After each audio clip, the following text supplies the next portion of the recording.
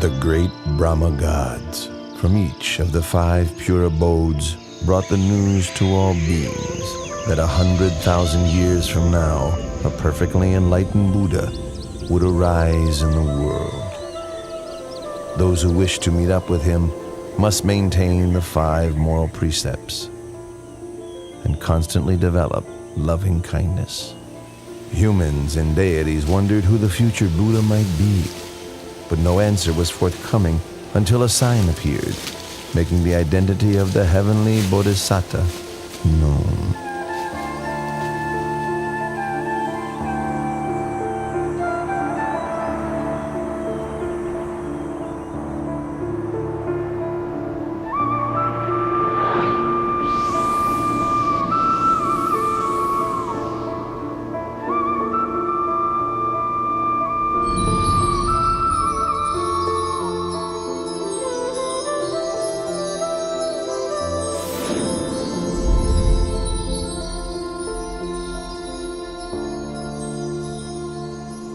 The deities and Brahmas met together for the sake of inquiring who the enlightened one would be. At that very moment, the answer became clear, as they all saw the 5 preliminary signs appearing in Santusita Devaputa. The 5 signs which appeared were withering of the decorative celestial flowers on his body, the divine raiment becoming discolored, sweat dripping from his armpits, his complexion becoming mottled, and a feeling of weariness with the heavenly world arising within him. Upon recognizing the 5 preliminary signs, the deities invited Santusita, the Buddha to depart from Dusita heaven and take birth in the human world. Santusita Devaputa then made the 5-fold survey of the earth to see if conditions were right for his birth. The first criterion was that the lifespan for human beings at the time must not be too short nor too long, suitable for attaining the Dhamma. The continent must be India and the country the middle country. He must be born either into the warrior caste or as a Brahmin, and his mother must be one pure in moral conduct with much accumulated spiritual virtue. Seeing that all of these conditions were fulfilled, the Buddha-to-be accepted the invitation to be born upon the earth.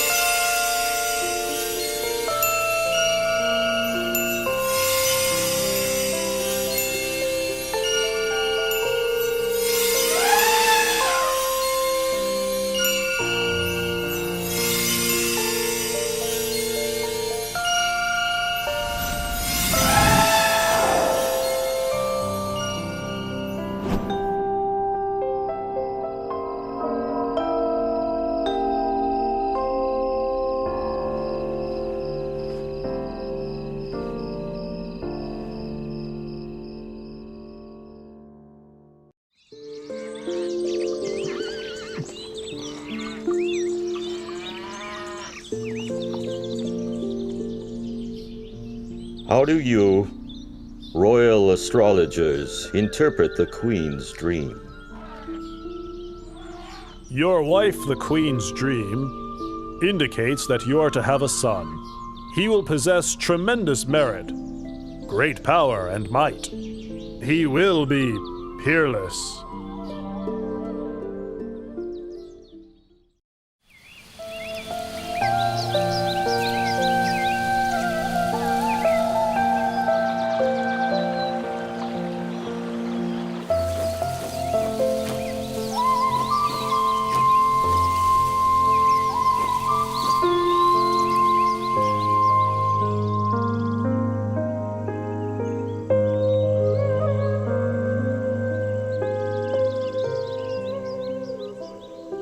My lord, tradition calls for me to return to my family home at Dewataha to give birth.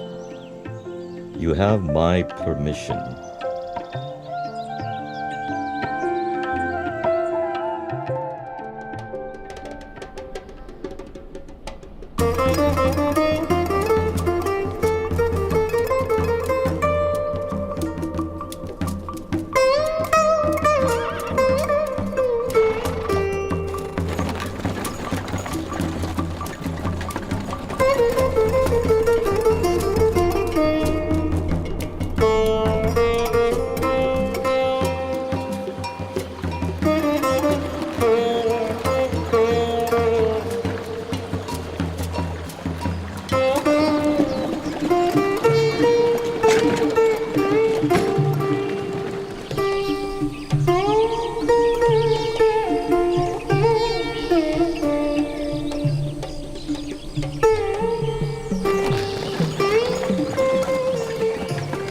Counselors, let's stop and rest here.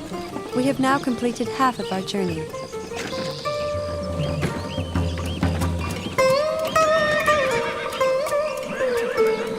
The forest park of Lumpini is so beautiful and shady. We've been traveling half the day. You must all be tired. Let's rest for a while. Your Highness, if that is your wish, then please rest beneath that solid tree over there.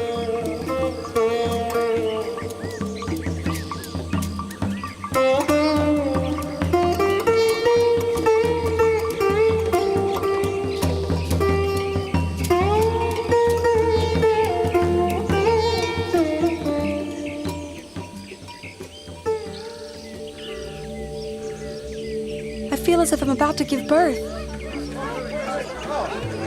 Quickly, join in and help. Her Majesty's time has come. Hurry, hurry!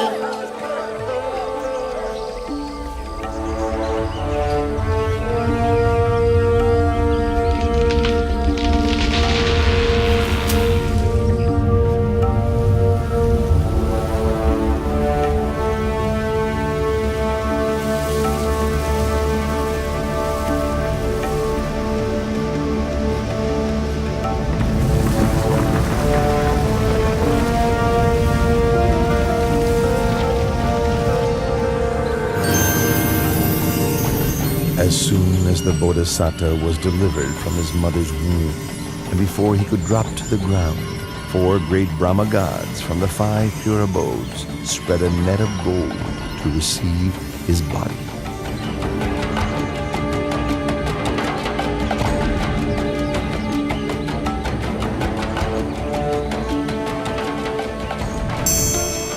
On that day, the full moon of the 6th month, the year of the Buddha's birth, equivalent to 623 BC.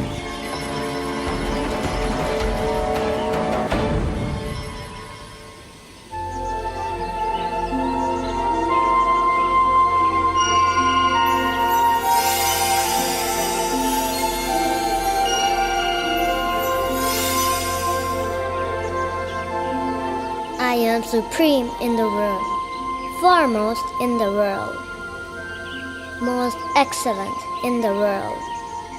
This is my last birth. There will be no more birth for me.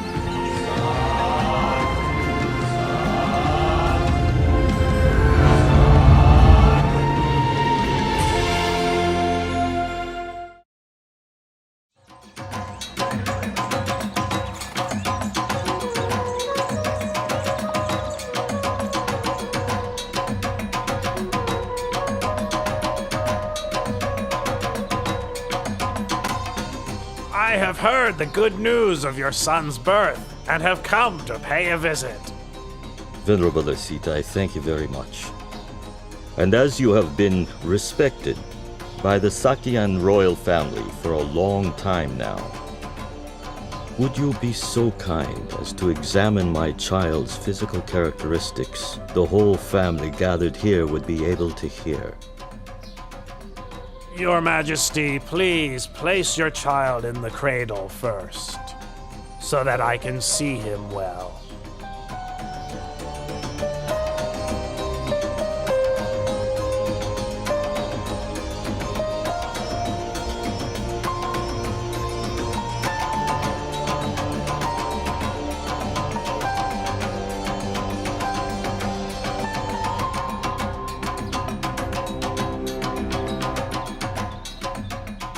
This royal child exhibits all the characteristics of a great being laid down in the ancient texts.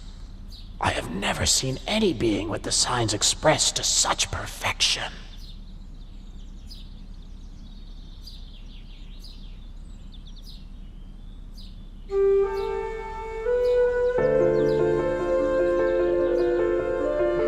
Huh? Venerable Asita!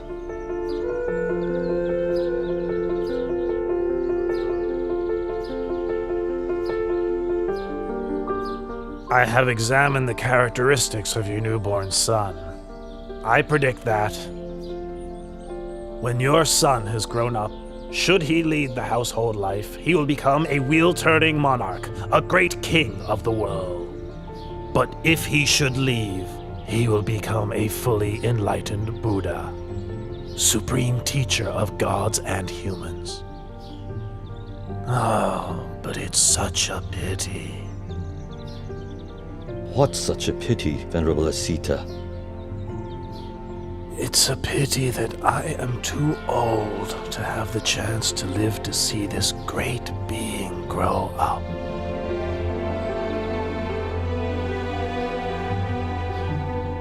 In the future, my son will be a great being with more power and might than any other in the world.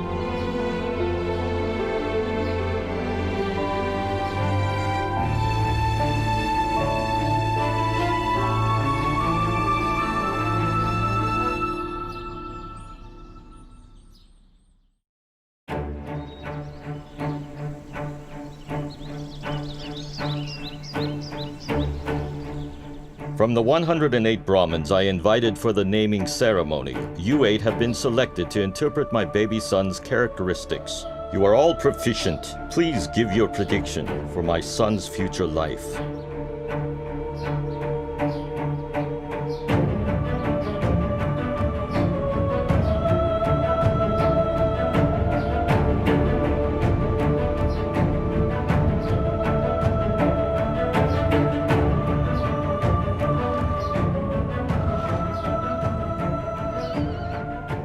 Your Majesty, having examined your son's characteristics, I predict that, should he inherit your throne, he will become a great wheel-turning monarch with an empire that spreads far in every direction. But should he go forth as a monk, he'll become the perfectly enlightened Buddha, the unequaled supreme teacher and guide to the world.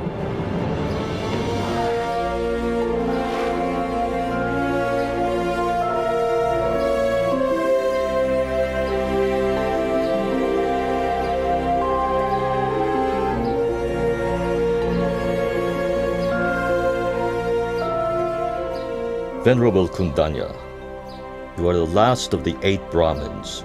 Do you agree with the other 7 Brahmins that my son has 2 courses, either to become a great wheel-turning monarch or to become a fully enlightened Buddha? I have considered your son's characteristics in detail, and can see only one path for him. He will certainly not live as a householder, but will go forth as a monk. Then he will become enlightened as the Lord Buddha. This is beyond doubt, Your Majesty.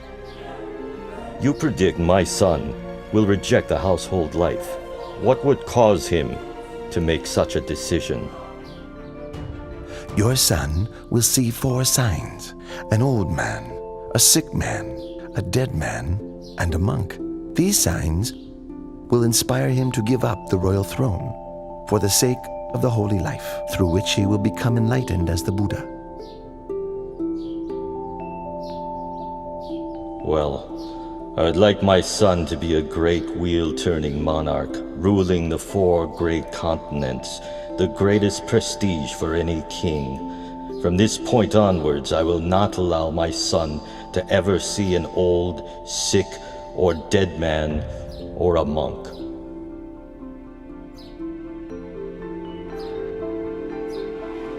Having predicted the prince's future life, the 8 Brahmins gave him the auspicious name Siddhartha, meaning he who will succeed in that which he desires. Having returned to their homes, each of the Brahmins instructed their sons that when the time comes for the new prince to leave the household life, they should go forth and follow him.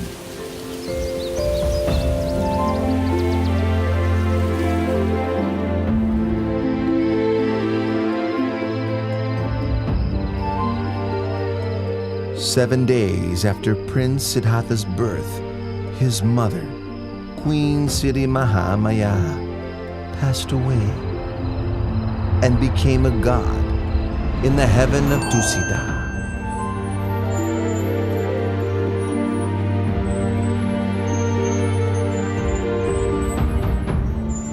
So King Suddhodana had Queen Siri Mahamaya's younger sister, Mahapajapati, raise Prince Siddhartha. Later, the king took Mahapajapati as his new queen. King Suddhodana and Queen Mahapajapati had a son and a daughter together, but the queen still loved and cared for Prince Siddhartha as if he were her own son.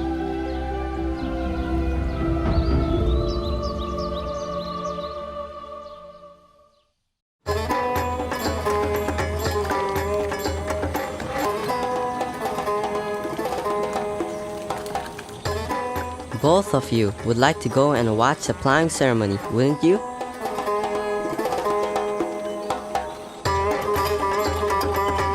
Today my father has had the city decorated in preparation for a great ceremony. It only takes place once a year. Go and watch. I will simply sit here. You needn't worry about me. With your permission, we'll go and watch for a while. As soon as the ceremony is finished, we'll be right back, Your Highness.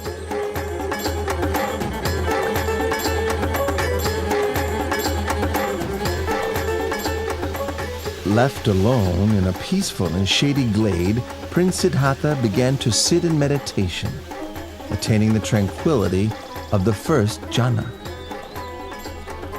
As the afternoon passed by, the shadows of all the trees moved with the course of the sun, except for the shade of the rose apple tree under which the prince sat.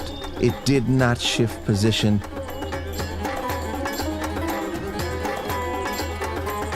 but remained steadily in place. When the companions returned and saw this wonder, they were startled and conveyed the news to the king, who went to see for himself.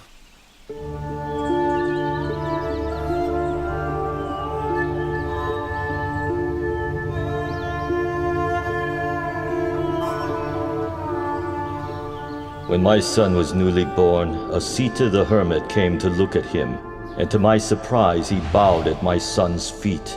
On that day, I also bowed to my son for the first time. Now, my son has performed this marvel. Having seen it, I feel I must bow to him for a second time.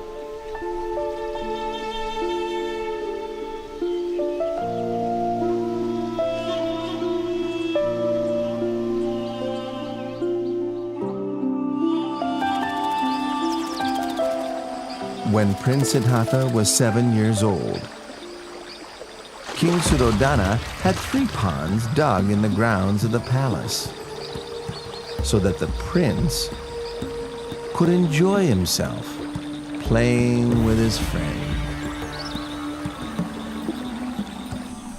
Upon seeing that the prince had grown sufficiently to begin his education, King Suddhodana sent him to study with the renowned teacher Visavamitra. Prince Siddhartha trained in 18 arts and sciences until he was adept.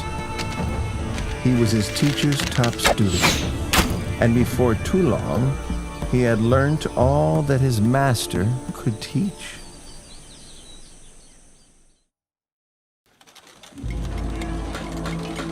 When Prince Siddhartha reached the age of 16, King Suddhodana had 3 palaces built for his son.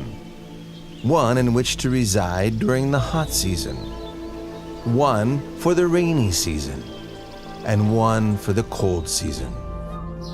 The king, wishing to prevent his son from leaving the household life, consulted with his ministers and obtained the hand of Princess Yasodhara for him in marriage.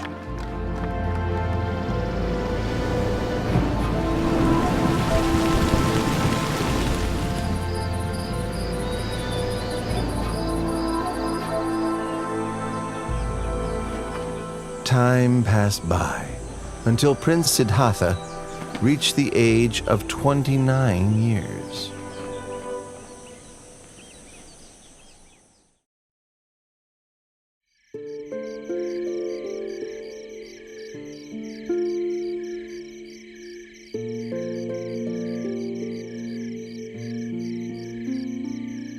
Siddhartha, there is nothing worth seeing outside of the royal palace. Since I was a child, I've not once set foot outside the great walls of this palace. I'd like to see what's outside. There's no place out there as beautiful or pleasant as right here inside our royal palace. That may be true, but I'd still like to go and see for myself. Please give me permission to go outside, Father. Well, if you really want to, I won't frustrate you, my son. I'll have a royal chariot prepared. Tomorrow morning, you may go outside. Thank you very much, Father.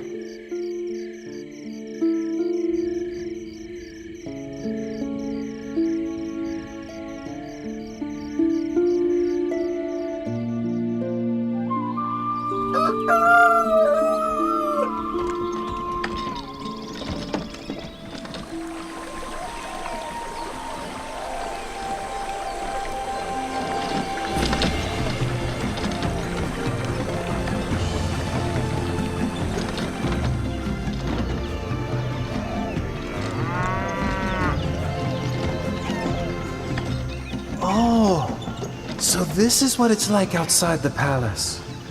Why did my father say there's nothing worth seeing and wish for me not to go out?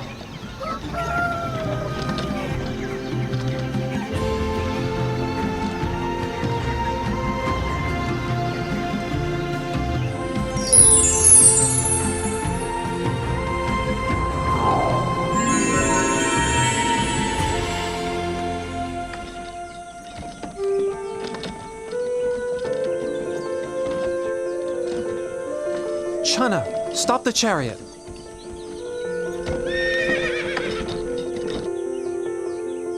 What is it, Your Highness? Look at that man over there. Why is his skin so wrinkled? And why is he having trouble walking? Oh, that's an old man, Your Highness. An old man? Everyone who lives for long enough will come to be like that man, Your Highness. Everyone must come to a state like that?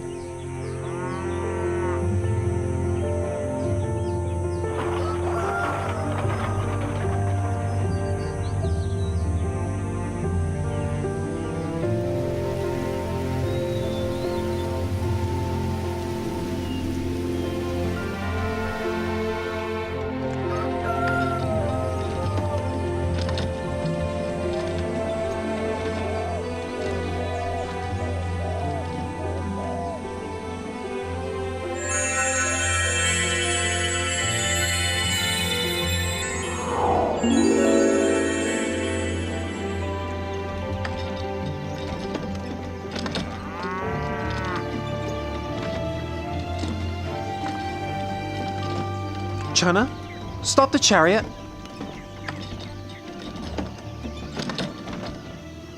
What is it, Your Highness? Why is that man sitting and shivering over there? He is sick, Your Highness. He is sick? Sickness is a natural part of life. We must all experience sickness, every one of us.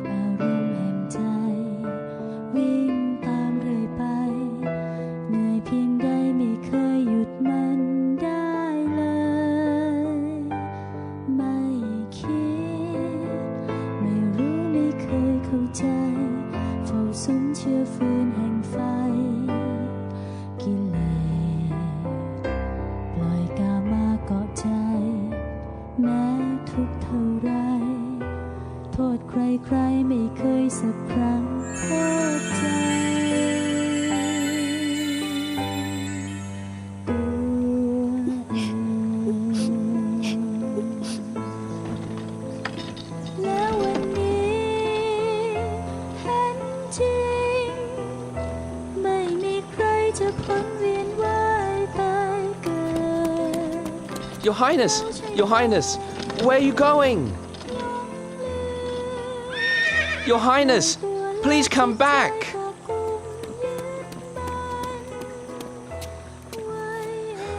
Please get back on the chariot, Your Highness.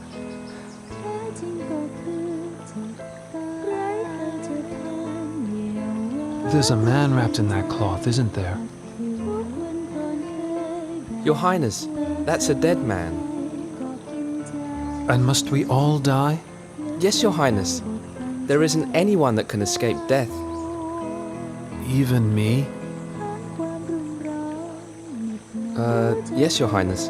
Even you are subject to death.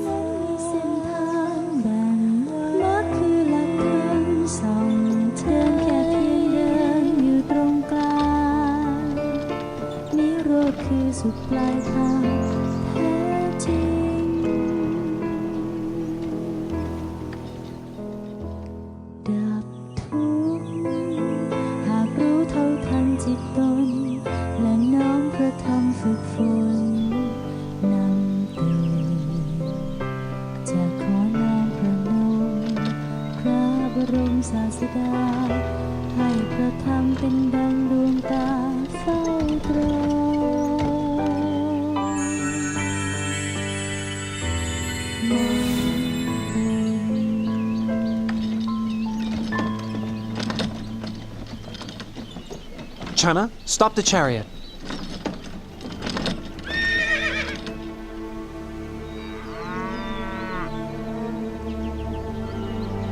That is a monk, Your Highness.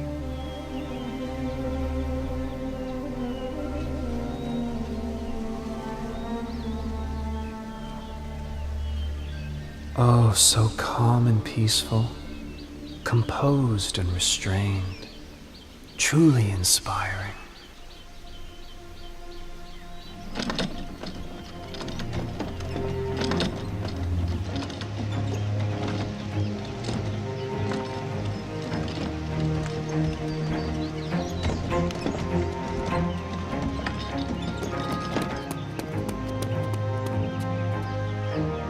Your Highness, your wife has just given birth to a son. My dear child, I've just begun seeking for a path beyond suffering, and now you are born, like a snare for my heart. I will give you the name Rahula, which means fetter.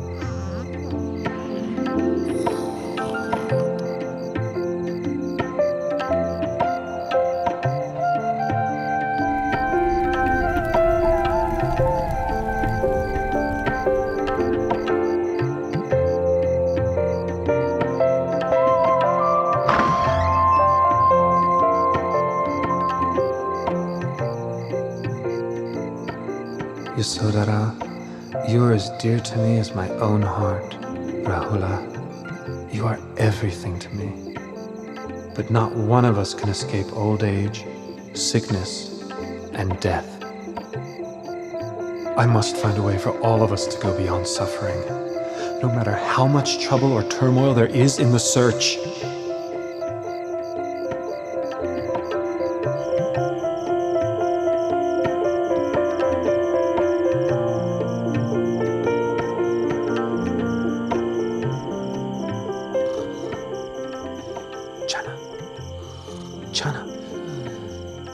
Channa, wake up! Channa, wake up! What is it? Channa, go quickly and prepare my horse, Kantaka. Don't let anybody see you. Meet me in front of the palace gate. Hurry! Yes, Your Highness.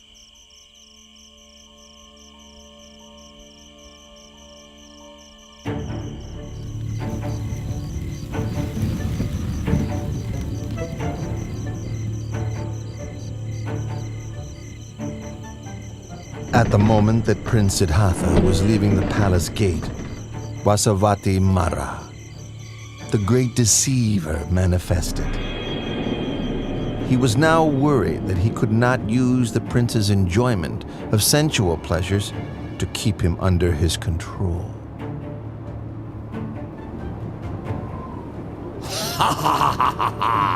Prince! Better go back into the royal palace. In there everything is lovely, pleasant, and comfortable. In just 7 days, you'll become a great wheel-turning monarch. Don't give all of this up. If you leave, you'll get nothing but trouble, torment, suffering, and sorrow. I don't want to become a great wheel-turning monarch. I don't wish for possessions or comfort and happiness, because such things are not likely to free me from suffering, nor are they likely to help me assist my loved ones and my subjects. Step aside and allow me to pass.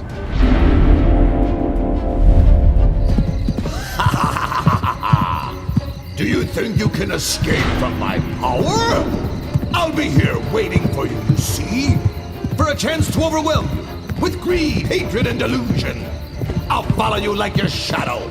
Let's see who will win this battle. Ha ha ha ha ha!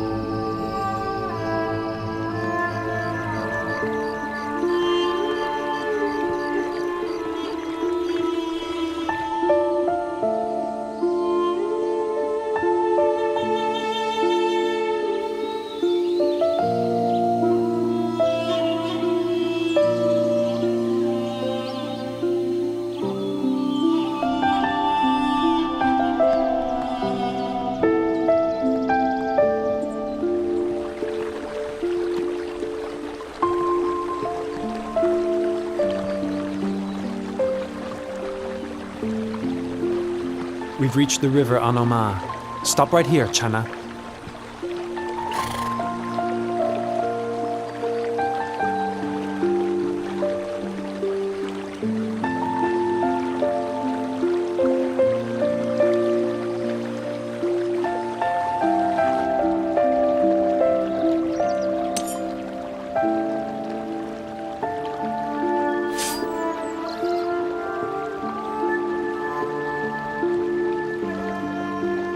If I'm to attain to the supreme enlightened knowledge, may these strands of hair float away into the air.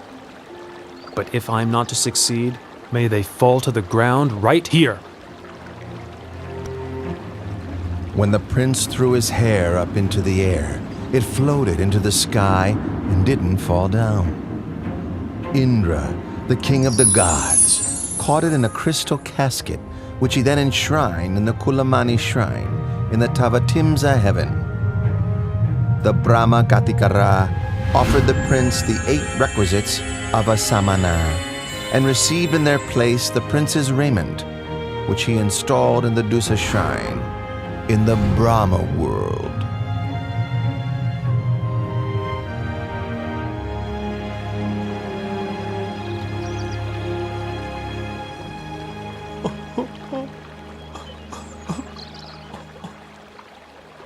Don't be sad and upset, Channa.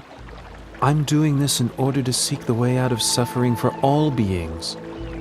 You must go back and inform my father that I will not return to the royal palace until I have attained direct knowledge of the end of suffering.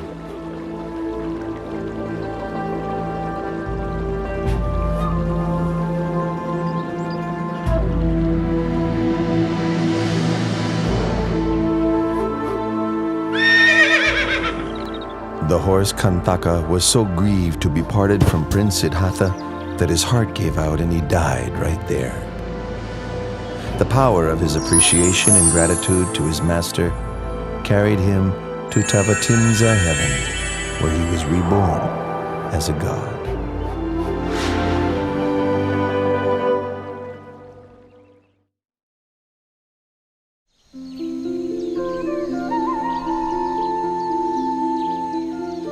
Having left Channa behind, the renunciant prince walked on to a mango grove, where he stopped and resided, eating no food for a period of 7 days. On the 8th day, the renunciant prince left the mango grove to go for alms in the city of Rajagaha.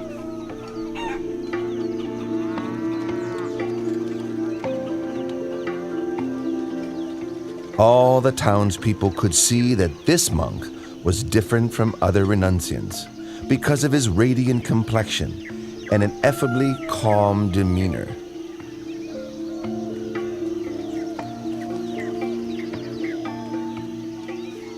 Oh, he's so handsome. What's he, a god? Wow, look at that one.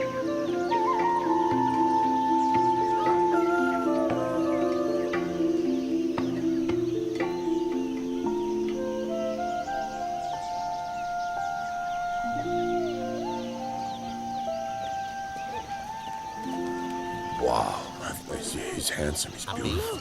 That's amazing. Look at that guy right there. Wow, look at that. Look at him. Delighted, the people spoke to one another, praising the monk's splendor, saying that it was as if a god had descended from heaven for humans to see.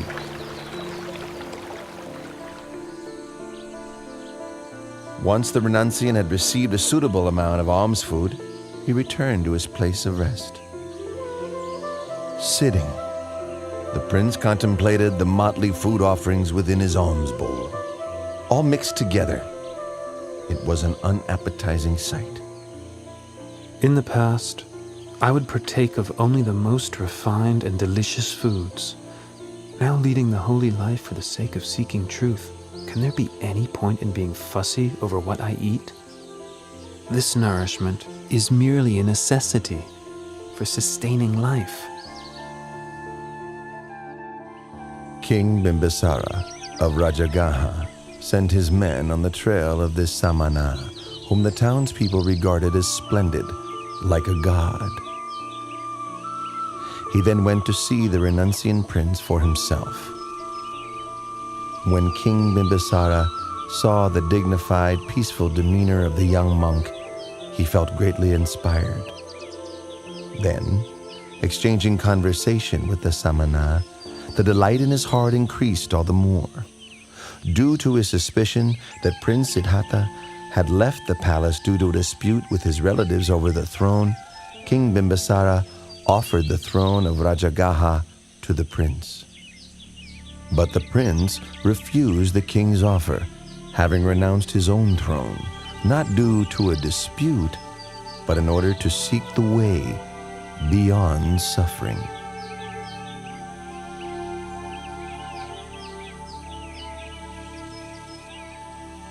With such firm intention, I'm sure you'll attain the supreme enlightenment.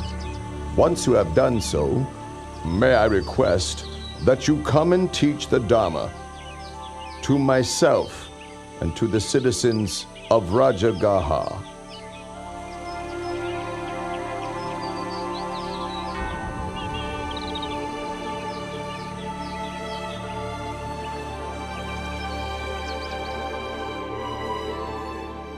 The renunciant prince traveled on to the hermitage of Alara Kalama in order to study and practice under him.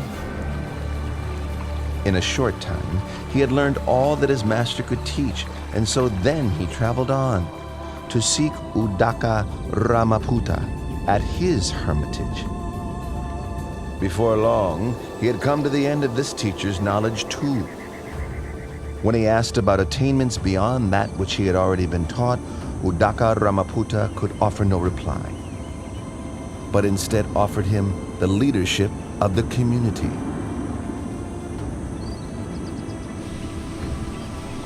But when the Bodhisattva saw that what he had learned was not the way out of suffering he was seeking, he took his leave and moved on in order to continue his search for higher truth.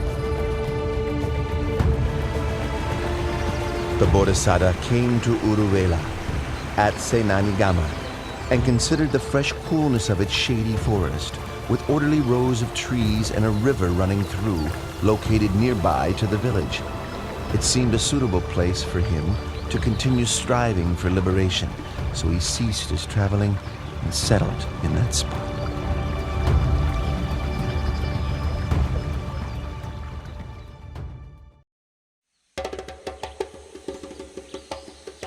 The Brahmin Gondanya was very pleased to hear the news that Prince Siddhartha had gone forth, and hurried to seek out the sons of each of the 7 other Brahmins with whom he had divined the identity of the Bodhisattva according to his physical characteristics when he was just born. He managed to gather and persuade only 4 of these sons, and then together the 5 Brahmins left the household life and set off in search of the great renunciant. The 5 Brahmins now gone forth were Gondanya, Vapa, Badia, Mahanama, and Asaji. This group of 5 together were known as the Pankavaggiya. The Pankavaggiya followed after the Bodhisattva through various places until they found him practicing ardently in the place where he had settled. They settled there with him, attending to his needs, with the hope that when he attained enlightenment, he would teach the Dhamma to them.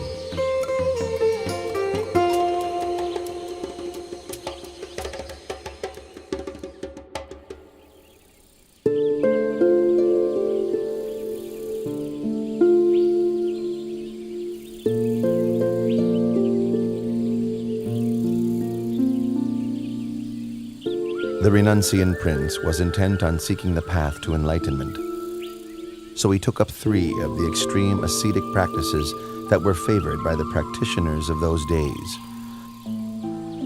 For the first period, he pressed his teeth against his teeth and his tongue against his palate, so firmly that sweat ran from his whole body. The pain was as severe as if someone were gripping his throat tightly, strangling him.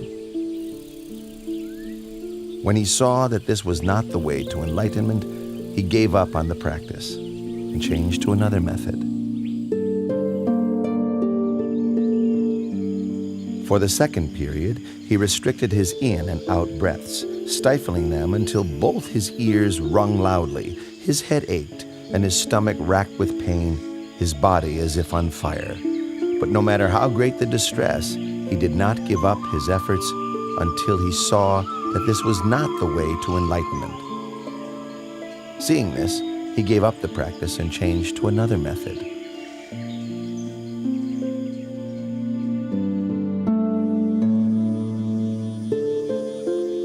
For the third period, he fasted until he was emaciated, wrinkled, his complexion discolored, his bones and sinews extruding. Exhausted of energy and suffering greatly, rubbing his hand over his body, the hairs stuck to his palm.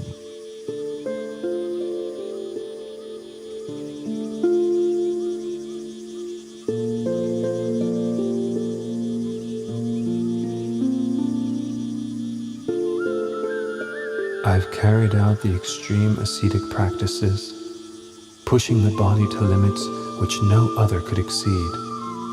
Why have I not yet attained enlightenment? Or perhaps this path is not the way to liberation. The Bodhisattva is worrying and wondering about the path to realization. What's the best way to help him?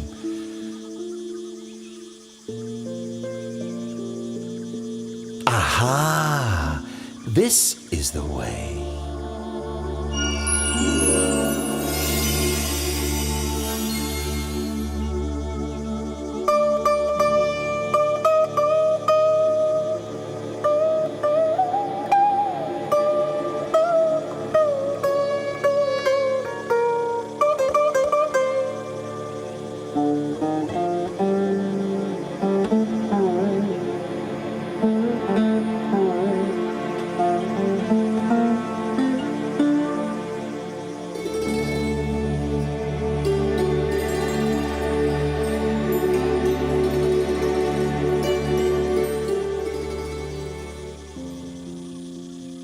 One string of that lute is too tight. A little pluck and it snaps. One string is too loose. When plucked, the sound is barely heard. One string is just right. Not too loose, not too tight.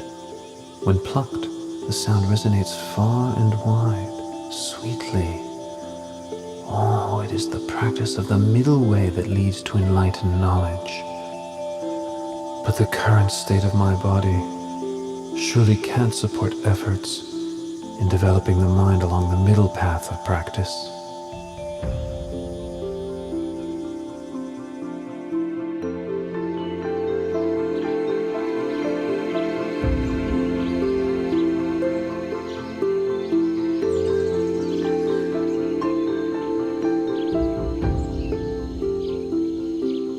Prince Siddhartha, whom we had held in esteem as a bodhisattva, bound for success, even after practicing strictly for 6 years, using all his effort, is still unable to achieve enlightenment.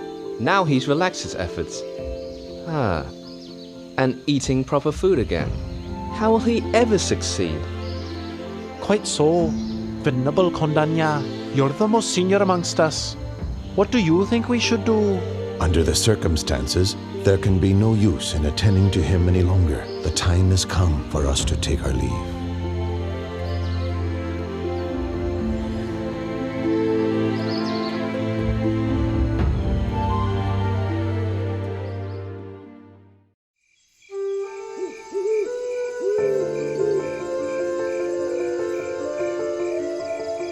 On the night of the 14th waxing moon of the 6th lunar month, as dawn was approaching and the Bodhisattva close to waking, 5 auspicious signs appeared in his dreams.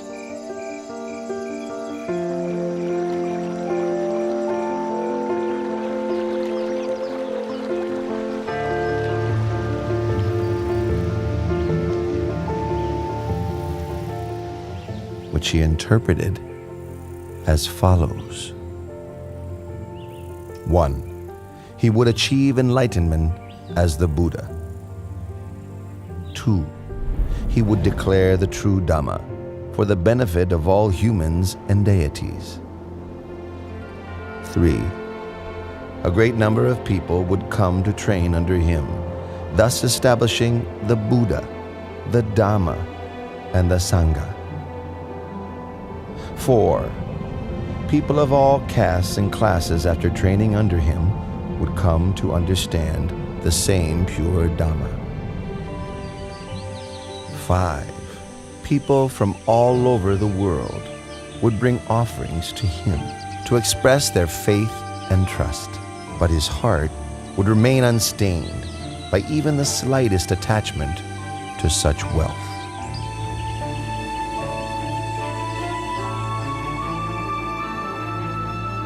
In the village of Uruvela Senanigama, there lived a wealthy man's daughter named Sujata.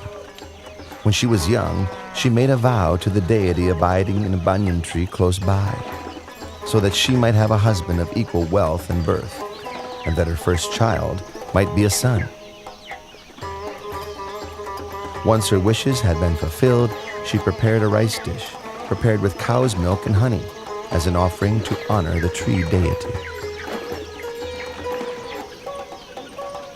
Madam Suchada! Madam Suchada!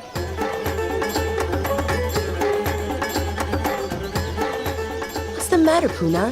Why are you rushing in such an excited way? It seems that the tree god has come to receive your offering. I saw him at the banyan tree over there with my own eyes. He's glowing with a beautiful halo all around him. Everyone, quickly, help! Puna, go and fetch a golden tray for the honeyed milk rice. We'll take it out to offer to the tree god. Quickly, go, go!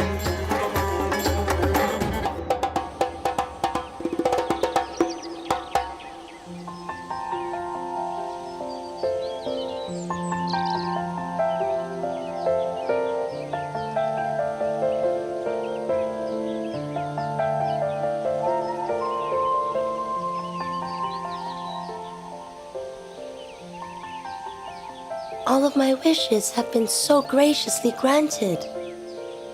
Please, may I offer this meal of honeyed milk rice and this golden tray to you?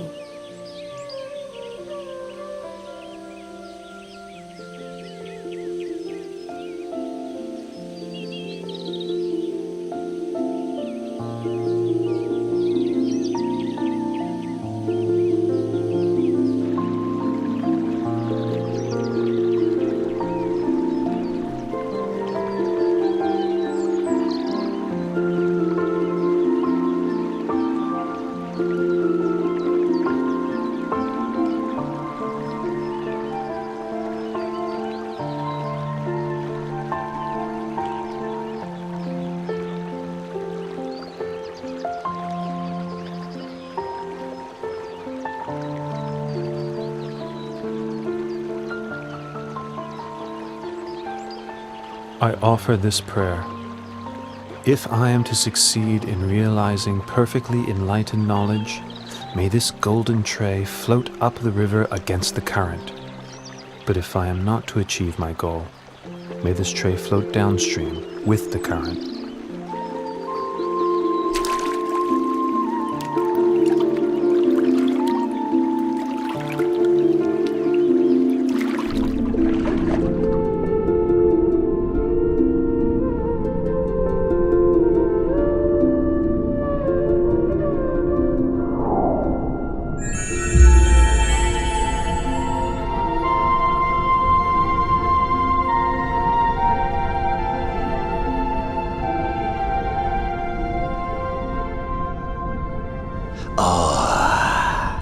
In no long time, 3 Buddhas have become enlightened here, and now one more is about to attain to the Dharma.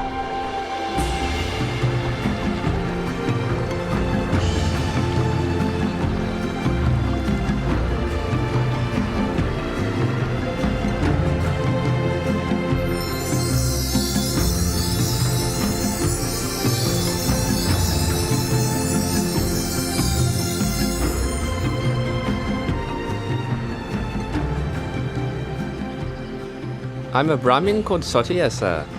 I'm inspired with great faith at the sight of you. Please let me show my respect. May I offer you 8 handfuls of blade grass?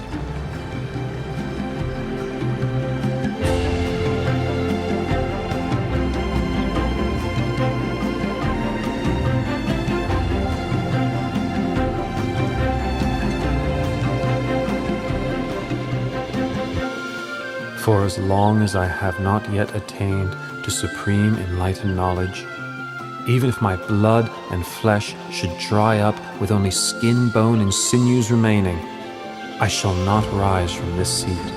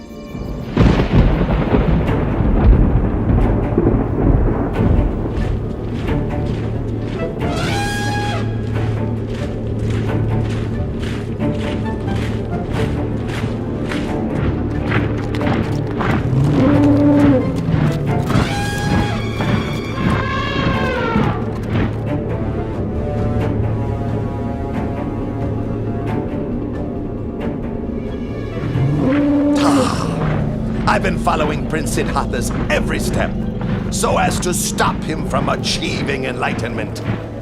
If I let him go ahead with this, he'll slip out of my grasp for sure. I must cut him off now. I must destroy him. Ha ha ha ha ha.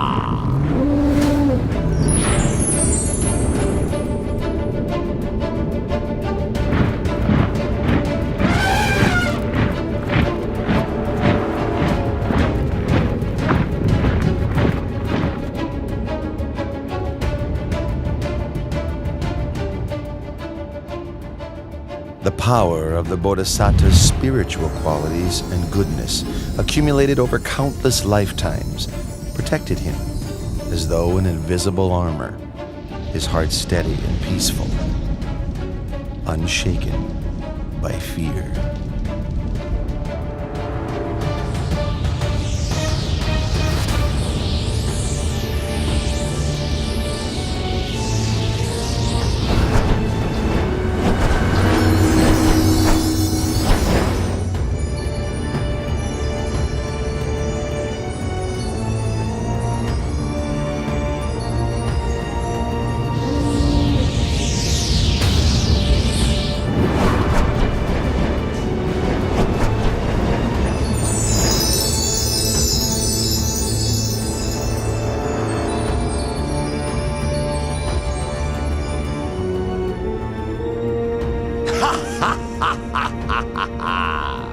Prince Siddhartha, do you think you can escape from Vasavati Mara's control? Ha ha ha ha!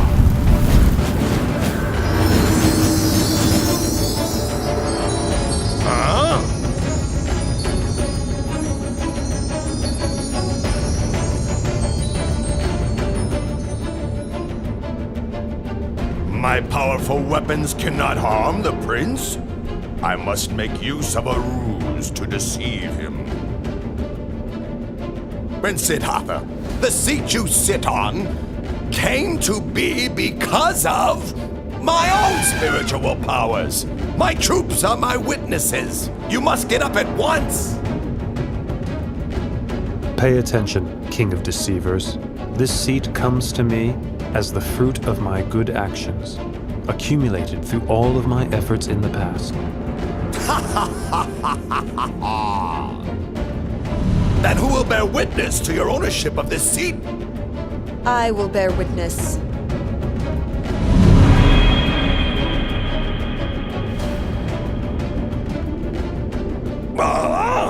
Dharani, goddess of the earth! All the merit made by his good actions in the past, even the water which he has poured on the ground in dedication of merit, soaked up by my hair and kept close to my head, is sufficient to bear witness to his virtues.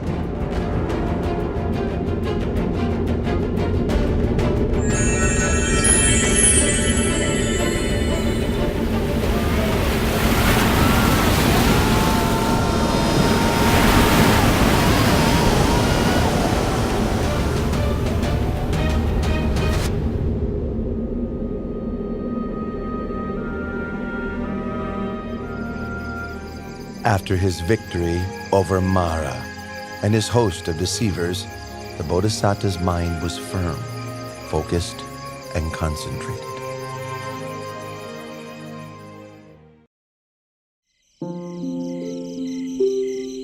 At dusk, the Bodhisattva began to develop meditative insight, attaining to the first knowledge, Pubenivasa Nusatinyana, the ability to recollect his past lives.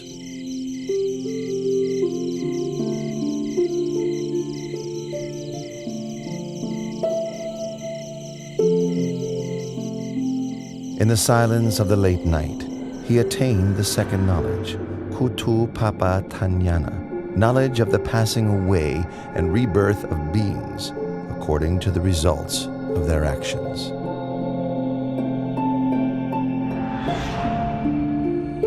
Close to dawn, the Bodhisattva attained to the third knowledge, Asavakayanana, knowledge of the destruction of mental defilements, complete liberation and freedom from suffering. He thus came to be the fully self-awakened Buddha.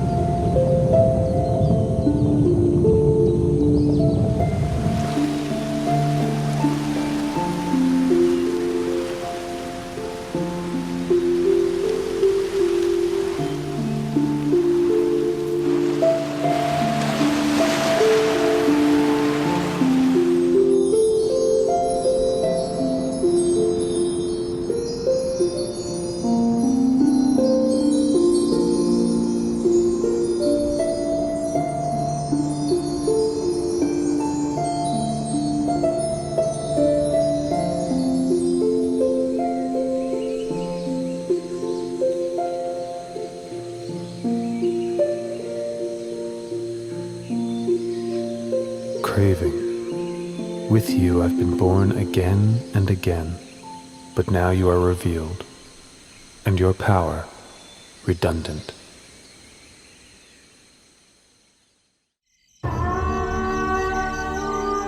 After the Bodhisattva had attained to the Dhamma and become the Buddha, he sat under the Maha Bodhi tree, enjoying the bliss of freedom for 7 days.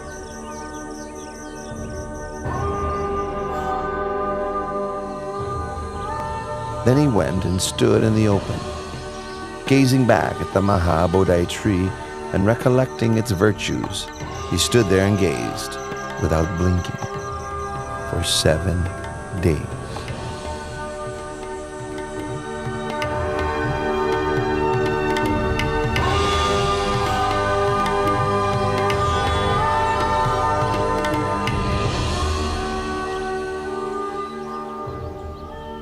After that, the new Buddha walked back and forth between the Maha Bodhi tree and the place where he had stood for another 7 days. Having walked meditation for 7 days, for the 4th week he sat meditation in a crystal shelter prepared for him by heavenly beings. He sat and contemplated the most profound Dhamma for 7 days.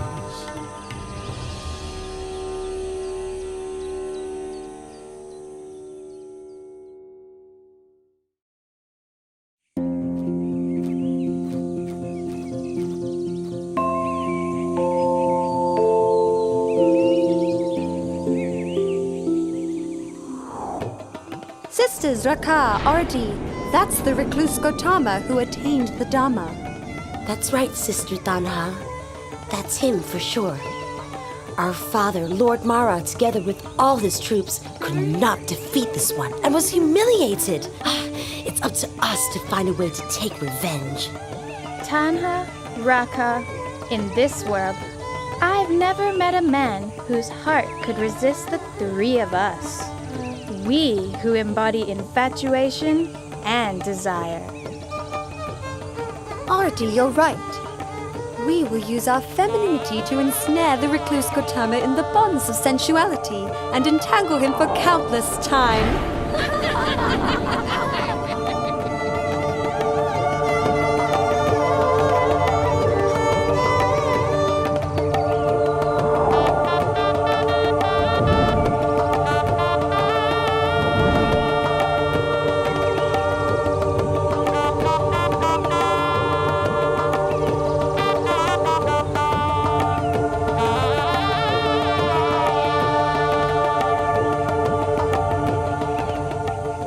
Oh Prince, oh Prince. Prince. Ow.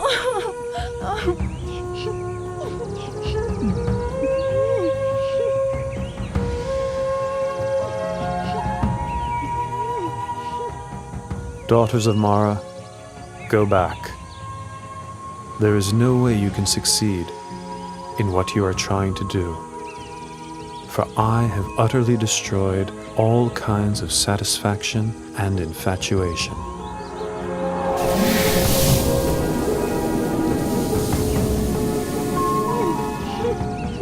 My name is Tanha, and this is Rakan Arti. We're not here to tease or deceive you, but the truth is, we are quite taken with the sight of you. Really and truly, sir, no one has ever made us feel so enamored as you. No one, sir. That's right. The three of us offer our bodies and our hearts to your service, expecting no reward. Our wish is simply that you find satisfaction in us, even if only for a short time. That would make us so very happy. I've told you already. I have utterly destroyed all kinds of satisfaction and infatuation. You will not find what you are looking for. There is nothing for you here. You should go away.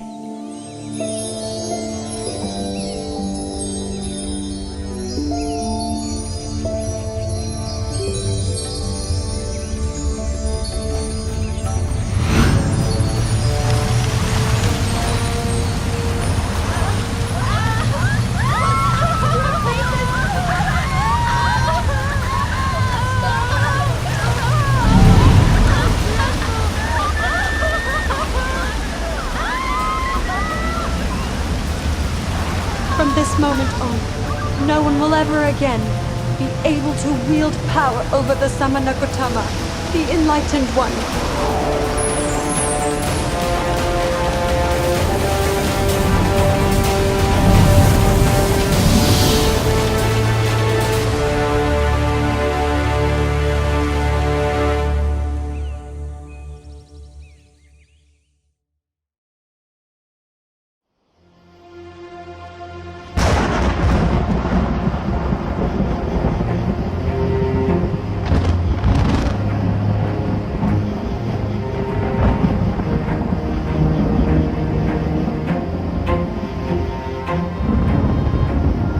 In the 6th week, the Buddha sat enjoying the bliss of freedom underneath the Mukalinda tree.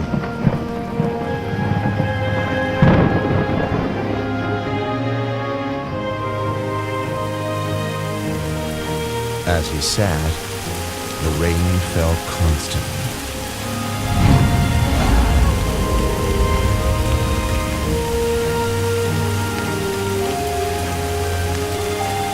A king of Nagas, called Mukalinda, saw him and was inspired with faith. He coiled his body around the Buddha, then opened his hood over the Blessed One's head to protect him from the wind and rain.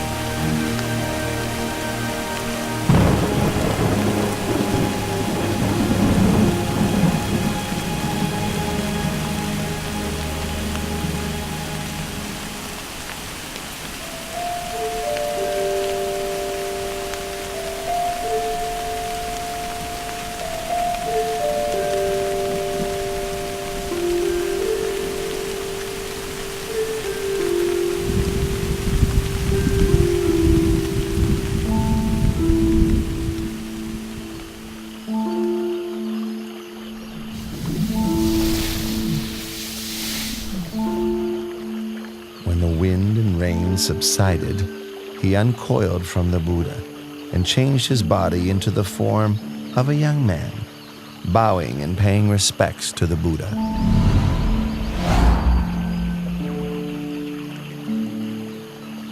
I, Naga King Muchalinda, am the Buddha's servant. I pay homage to the Blessed One.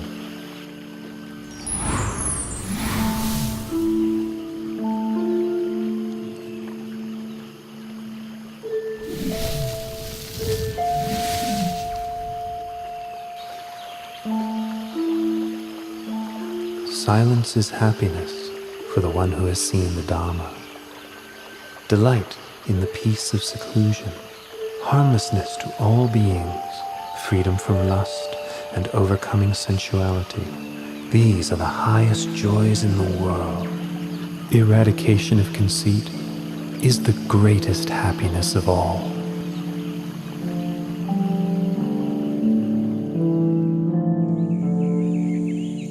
In the 7th week, after his enlightenment, the Buddha sat and enjoyed the bliss of freedom under the tree called Rajayatana for another 7 days.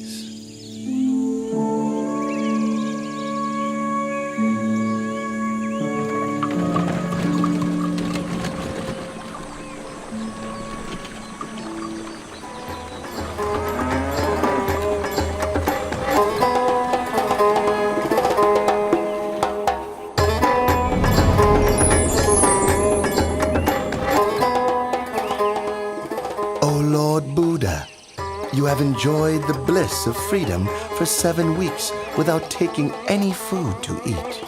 Please accept this medicinal fruit I have brought for you from the heavenly world.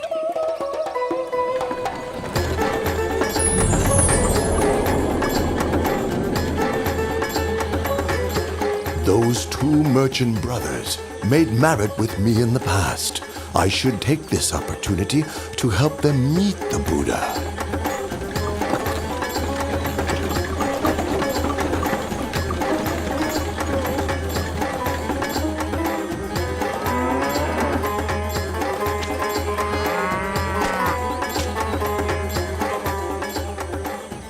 Look, Tapusa, all of our carts have stopped as if fixed to the ground. No matter how much our men work the bullocks to make them pull, the carts still won't budge. They just won't move.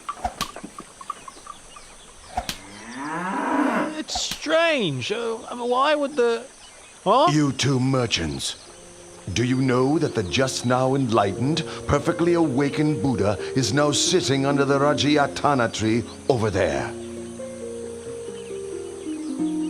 You'd better go and pay your respects to him, then offer him the baked and ground grain meal you're carrying with you. It will be a cause for your benefit and happiness for a long time.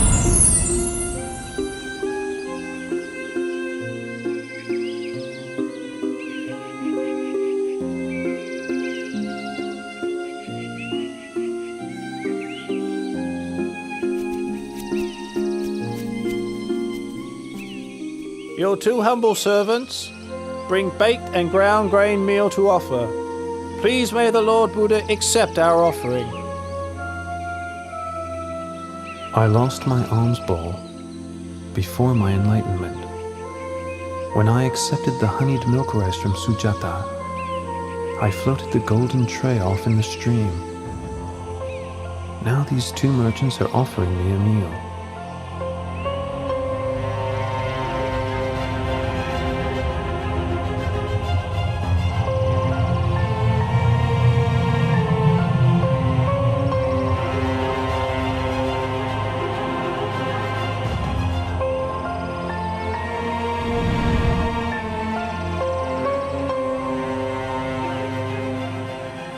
A recluse should not have more than 1 alms bowl.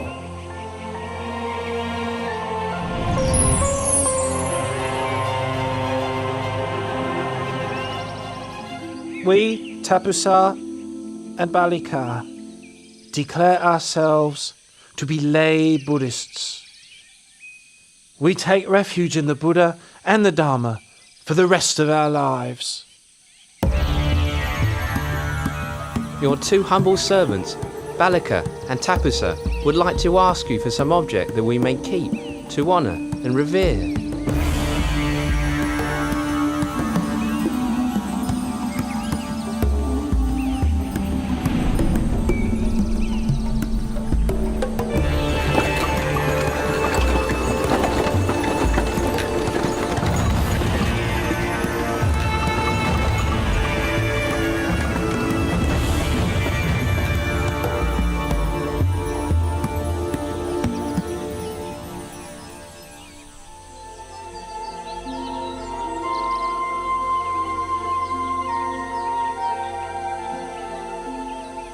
I have attained the Dharma, which is profound and subtle.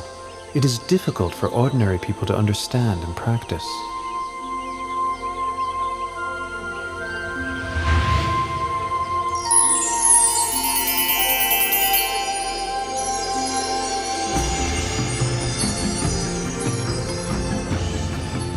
There are several kinds of people in this world.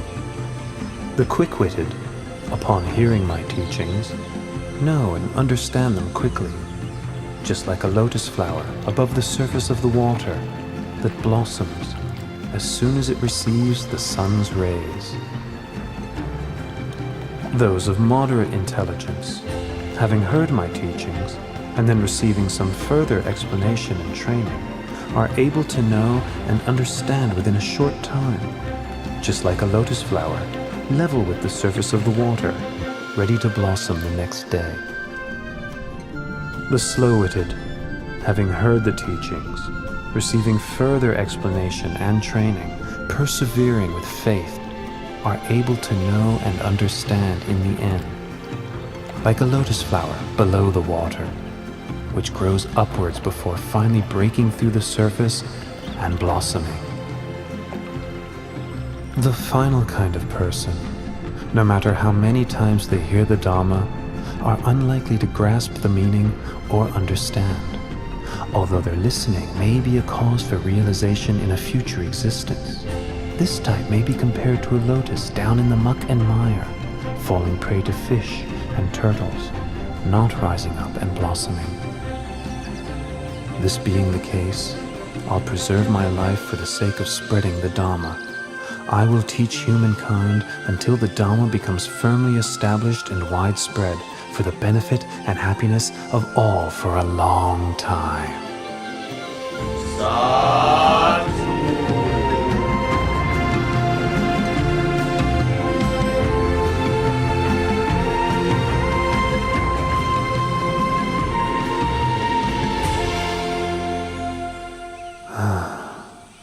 It's a pity that Alara the hermit passed away 7 days ago, and Udaka the hermit passed away just yesterday.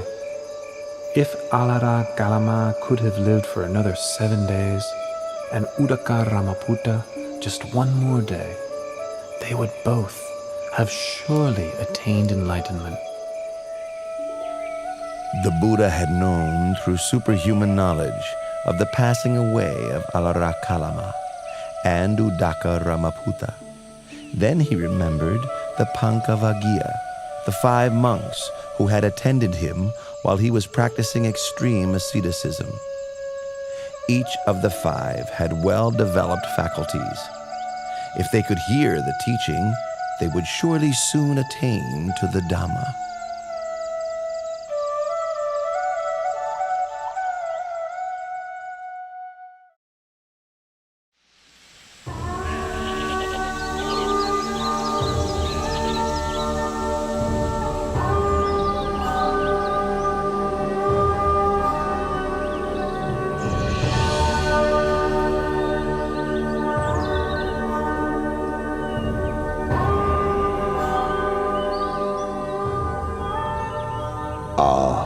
That's Gautama, the recluse, the one to whom we formerly attended. So it is. The one who gave up his austerities. All right. If he comes here, we won't bother to get up and welcome him. We'll just put out a seat. If he wants to sit down, then let him sit.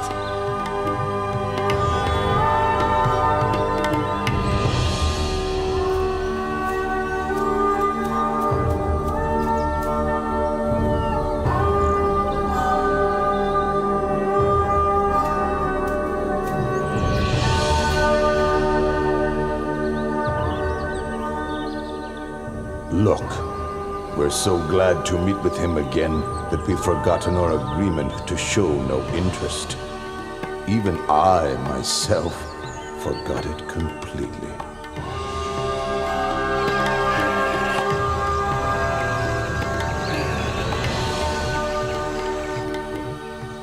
Recluse Gautama, what leads you to visit us here in this forest?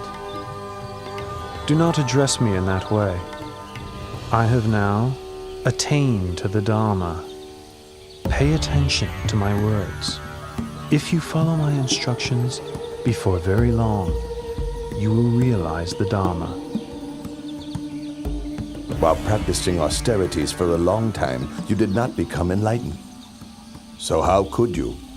How could you have attained liberation after giving up your efforts and causing us to abandon you?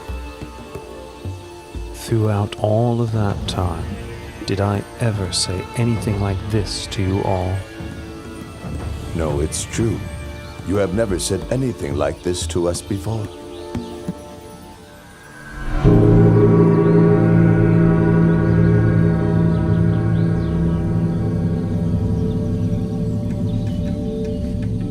Entangling oneself in sensual indulgence, tormenting one's body with hardship and pain, these are ways a renunciant should not undertake, for they stray from the path of enlightenment. The middle way, that is the noble eightfold path, is the practice that leads to Nibbana.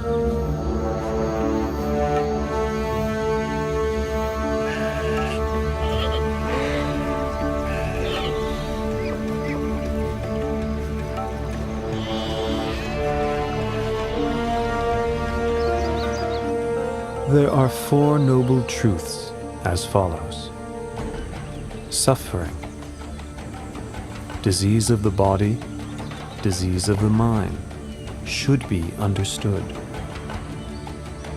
Craving, which is the cause of suffering, should be abandoned.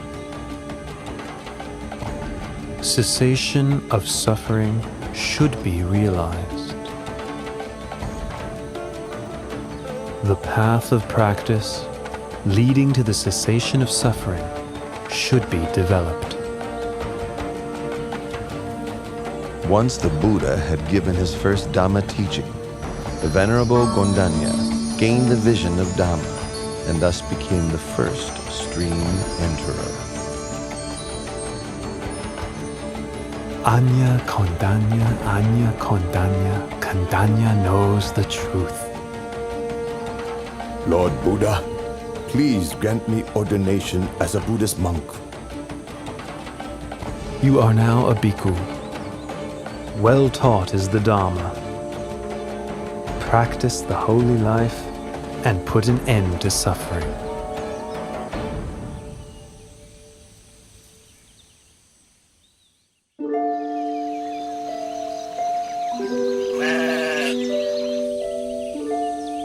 The Buddha gave ordination to Venerable Vappa on the first day of the waning moon, Venerable Bhaddiya on the second day, Venerable Mahanama on the third, and Venerable Assaji on the fourth. On the fifth day of the waning moon of the 8th lunar month, the Buddha gave the teaching known as the Anattalakkhana Sutta.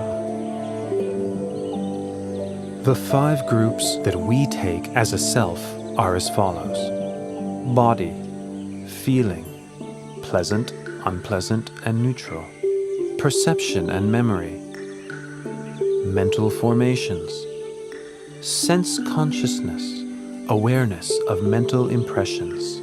These 5 aggregates are not me, not him or her, not mine, not his or hers, not myself, not his or herself. All these things are impermanent and insubstantial.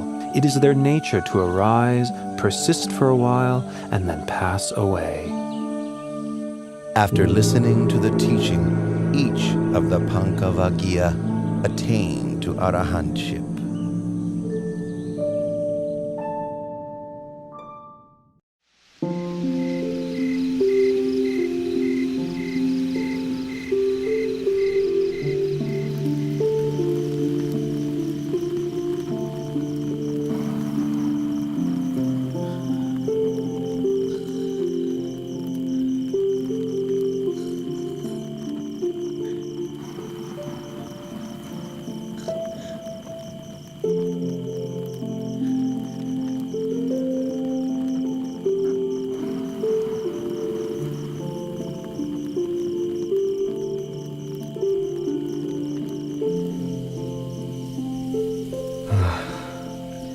Actually, these women are not so attractive at all. My father built me 3 mansions, one for each season of the year. He hired beautiful maidens to play music and entertain me. I thought I was living a happy life, but now I feel tired of this way of life. Is this all I came into this world for? Are these the only things that can give one happiness in life? Then why do I feel so bored and fed up?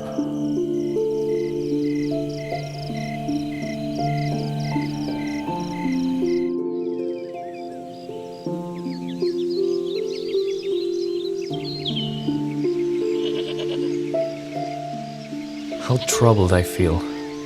How frustrated. How troubled I feel. How frustrated. It is not troubling here.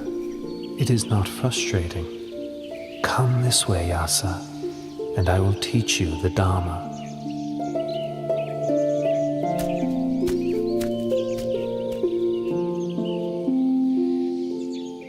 Dana, or giving, means training one's heart to know generosity, to know sacrifice.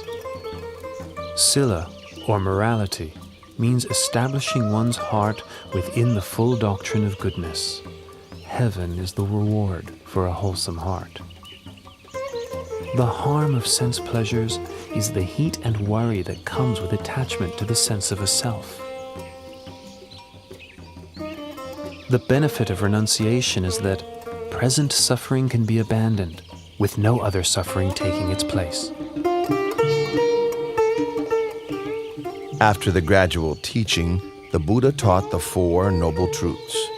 Once he had given this teaching, Yasa attained to the fruition of stream entry.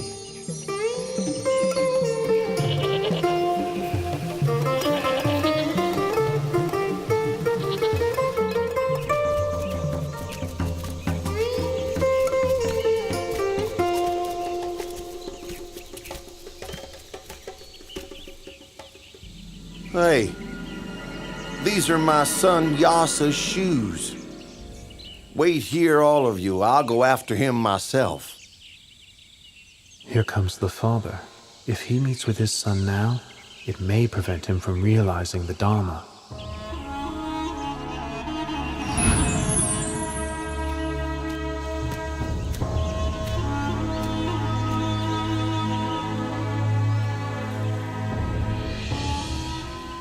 You sitting there, have you seen a young man named Yasa? He's my son. Please take a seat first, and I will teach you the Dharma. And after that, you will meet with your son. Then the Buddha gave the same Dhamma teachings that he had given to Yasa.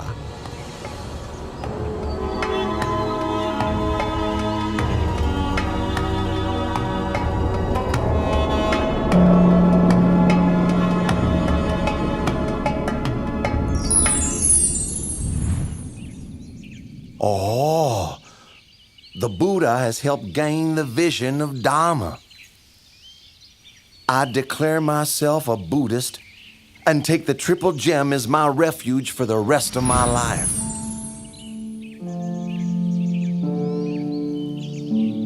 Yasa, hurry back home. Your mother doesn't stop crying out of worry for you. Let's go back now, my son.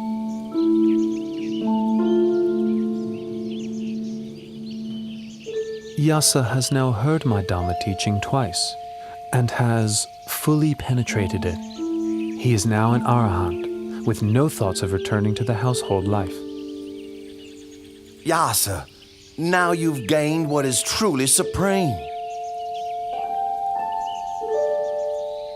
Please, may I invite the Lord Buddha to receive alms food at my house this morning.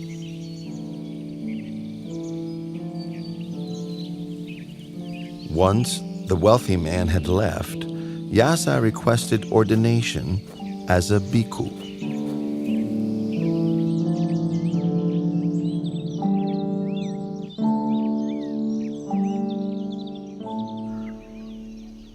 Once Yasa's mother and wife heard the Buddha's teachings, they both gained the vision of Dhamma, attaining the fruition of stream entry. They declared themselves as Buddhists and took refuge in the Triple Gem, becoming the first female followers of Buddhism.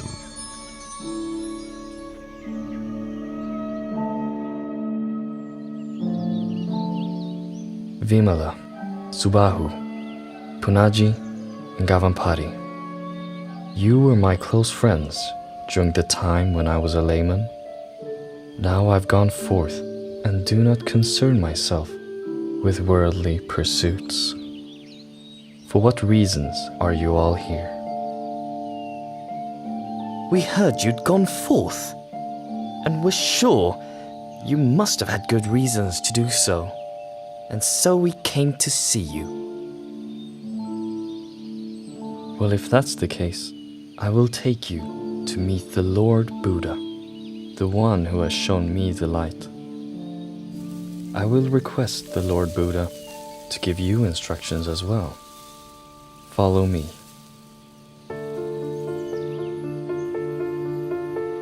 Listen, all of you. Once you know the unwholesome and the roots of the unwholesome, know the wholesome and its roots, know decay and death as well as their causes, know the cessation of decay and death, the path leading to the cessation of decay and death. Once you know suffering and its causes, the cessation of suffering, know the path leading to the cessation of suffering, then you can be said to have the right view. The 50 of you are all friends from my home region. If you need help with something, I will do whatever I can to help you. When we heard that you had ordained as a monk, we felt inspired, and it made us want to ordain as well. Very good. I will take you to meet the Lord Buddha, but you must make the request for ordination yourselves. Listen, all of you. A bhikkhu in this Dhamma Vinaya is taught not to grasp at any state. Hearing this, he understands with wisdom. Understanding with wisdom, he attends to knowing all states as they arise, knowing feelings as they arise, pleasant feelings, unpleasant feelings, neither pleasant nor unpleasant feelings. He considers the impermanent nature of feelings. He observes the arising, persistence, and passing away of feelings. Seeing impermanence, he grows weary of feelings, weary and disinterested. He is able to let go. Meditating on letting go, not grasping or clinging to feelings, leads him to contemplation and realization of cessation.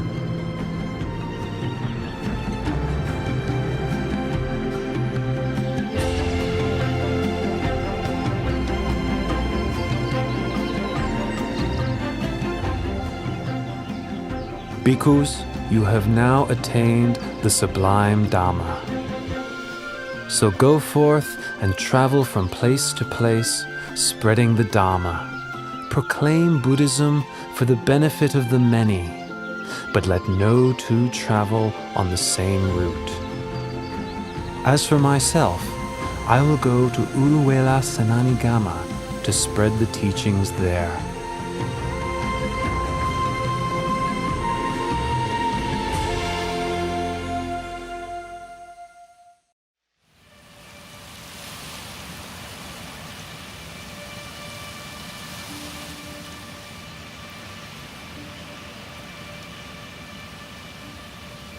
Because of that one courtesan, the 30 of us have had to go through all this trouble, forcing our way through the forest into this cotton plantation.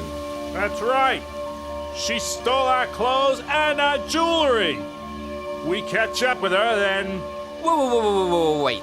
Look, there's an ascetic sitting under that tree over there. Let's ask him if he saw her pass by.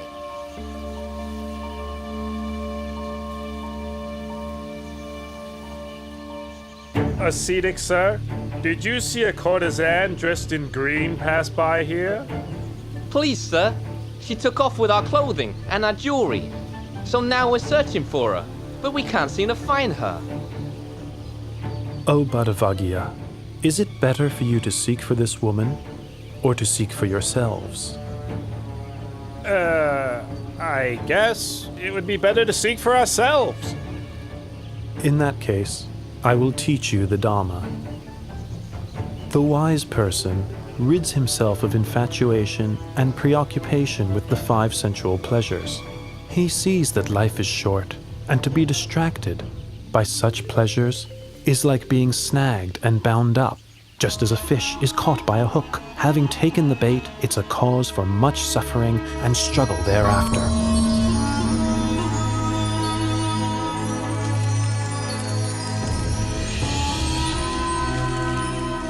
Badavagya, you have now all been ordained as Buddhist monks.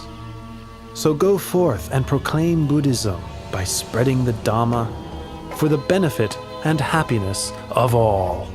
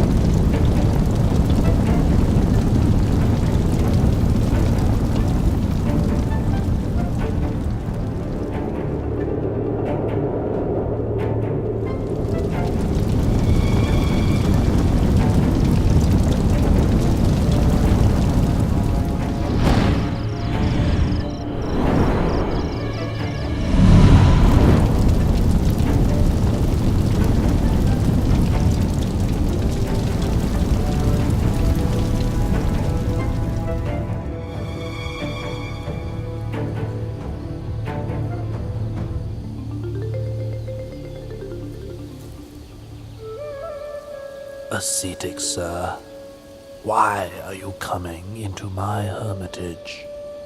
Venerable Uruvela Kassapa, I've come to ask permission to stay here. Here we practice fire worship, but this ascetic is not one of our kind. What does he want? I'm sorry, sir. I have no accommodation for you here. Please look elsewhere. But I would suggest that you travel in a different direction from this. This bank of the Naranya Jara is occupied by we 3 Jatila brothers. My name is Uruvela Kassapa. The surrounding area belongs to myself and my 500 followers. Further on down the river is the hermitage of my younger brother, Nadi Kassapa, and his 300 followers. The area beyond that is occupied by Gaya Kassapa, my youngest brother, with his 200 followers. These 3 riverside hermitages are full. There's no room for you to stay. But I can see a place which is available. Where, ascetic? In your fire-worshipping shrine. Please, give me permission for me to stay there. Ascetic, I don't mind if you stay in there, but I must warn you that there is a fierce and strongly poisonous serpent king in there. If you spend the night in there, your life will be in great danger. Uruvela Kassapa, please give me permission to stay. The Serpent King will do me no harm. If you say so, please make yourself comfortable in the fire-worshipping house.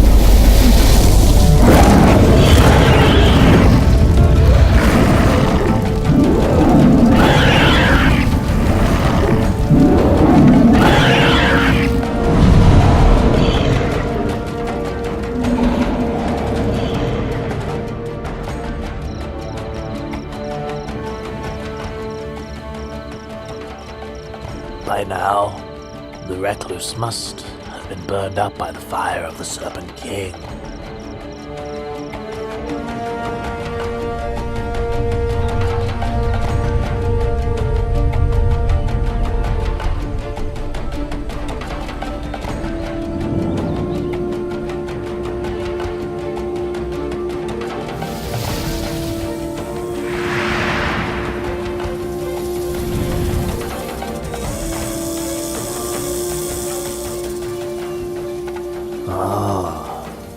This recluse is of great might. But despite his power, he's still not yet an Arahant like me.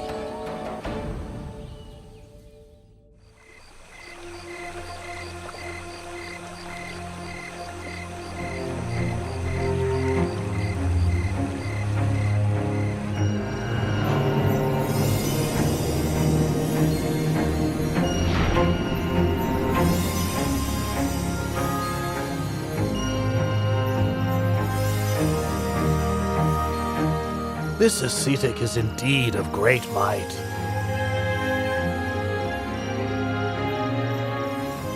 The gods of every heaven realm take turns to come each night to hear his teachings. But despite his power, he's still not yet an Arahant as I am.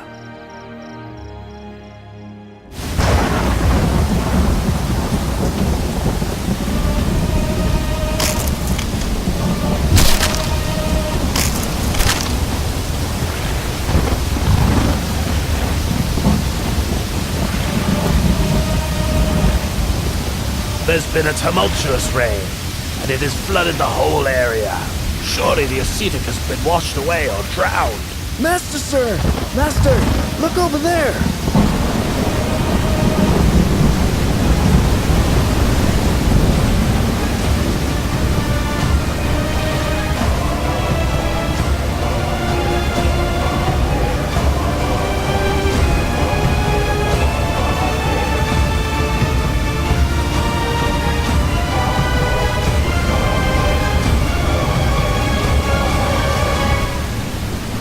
This ascetic has so much power.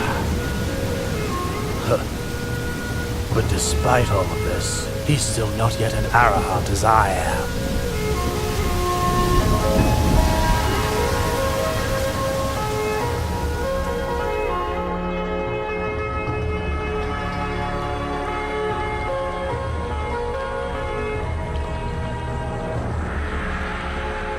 This fire worshipper is so proud and conceited.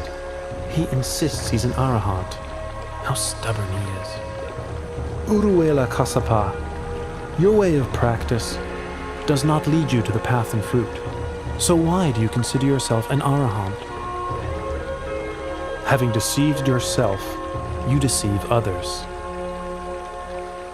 If you could give up your pride and practice according to my teachings, in no long time you would truly be an Arahant.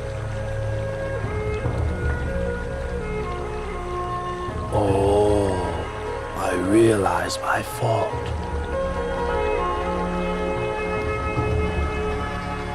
Please may the Buddha allow me to take ordination and teach me the Dharma. You are the master of a great hermitage with many followers. You should make this known to all of them.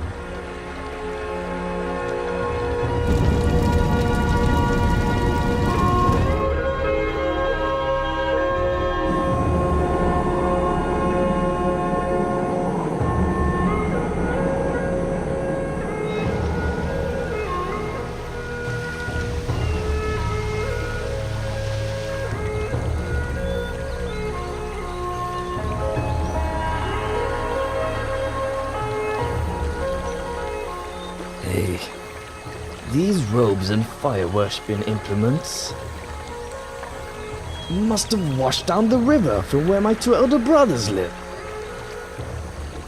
Something must have happened to them.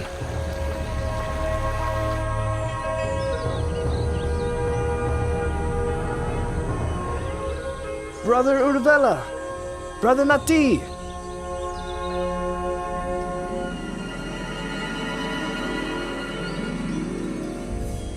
Oh, Gaia, your two elder brothers have found the right way of the Dharma. Quickly bring your 200 followers to approach the Buddha, the one who illuminates the path.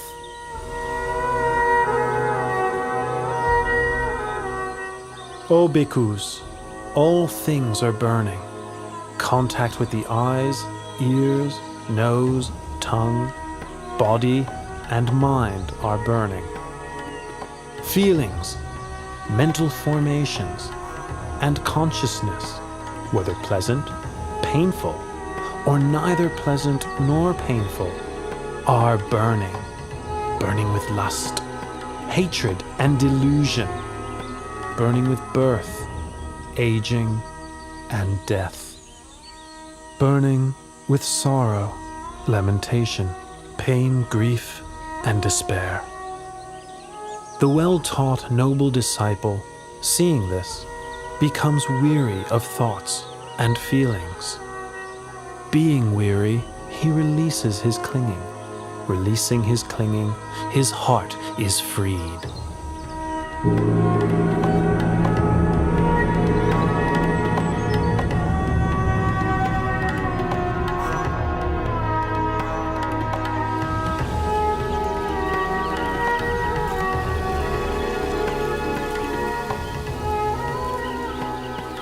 Oh, the Buddha has come to stay right here.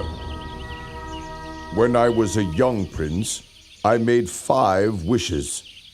1. May I be crowned king of the Magadha state. 2. May the Buddha come to my land. 3. May I have an audience with the Buddha. 4. May the Buddha teach me the Dhamma. And 5. May I realize his teachings. It seems that all of my wishes are about to be fulfilled. Follow me. We're going to seek out the Buddha and ask for his teaching.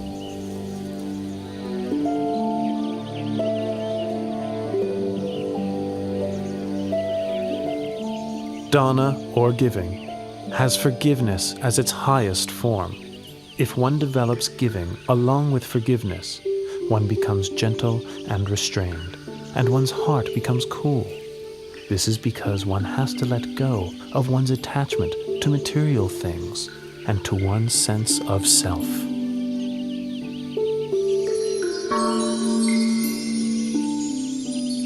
And now, all of my wishes have been fulfilled.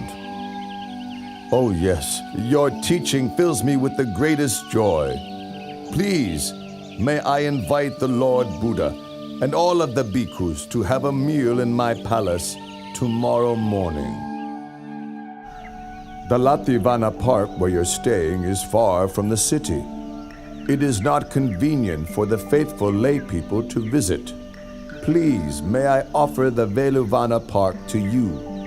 The Veluvana Park is cool, shady, and very large. Not far from the city, but still quiet and peaceful. Please, give me your permission to build a monastery for you here.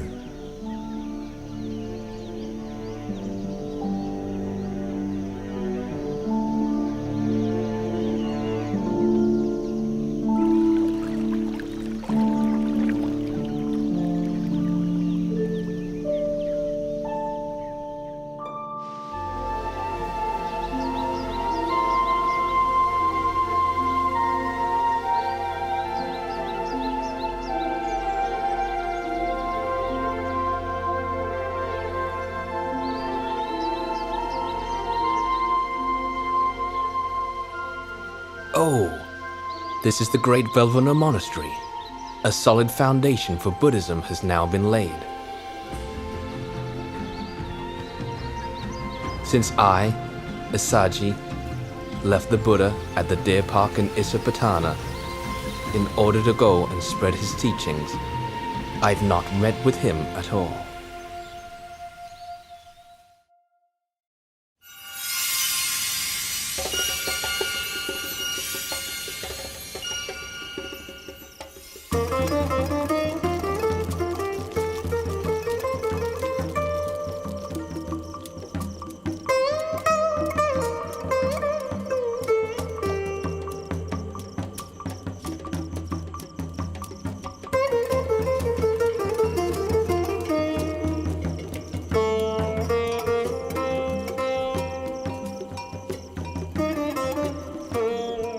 Upatissa, you're not enjoying the play, are you?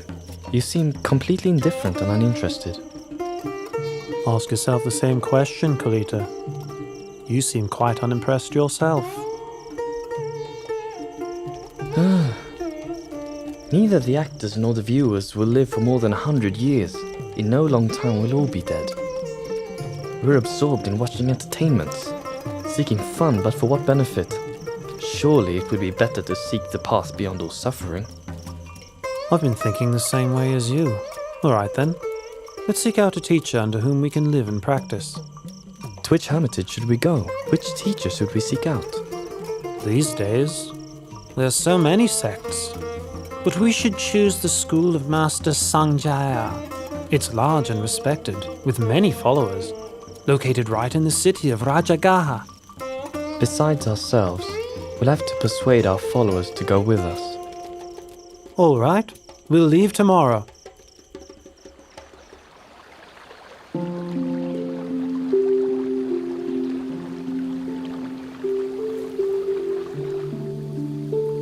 The two of us have trained under Master Sanjaya until he has nothing more to teach us.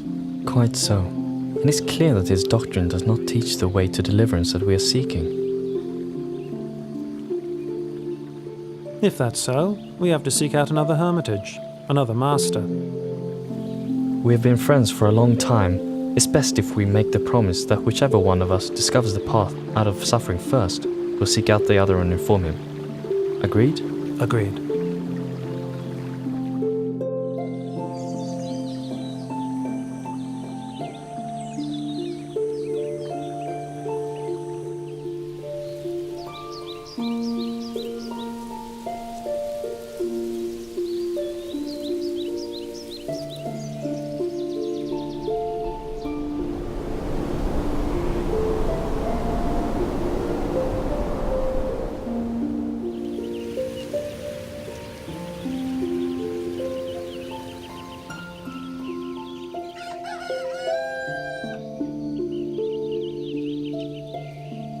This renunciant walks with such inspiring mindfulness and composure. I've never seen any recluse like him before.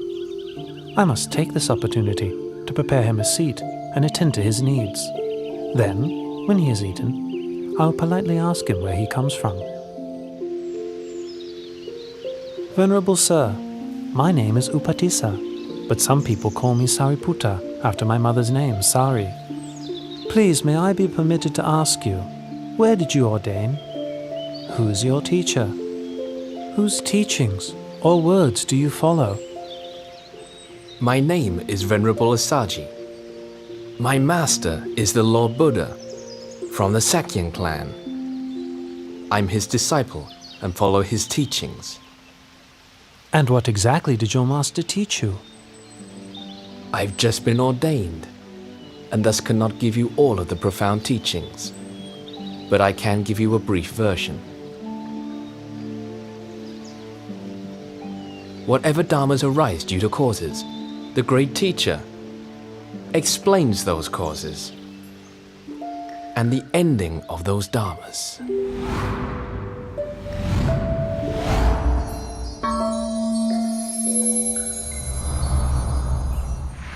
Oh, Upatissa, you repeat to me such short teachings that you heard, and it's enough for me to see the Dharma.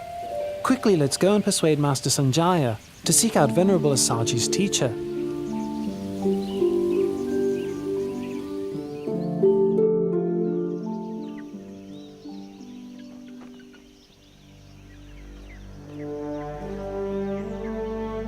In this world, of which do you think there is more? Intelligent people or foolish people? More foolish people, Master. Such being the case, let those intelligent people go to study under Samana Gautama. I'll stay here for the sake of the foolish.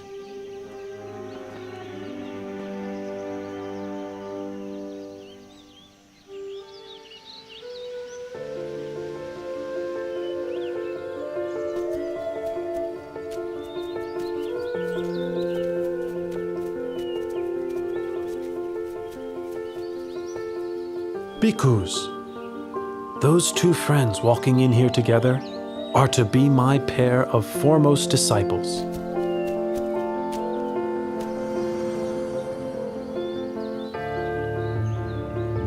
The one well established in morality develops ever-present awareness of objects as they arise in the mind. Seeing such objects arising and ceasing continually, he begins to grow weary of them. Becoming weary, he lets go of his grasping and clinging. Letting go of grasping and clinging, his heart is released. Having heard the Buddha's teaching, all of the two friends' followers attained arahantship. But Upatissa and Kolita themselves, with their great accumulation of spiritual qualities and wisdom, were disposed to a slower but more profound realization of the Dhamma, and therefore did not yet become fully enlightened. The two of you are now ordained as monks.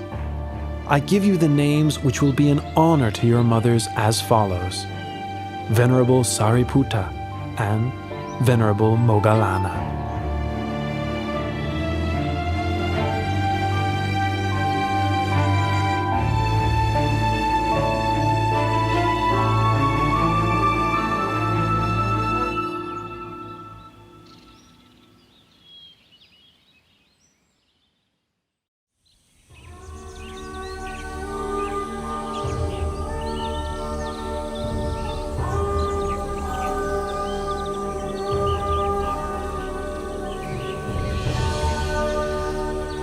Moggallana. Employ the methods for overcoming drowsiness that I taught you. Moggallana. Feeling, whether pleasant, unpleasant, or neutral, is impermanent. It is of the nature to arise and cease. Being impermanent, it makes for suffering. Being impermanent, it is transitory and insubstantial, unreal, aniccham, dukkhaṃ, anatta.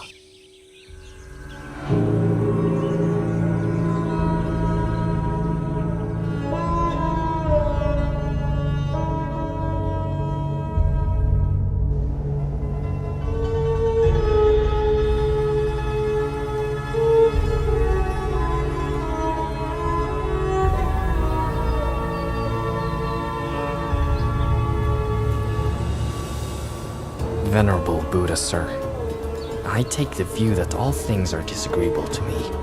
I do not delight in anything. That being the case, you should not delight in your view, should you? Dighanakha. Some people have the view that all things are disagreeable to them. Some have the view that all things are agreeable to them. And others have the view that some things are agreeable and some things disagreeable to them. Each of these views are based on grasping and clinging to the notion of a self. Remaining attached, one continues to grasp at feelings as they arise. Whoever should reflect on such feelings as impermanent phenomena, conditionally arising, existing, and passing away, will come to grow weary of conditioned phenomena. This weariness leads to the fading of lust. With the fading of lust comes freedom from attachment. When the heart is freed from attachment, one knows the heart has been freed.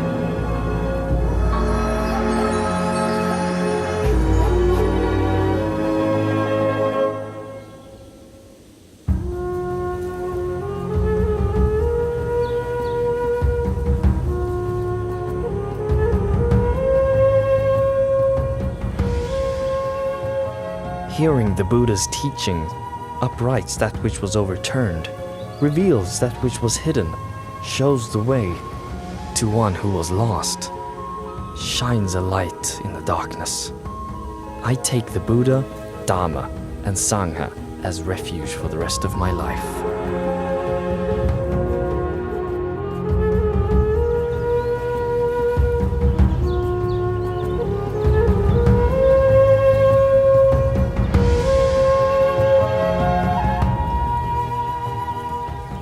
Venerable Sariputta was now the Buddha's right-hand disciple, foremost in wisdom. Venerable Moggallana was the Buddha's left-hand disciple, foremost in psychic powers. Both became great supports to the Buddha as he continued to spread his teachings to people far and wide.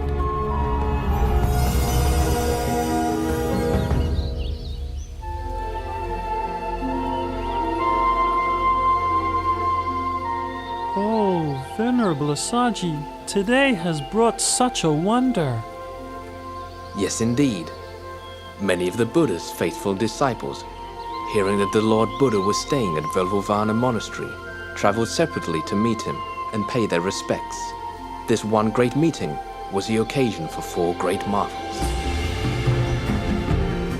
Katuranga Sanipata means that 4 marvels occurred together on the same day. 1. On that day, 1,250 disciples of the Buddha came together without having made any prior arrangement. 2. Each of those disciples had been ordained by the Buddha himself. 3. Each of those disciples was attained to arahantship. 4. The meeting took place on the full moon of the 3rd lunar month, which is named Magha. Today is the day of the Katuranga Sanipata. I'll deliver the Ovada Patimokkha to the bhikkhus. To refrain from all evil, to do good to one's utmost, and to purify one's mind. This practice is the fundamental principle of Buddhism.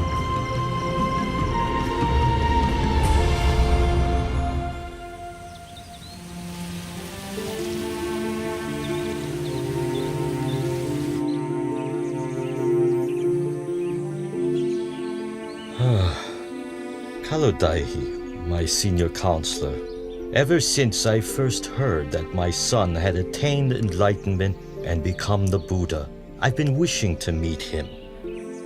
9 times I've sent a counselor, each time accompanied with a retinue of 999 subjects to invite the Buddha to come to Kapilavatthu. Each time, the party of 1,000 has disappeared without a trace. That's 9,000 subjects I've sent and heard nothing in return. Well, Kalodai, since you are my senior counselor and have been close friends with my son since childhood, I must send you with your retinue to seek out the Buddha at Vulavanu Monastery and invite him one more time. Surely you will succeed in this. Yes, Your Majesty. I will do my best to bring the Lord Buddha back to the city of Kapilavatthu. And with your permission, I would also like to request ordination from the Lord Buddha on this occasion. I give you my permission, Counselor Kalodai. Please make your journey as quickly as possible. I'll be waiting to hear news from you.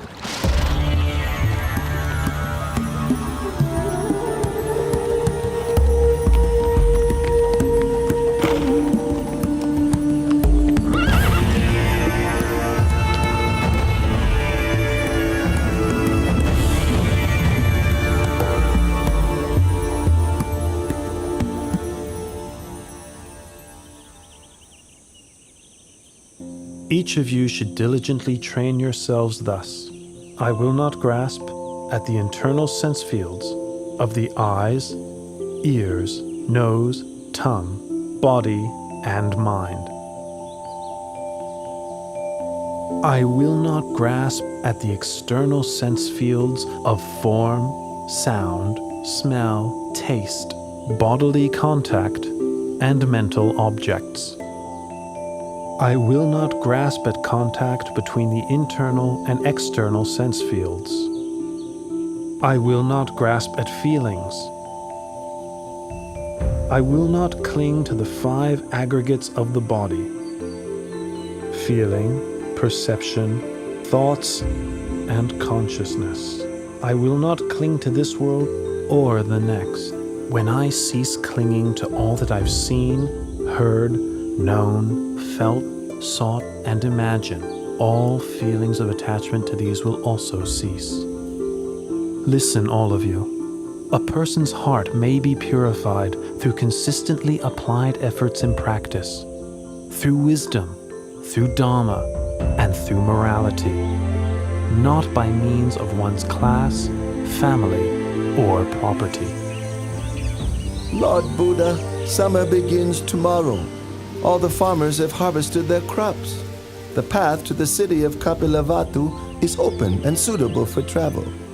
Your father has a strong wish to meet with you and your disciples. Please, out of compassion, travel to the city of Kapilavatthu and teach Dharma to your father. Please teach Dharma to your relatives there. I accept your invitation, Kalu Dai. Please inform the bhikkhus so that they can prepare themselves for travel. The road from Rajagaha to Kapilavatthu is 60 leagues. The Lord Buddha, along with 20,000 disciples, will travel 1 league per day. In 60 days, they will arrive at Kapilavatthu city.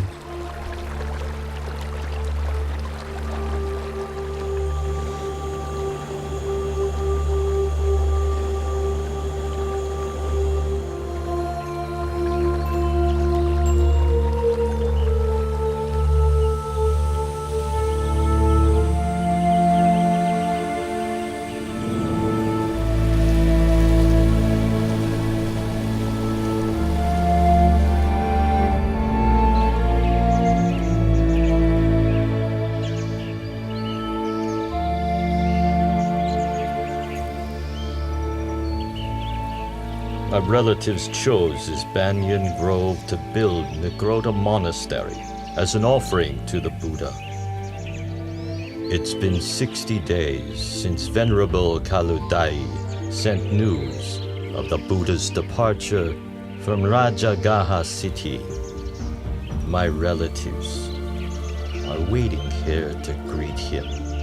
The Lord Buddha and 20,000 bhikkhus have arrived, Your Highness!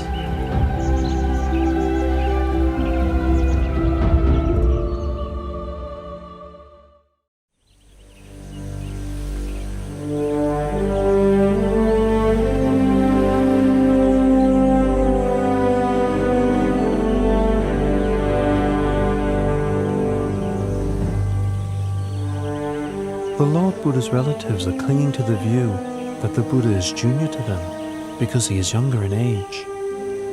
They've positioned their young princes in front of themselves so that they won't have to pay their respects.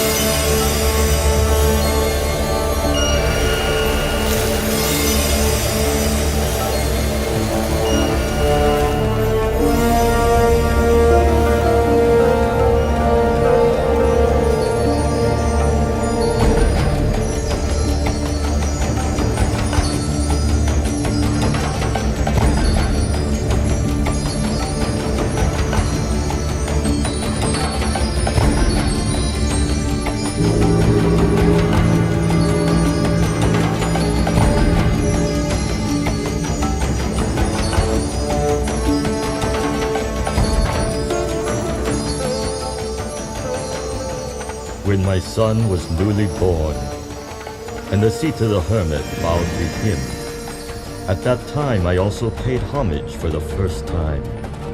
7 years later, during the royal plowing ceremony, my son sat in meditation, and the rose apple tree shaded him throughout the afternoon, its shadow not shifting with the course of the sun. Witnessing this, I paid respects to my son for the second time. Now on this occasion, a truly wonderful marvel has appeared.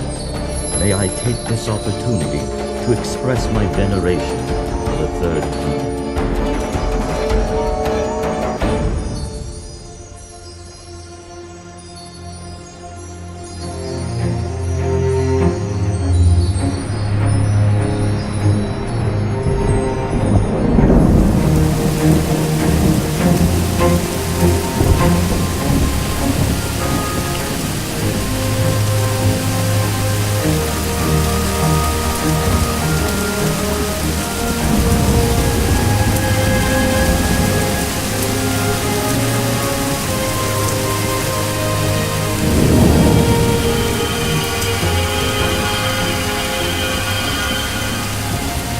This is Pokaravasa, the red rain. Unlike ordinary rain, it soaks only those who wish to be soaked by it. For those who wish to remain dry, every drop will roll right off, just like water drops roll off of a lentil field.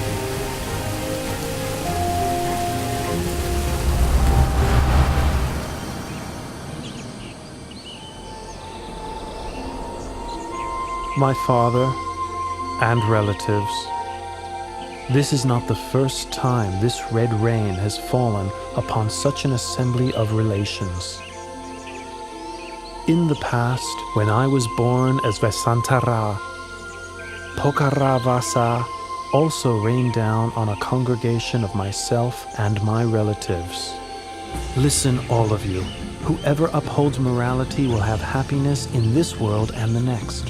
Whoever upholds morality will be blessed with riches and good fortune. Whoever upholds morality has an unobstructed path to nirvana. Therefore, may you all uphold the purity of morality.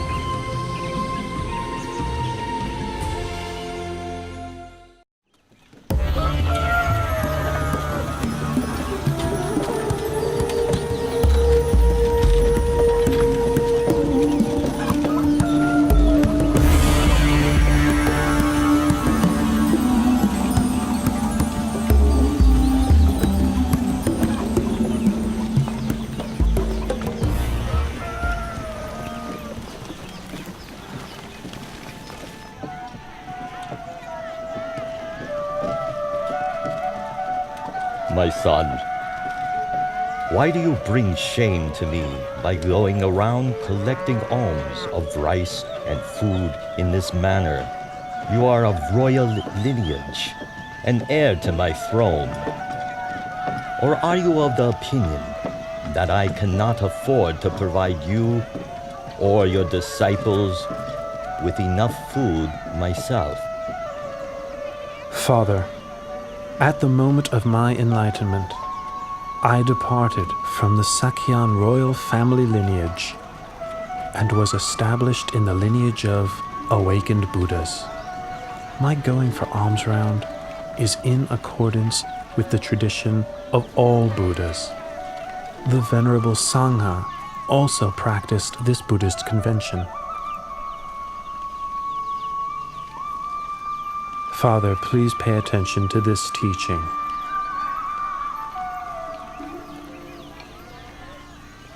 When a person clings to and indulges in form, feeling, perception, mental formations, and sense consciousness, that person is bound by the snare of Mara and burdened with the whole mass of suffering. When such a person doesn't cling or indulge in these, that person is freed from the snare of Mara and released from the whole mass of suffering.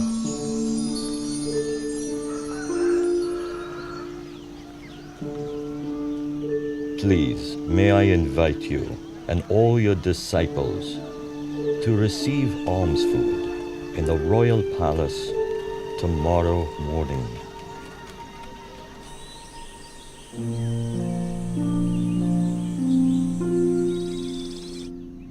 In the 3 days since your arrival in the palace, myself and Queen Mahabhajapati have listened to your teaching and developed in the Dharma more and more each day.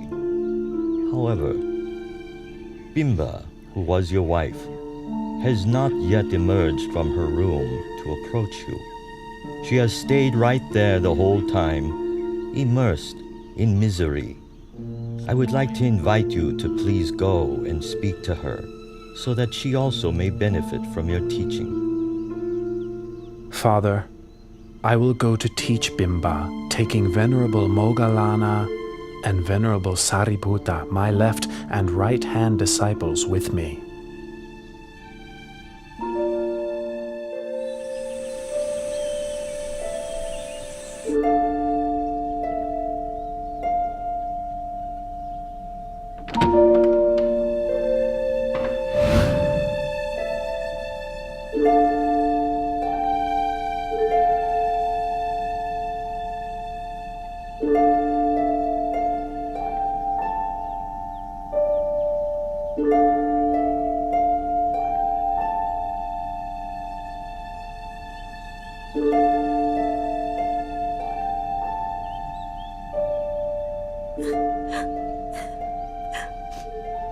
Why have you been so unkind to me, your wife?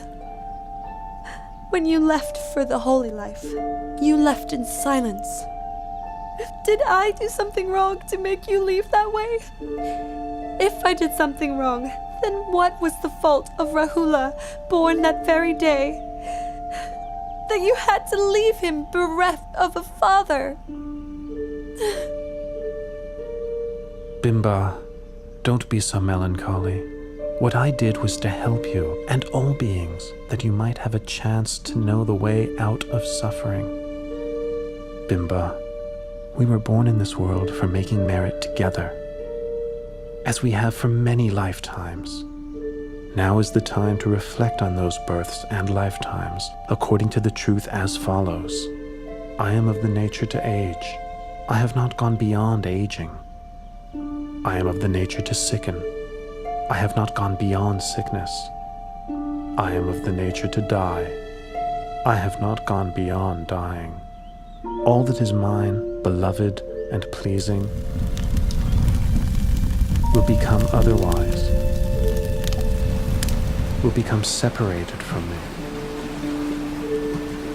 I am the owner of my karma, heir to my karma, born of my karma, abide supported by my karma. Whatever karma I shall do, for good or for ill, of that I will be the heir.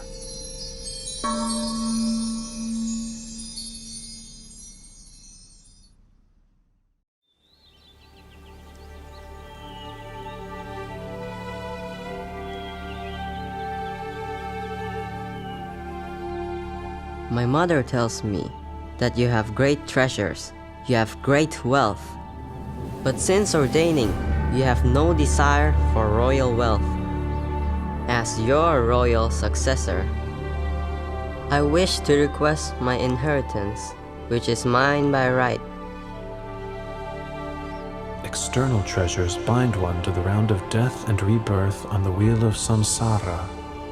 Better to give the noble treasure, that is, the most excellent internal treasure, instead of worldly wealth. Rahula, I have the most excellent noble treasure to offer you. Sariputta, release Rahula from worldly suffering and bestow him with noble treasure by ordaining him a Samanera.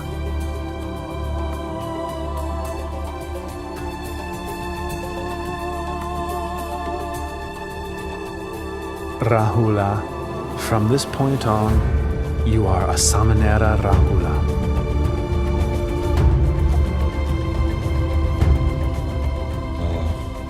When Siddhartha left the palace and sought Buddhahood, I expected that Nanda would remain to inherit the throne. But then the Buddha took Nanda off to ordain.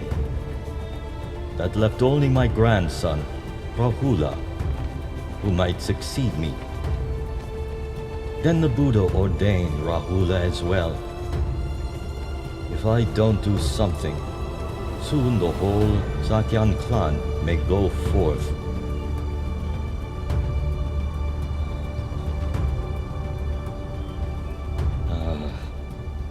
I must quickly go to the Nigrota Monastery and plead with the Buddha.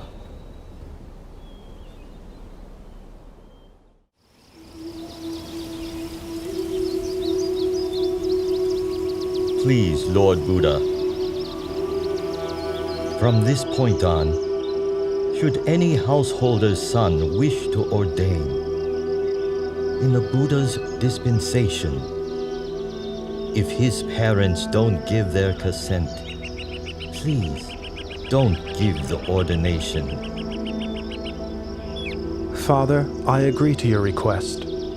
Tomorrow I will leave together with the Venerable Nanda, Samanera Rahula, and the Bhikkhu Sangha for the Veluvana Monastery in the city of Rajagaha.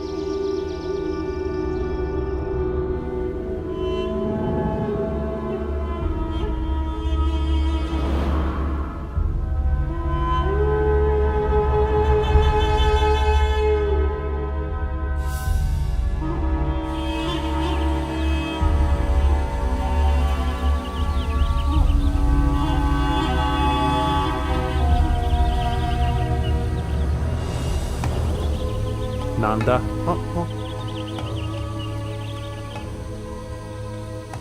Since you were first ordained, you have not been intent on the practice of Dhamma or the living of the holy life. All your thoughts are of returning to the household life. My heart is constantly yearning for my wife, Janapada Kalyani. There's not a moment spent when I don't think of her. Nanda, come with me, and I'll show you things that you've never seen before.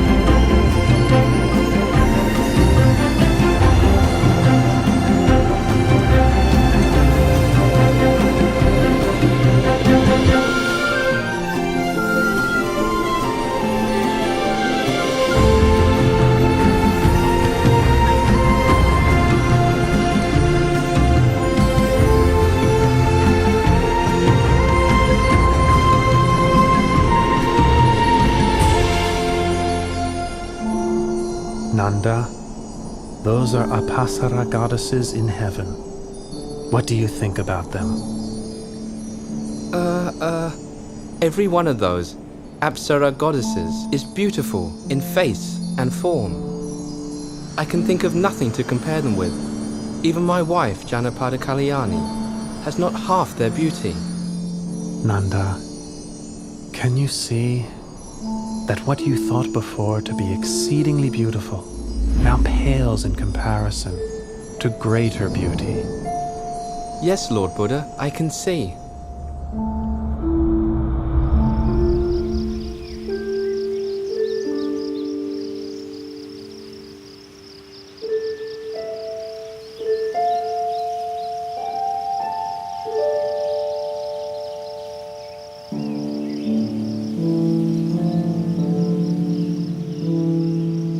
From this point on, I'll make up my mind to practice the Dharma.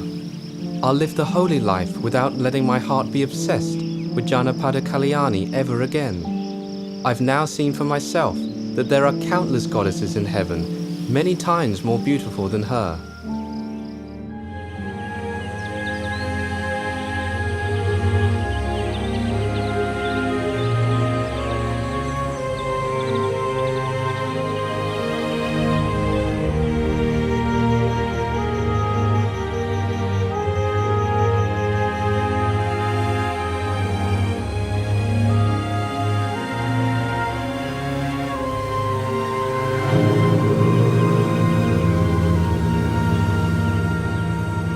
Nothing can ensnare a man's heart more tightly than a woman. Nothing can ensnare a woman's heart more tightly than a man. In truth, love is like a noose which binds one to obsession and infatuation. It brings one to birth and death in the world again and again, dragging one down into a mass of suffering. That's right, Nanda. There is no pleasure equal to the peace that can be found within one's own heart.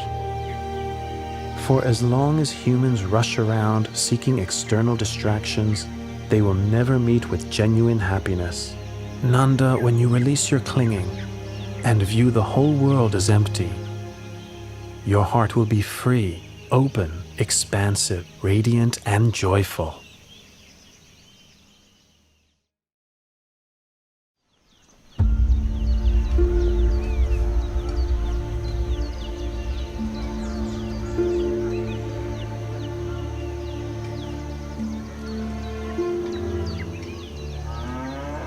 Uttara, why did you send someone to ask for such a large sum of money from your father?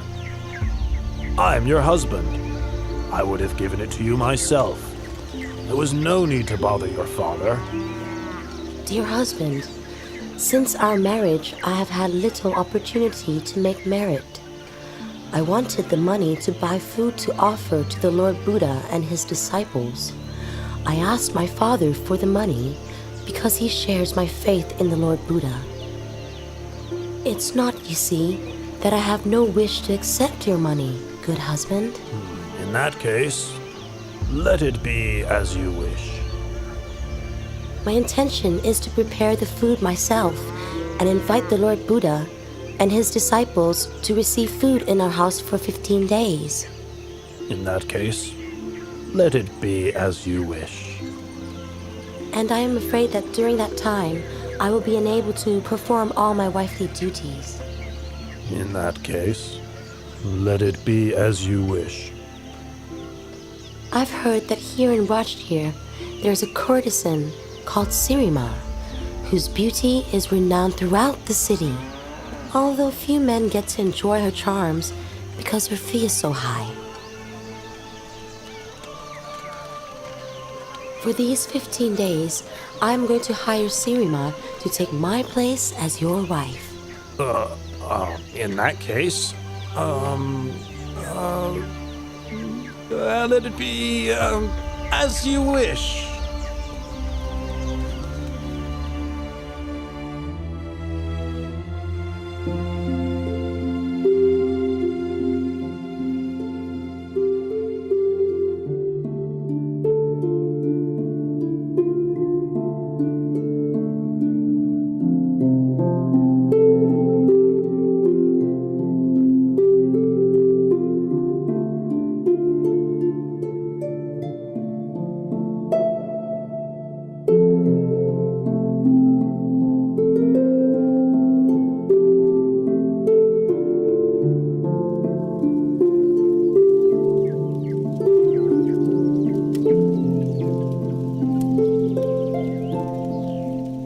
Uttara, are you exhausted? Oh, dear husband, Miss Sirima. Look at her. Instead of letting others do the work, she's doing it all herself. Her face is dirty, her clothes are all soiled. She should be relaxing in a way fitting of her station, and instead she's finding ways of tiring herself out. Look at him. How heedless and indulgent he is. He thinks he's so rich that he has no need to make merit? Ah, how very foolish he is.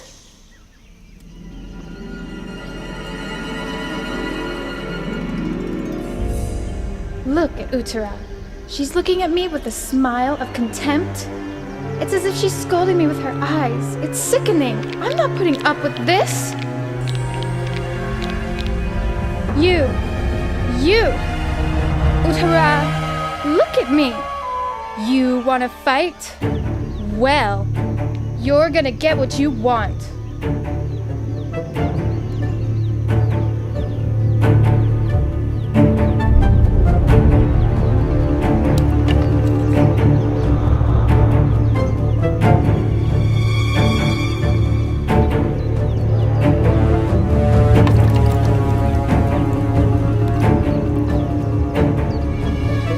Sirima, I owe you a debt of gratitude because you agreed to take over my place as wife temporarily, allowing me to fulfill my wish to make merit.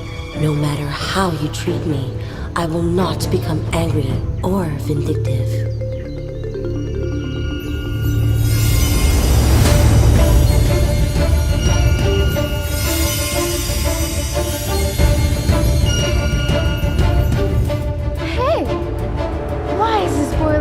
Unable to hurt her. Hey! This prostitute is dared to attack our employer! Come on! Let's get her! Yeah, let's get her! Come on, guys, let's go! All of you, don't hurt her. Sirima is like a friend to whom I owe a debt of gratitude. I am not angry with her.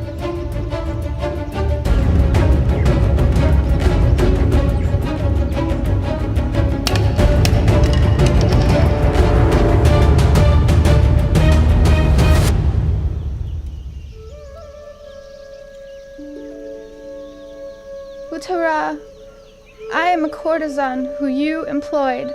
I forgot myself and started imagining myself as your husband's wife, and so attacked you. But your heart is so noble. It is filled with loving kindness, and you have not shown me even the slightest amount of anger. I have wronged you. Please, forgive me. Oh, get up, Sirima. If you want to ask for forgiveness, then you should ask it from the Lord Buddha, whom I revere above all others. Tomorrow, I will have completed 15 days of offerings. Please, come and offer food and listen to the Dhamma with me.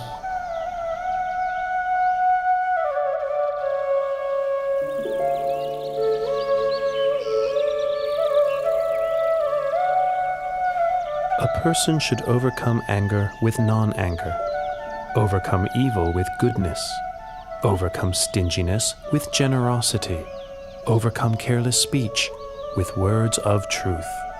Those engrossed in worldly enjoyments, indulging in sense pleasures, intoxicated by wealth, social standing, extravagance, praise, rank, prestige, and power, cannot see the noble beauty of truth.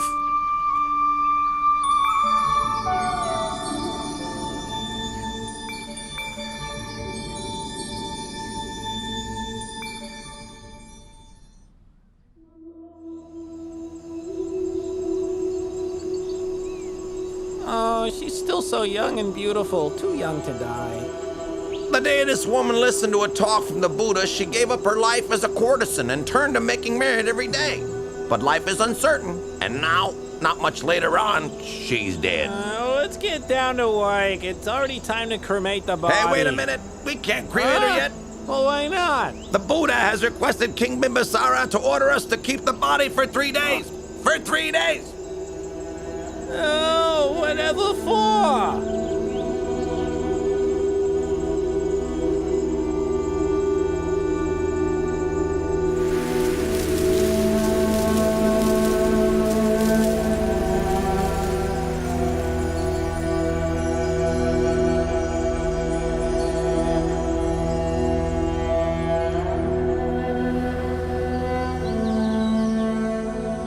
When Sirima led her life as a courtesan, all the men in Rajgir were infatuated with her. Everyone wanted to sleep with her. Now she is dead. I would like to sell her to the highest price. I will start at the price she charged for her body during her lifetime. 1,000 kahapanas. Who wants to start the bidding? Ow! Sirima's been dead for 3 days. Her corpse is starting to decay. The fluids are flowing out of her body. The smell of the corpse fills the whole cemetery. Somebody would have to be crazy to buy the body. Hey! King Bimisar is reducing the price to 900 kahapanas. 800! Ha ha! 800 kapanas for a rotten 700! Half the original price, and still no one is making a move? 100 kahapanas. If nobody is going to buy this corpse, then I will give it away for free.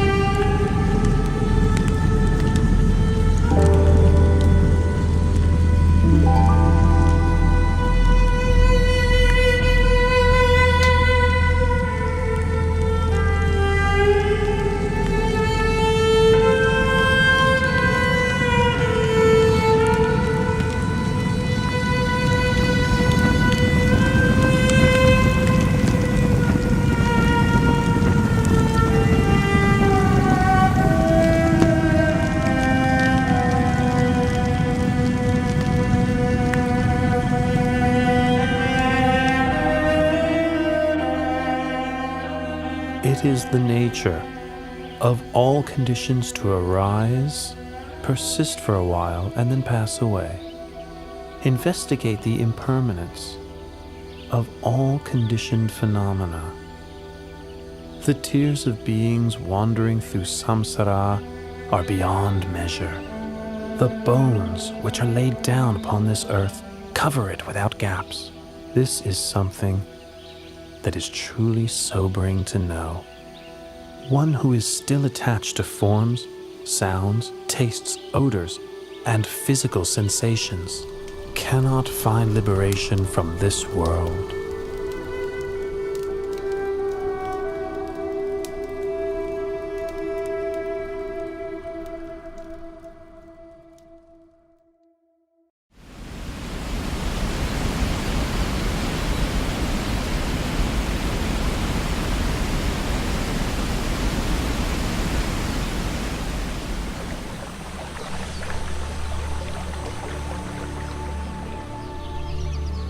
Sometime later, the Buddha went to stay in the Anupiya mango grove, the place where he had stayed overnight when he first went forth.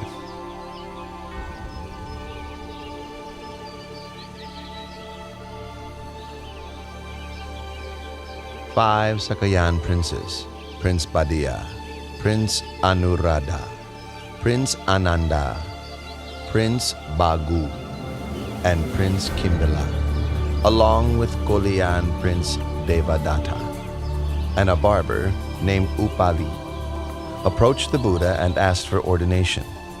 The Buddha ordained Upali the barber first, followed by each of the 6 princes respectively.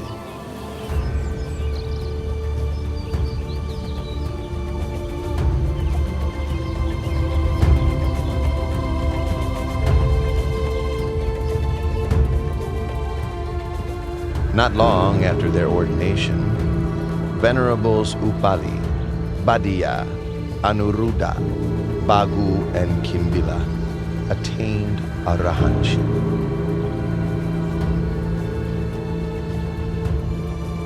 Venerable Ananda, receiving instruction from Venerable Punamantaniputta, attained the fruition of stream entry.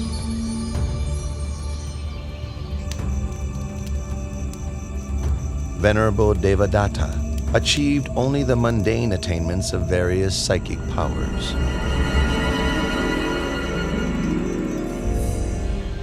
Later, the Sangha requested of Venerable Ananda that he act as the Buddha's personal attendant. Venerable Ananda, the Sangha is in agreement that you would be suitable for the position of the Buddha's attendant. What are your feelings toward this?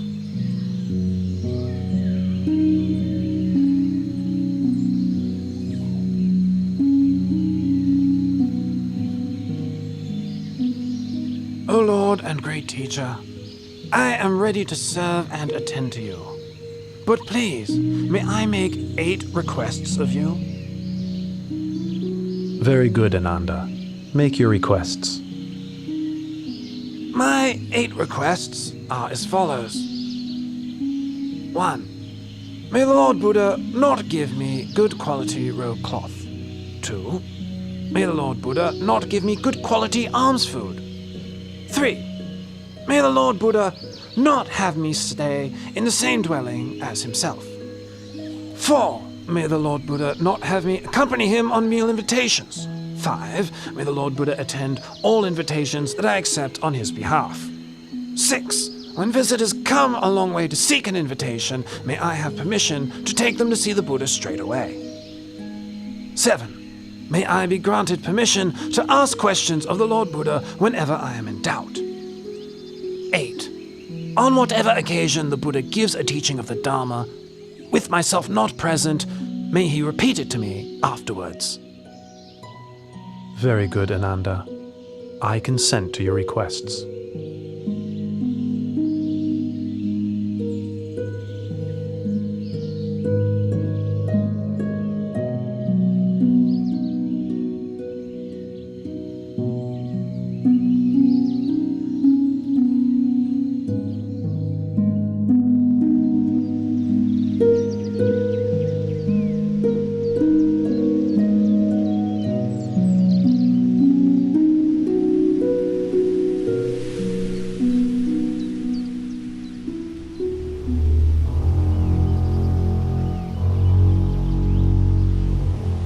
I am from the royal clan. Why are the laity respectful and devoted to other monks, and not to me? Ah, Prince Ajatasattu, son of King Bimbisara of Rajagaha. He is still young, doesn't yet know right from wrong. I'll display my supernatural powers and gain the devotion of the young prince. Then whatever I may wish for, he'll find a way to get it for me. Ha ha ha ha ha!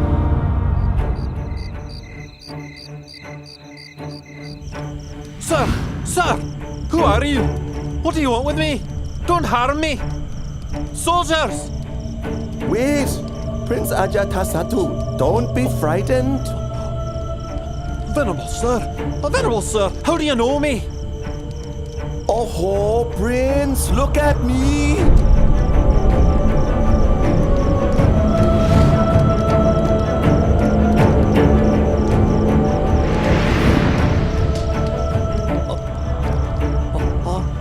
Venerable sir!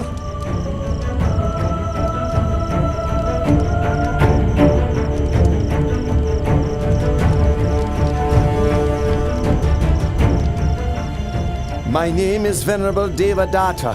I wish you no harm. I am here to help you.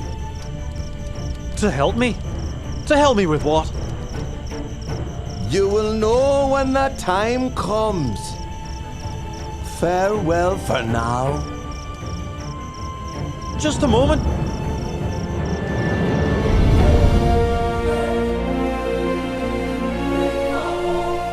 I displayed my supernatural powers, and Prince Ajatasattu gained great faith in me. Now, whatever I may wish for, he gives to me. What a suitable leader I would be for the Sangha.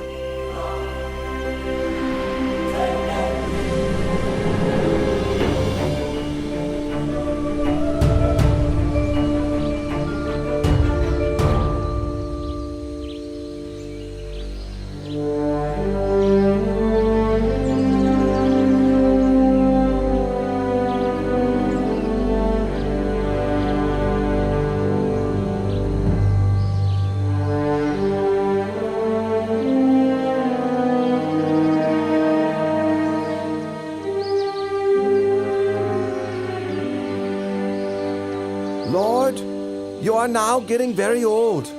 It's time for you to lay your duties down. I request the burden of leading the Sangha.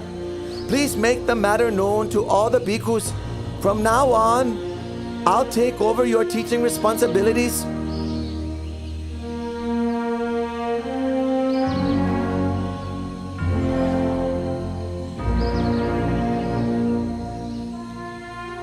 Absolutely not, Devata. But Lord! Lord!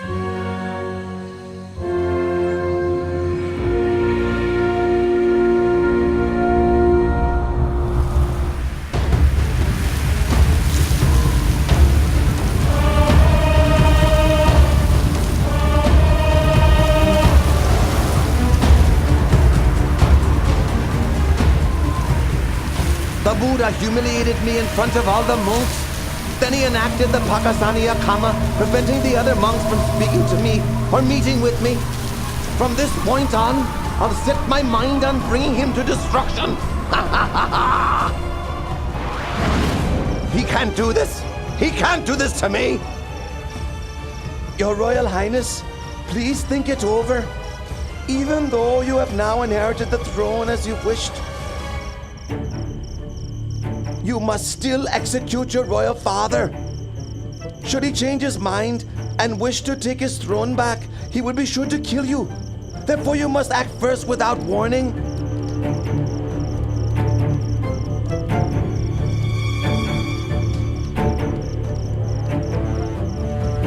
That could be arranged. I'll keep him imprisoned until his life comes to an end. It's your decision, Your Royal Highness.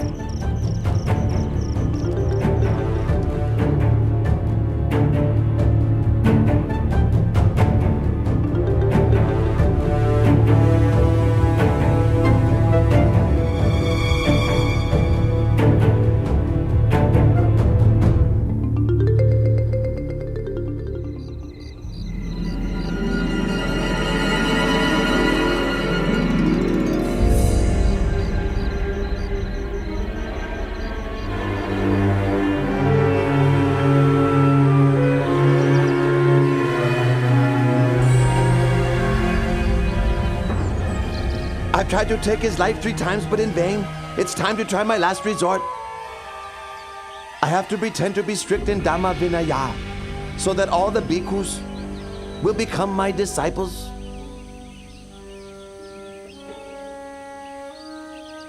In order that the bhikkhus in the Buddha's dispensation may inspire greater faith of the lay people, may I request that the Buddha approve the following 5 rules to establish strict practice guidelines for all monks.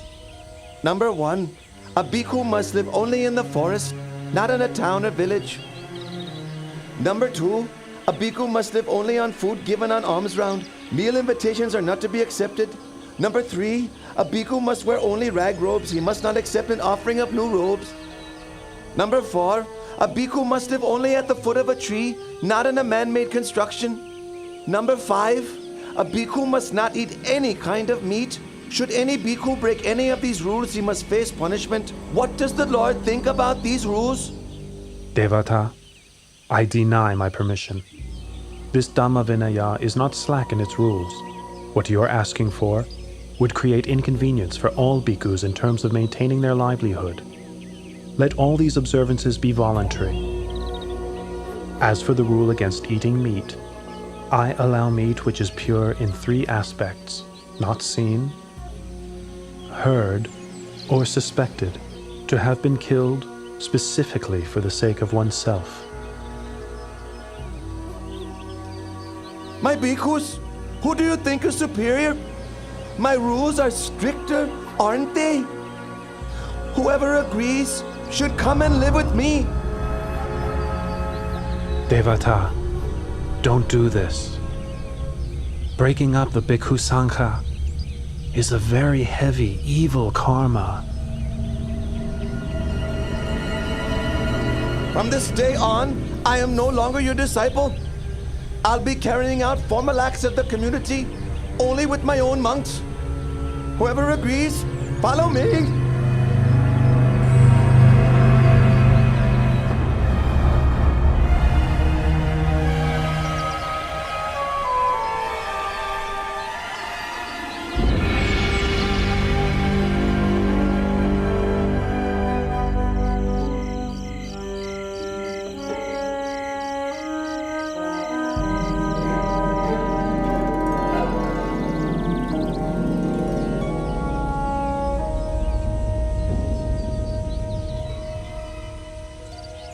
Devadatta, can't you see that you're not a suitable leader for the Bhikkhu Sangha? Gokalika, what are you saying? What am I saying? What am I saying? Just now, Buddha's left and right-hand disciples, Venerables Moggallana and Sariputta, came to give teachings and instruction to your disciples. Having listened, almost all of your disciples followed the two Venerables back to Jetavana Monastery. Only a few of your most foolish and ignorant followers remain. Gokalika, it's impossible! It's impossible! Impossible. Impossible. Is that all the strict forest monk can say? Gokalika, you! You're a fake. You're wearing the yellow robe only for the sake of gain and honor. You are boastful and conceited even to the point of competing with the Lord Buddha. I have no wish to stay with you any longer. Gokalika! Come back here now! Gokalika!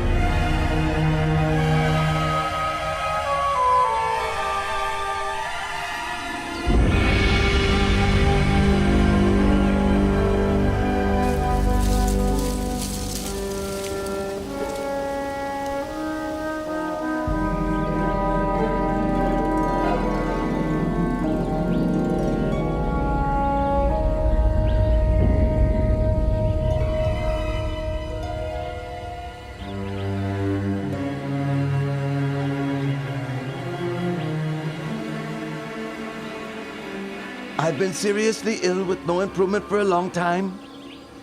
It must be because of my offensive and injurious behavior towards the Buddha. But in return, the Buddha has nothing but loving kindness toward me, expressing not even the slightest ill will or resentment. Now, coming to the end of my life, I'd like to seek out the Lord Buddha in order to ask for his forgiveness. Monks, be quick and take me to Jetavana Monastery.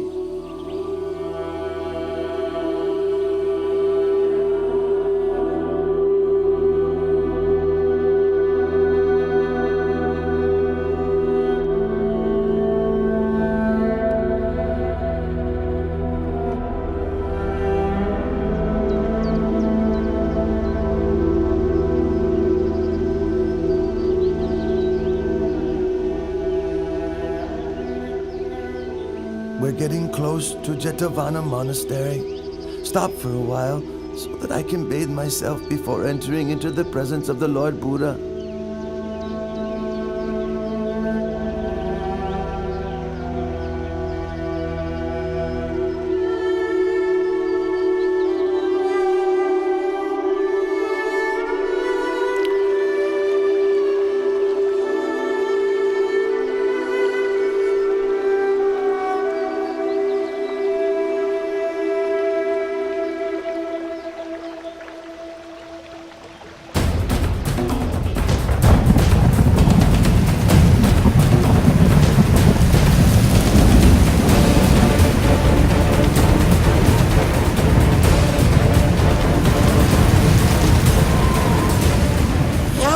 Please! Oh Lord, help me, please!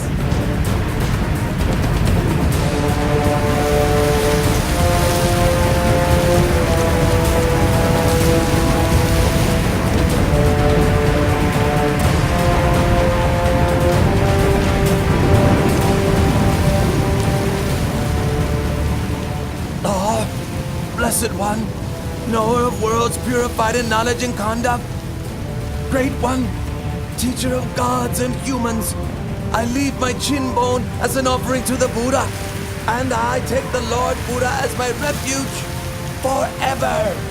I take the Lord Buddha as my refuge forever!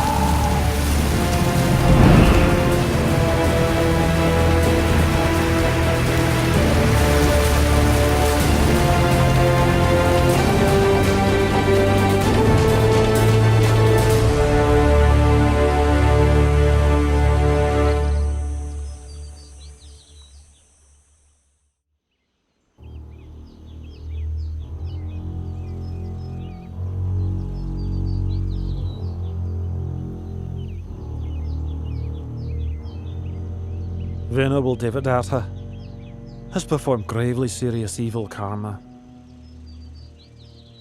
Even coming so close to Jetavana Monastery, he still was unable to catch a glimpse of the Lord Buddha. Rather, he was swallowed up by the earth and sank down into hell. And I myself cooperated with him in committing a tremendous many evil deeds. I can't sleep at night. Dr. Shivaka, what should I do? Your humble servant thinks that your highness should go and approach the Lord Buddha in order to pay your respects and to ask for his forgiveness. You are right. Let us go together to pay our respects to the Buddha.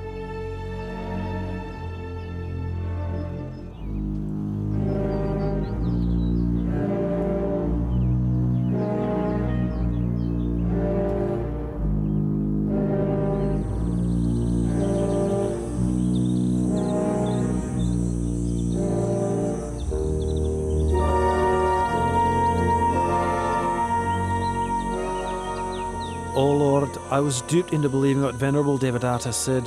I thereby committed gravely serious wrong actions which affected the Buddha. I now realize my mistake. Please, may I beg your pardon? Please forgive me. I promise I will never do unwholesome deeds like that again.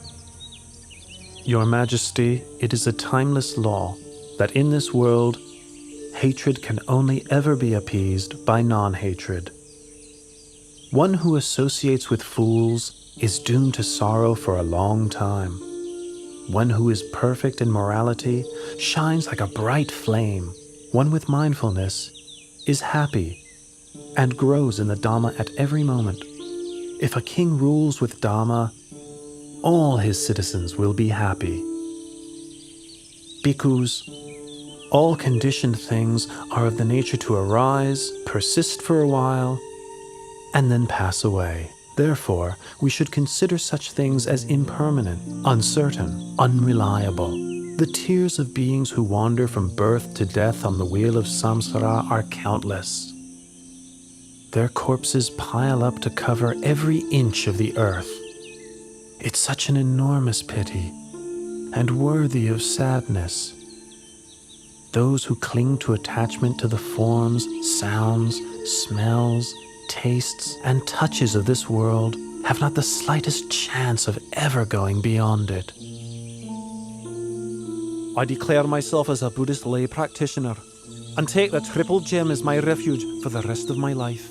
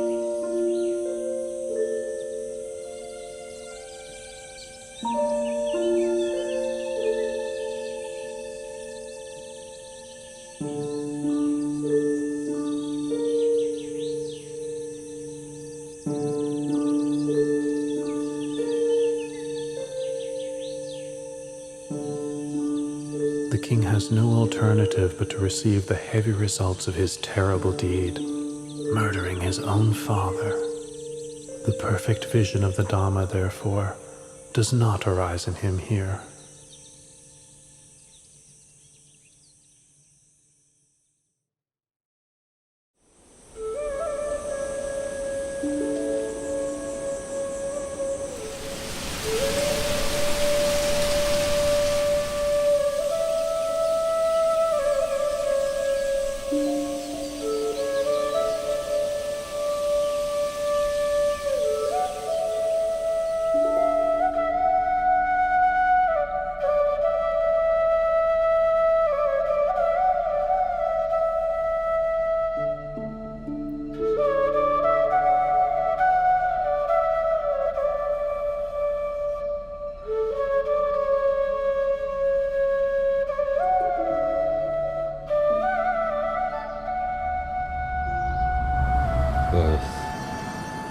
aging, sickness, death.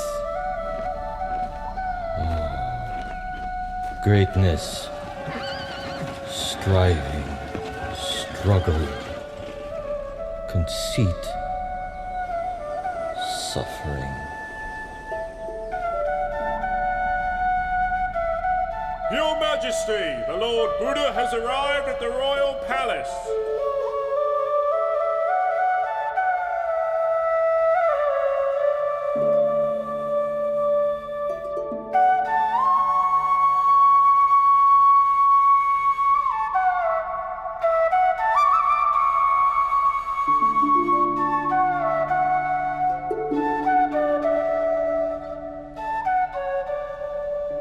Oh Lord, I think my life is ending. I can't bear this suffering very much longer. O Father, please do not worry. All conditioned things arise according to their nature. Having come into being, they persist for a while.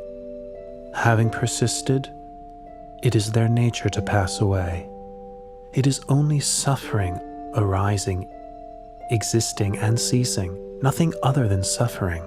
There is no woman, no man, no us, no them.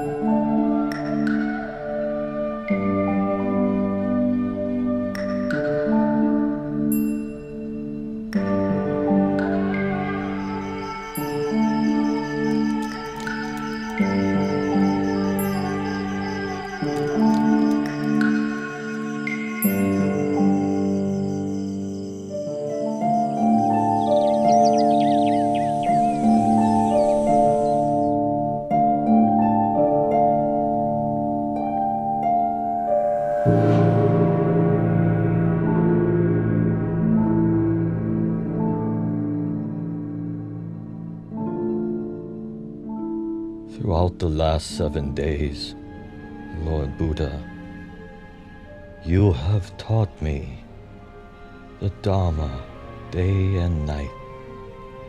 I have been liberated from the round of rebirth and attained to Nibbana. I have very little time remaining.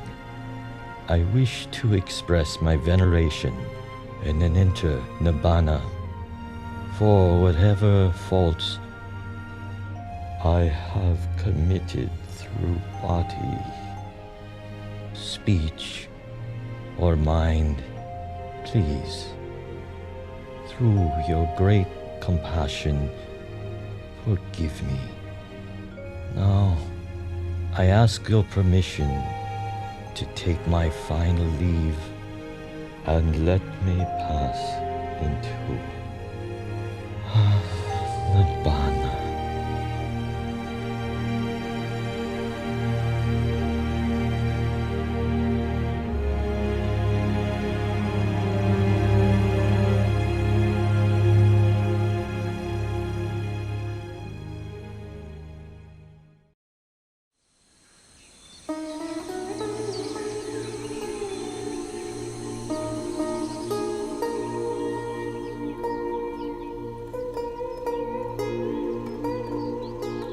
asked for ordination from the Lord Buddha 3 times, but he has not yet given his permission.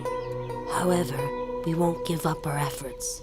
Let us shave our heads, put on the yellow robe, and follow the Lord Buddha wherever he goes.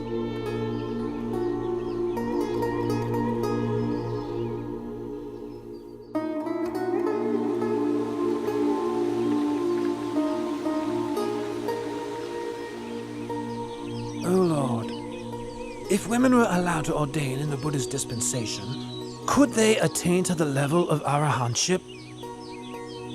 Ananda, if women were ordained in the Buddha's dispensation, they could attain to arahantship exactly the same as men can.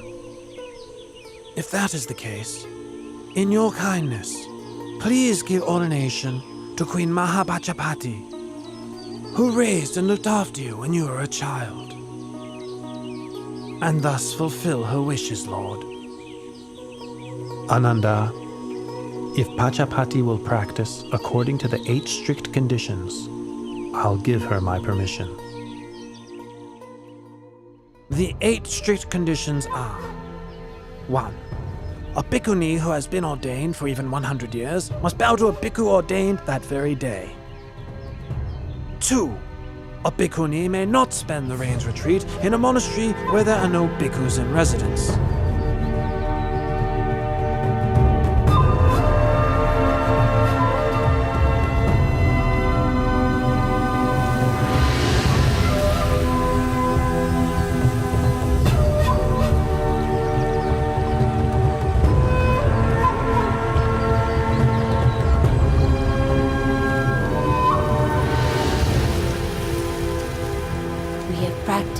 8 strict conditions for the period of 2 rains retreats. Please, may the Buddha consider our ordination. I permit your ordination.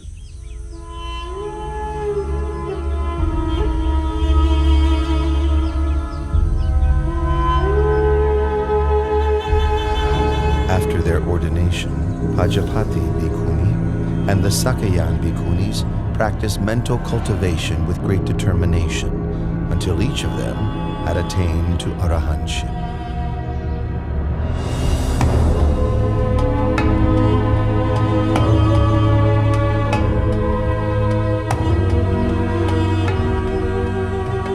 Now King Mahanama of the Sakyan clan has inherited the throne of Kapilavatthu. It goes to show how unstable and impermanent even kingship is in this world. Prince Siddhartha, my husband, relinquished the royal throne without a second thought when he went forth. My relatives, my son, and even Queen Mahapajapati Gotami have followed after him and ordained.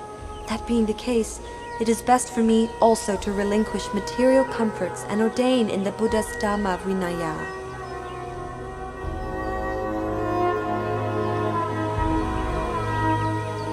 Princess Yasodhara and a great number of her ladies of the court traveled to Jetavana Monastery in Savatthi. After practicing the 8 strict conditions for 2 rains retreats, Princess Yasodhara was ordained as a bhikkhuni. She practiced mental cultivation with great dedication and attained arahantship. Her ordained name was Venerable Badakacha Natheri.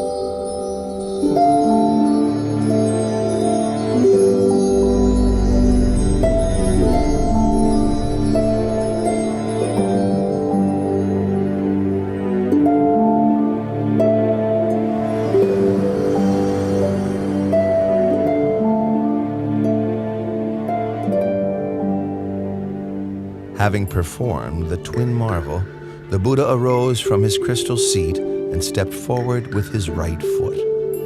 He placed it on the summit of Mount Yugandhara. Then he stepped forward with his left foot, placing it on the summit of Mount Sumeru, upon which Tavatimsa heaven is located.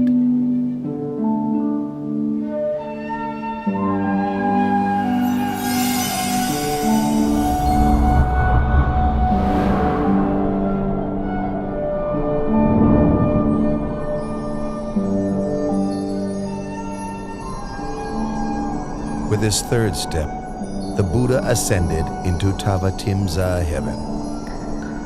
He seated himself upon the Pandukambala stone, the seat of Lord Indra, the god of Tavatimsa heaven. His purpose was to teach the Dhamma to his mother, in accordance with the tradition of past Buddhas.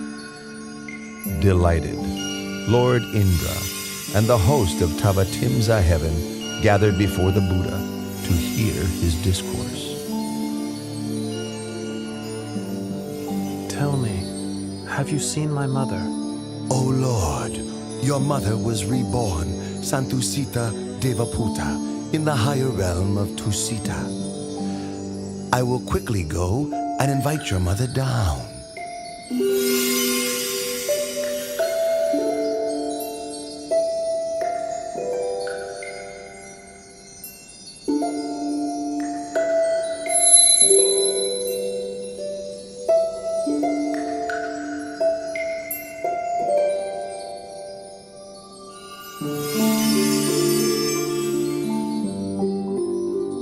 Mother, please come and sit close by.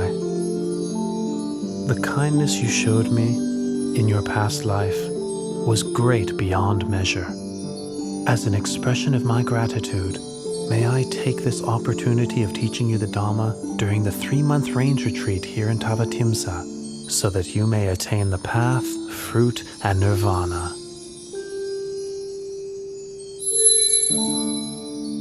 Mother, please listen. Ignorance and craving lead a person to rebirth. Agitated, their heart rushes around within samsara. For as long as the aggregates come into being, the supposition of a being is also there. In truth, such conditioned things are not worthy to be called a being. There is only suffering which arises, and suffering which decays and ceases. Aside from suffering, nothing arises. Aside from suffering, nothing ceases.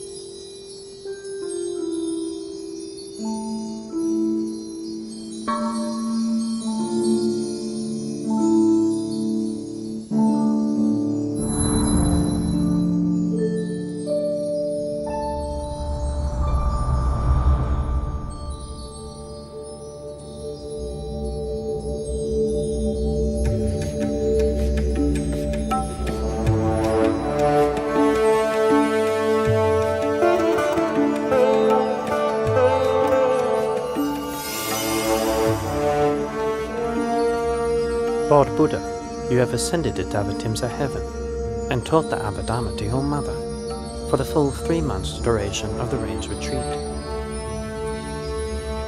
The people of the world are now wondering, when will you depart from heaven and descend to the human world? Moggallana, please let the people know that I will descend from heaven in 7 days' time, arriving at the gates of the city of Sankasa.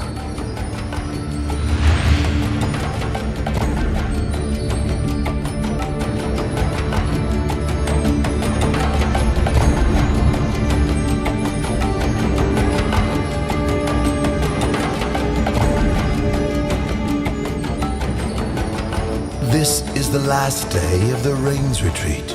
I will create 3 heavenly staircases for the Lord Buddha's descent from the heavenly world.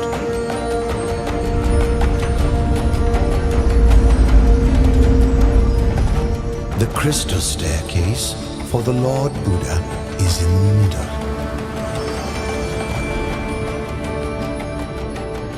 The golden staircase on the right is for myself and the other deities. The silver staircase on the left is for Sahampati Brahma and his host of Brahmas.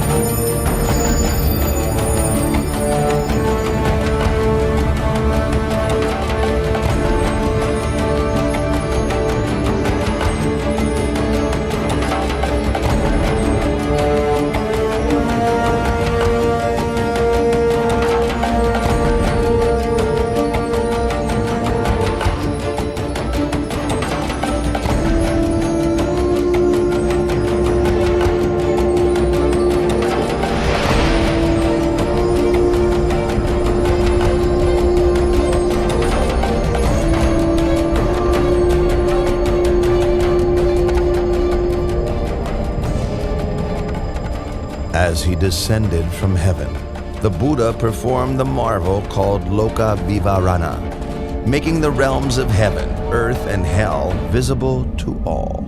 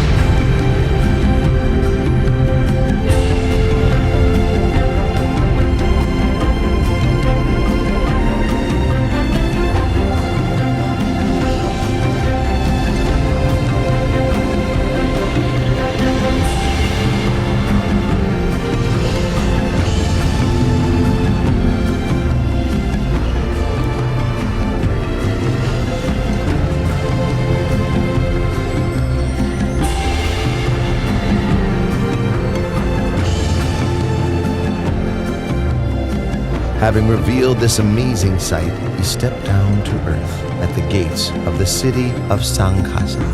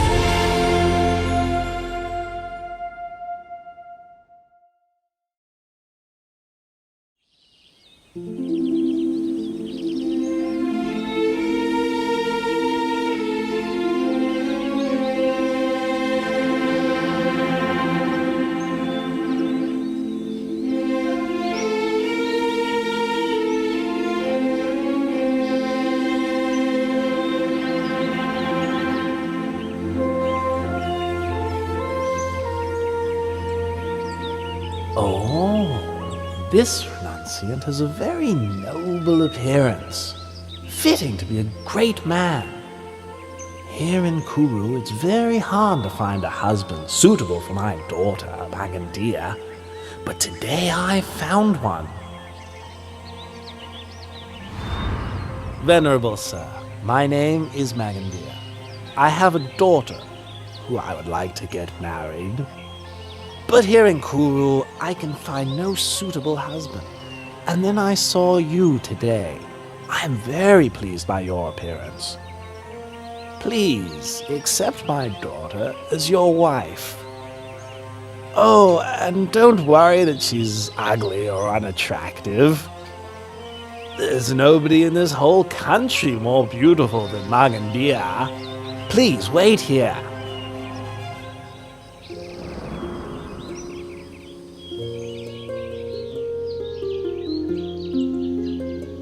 Oh, my dear child, Magandia.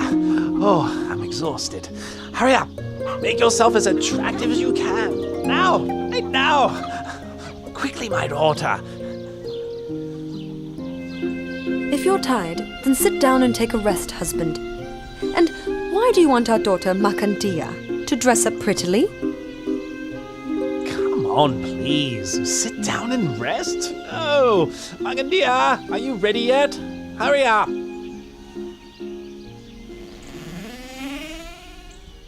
I'm ready, Father. Right. Go quickly. I've met him. Met who? I've met him. Hey, where's he gone? What's this all about? You've brought me all this way and I still don't know what you're talking about. I've met our daughter's future husband. That's what I'm talking about. I told him to wait for me here, but he's disappeared. Ah, there, you see? His footprints are still there. You're knowledgeable in the texts dealing with the interpretation of footprints. Have a look at them.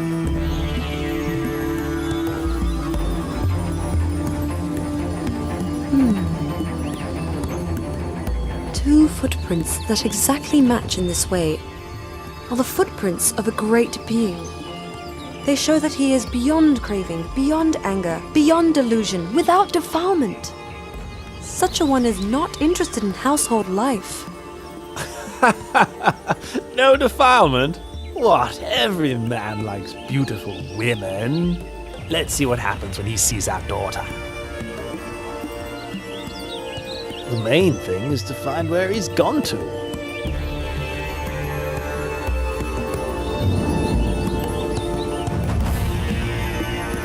Oh, over there! I found him! Quickly, wife! Magandia, hurry! Follow your father!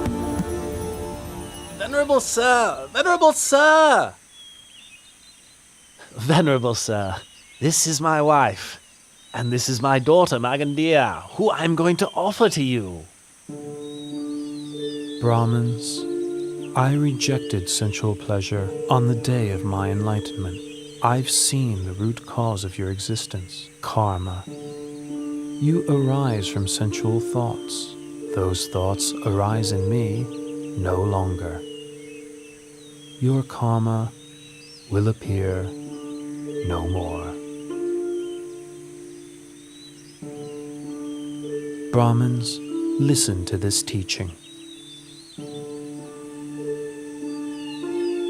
The wise person must put effort into raising his mind out of attachment to sensuality, freeing himself from Mara's snare, steadying himself with the hook of mindfulness. He is able to master himself. He is able to have victory over himself.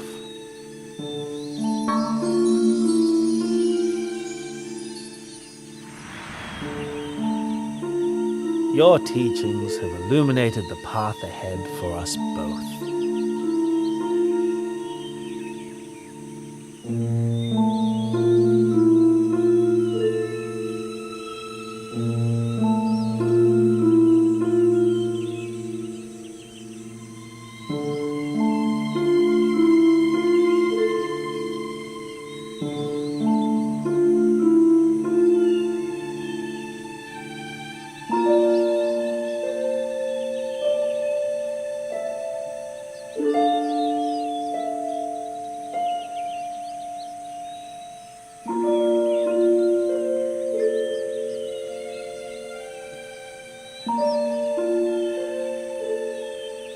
Lord, do not hold it against our daughter.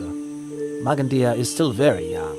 We ask permission to go to my younger brother, to give him all my wealth, and ask him to take over as guardian of our daughter.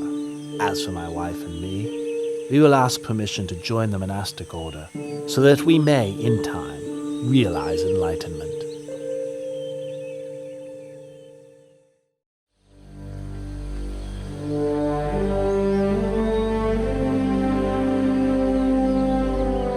My name is Varanja Brahman. I am the ruler of this town of Varanja.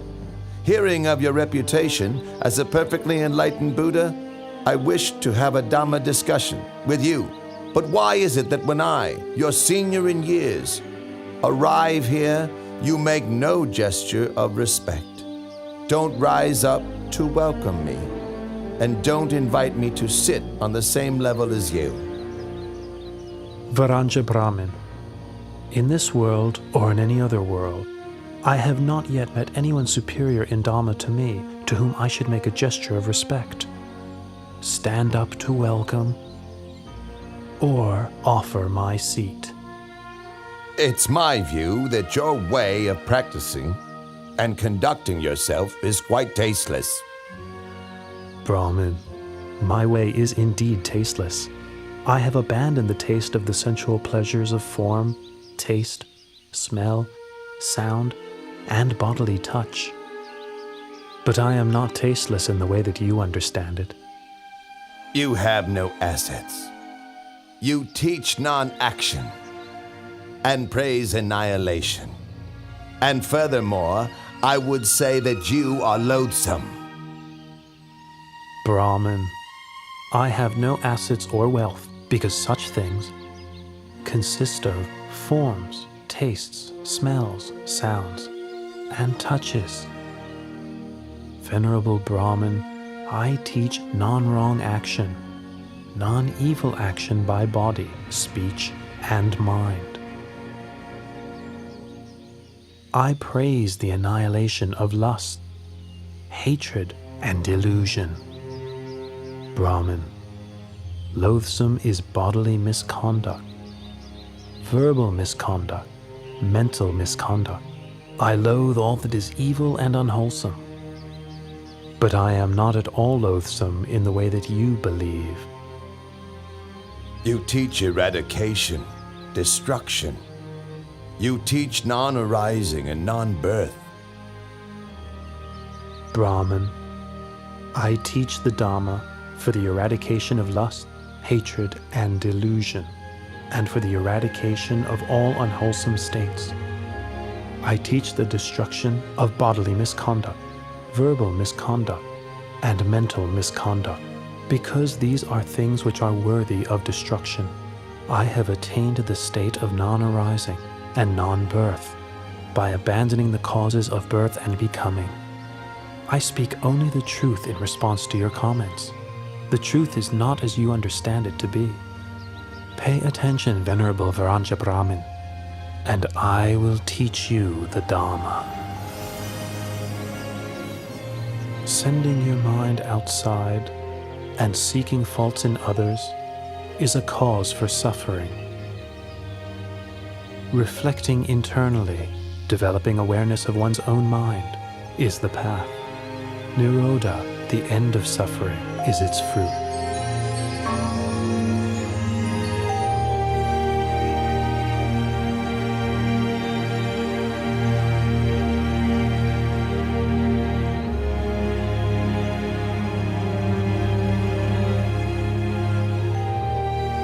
The Dhamma teaching you have given has illuminated the way for me. For the rest of my life, I take the Triple Gem as my refuge, and please may I invite you to spend the Rains Retreat here in order to teach the Dhamma to the citizens of Varanja.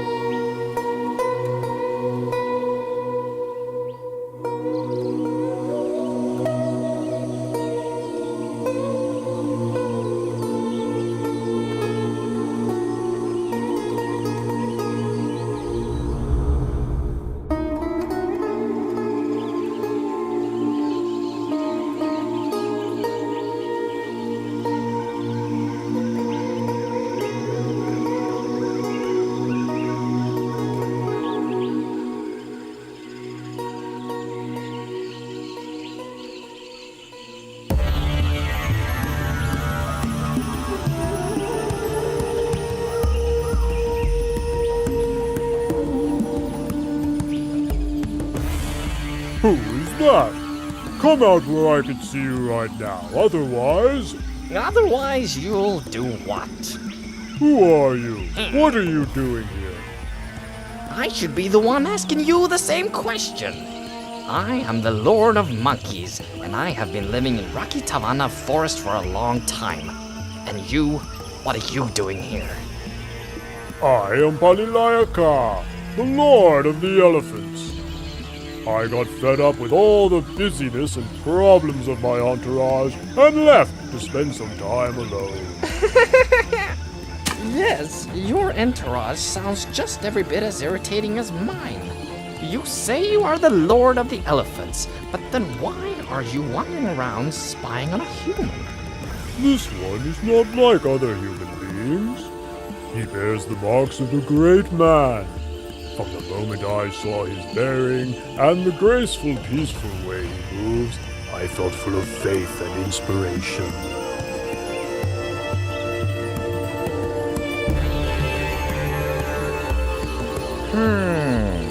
Well, if that's the case, let's go and ask him some questions.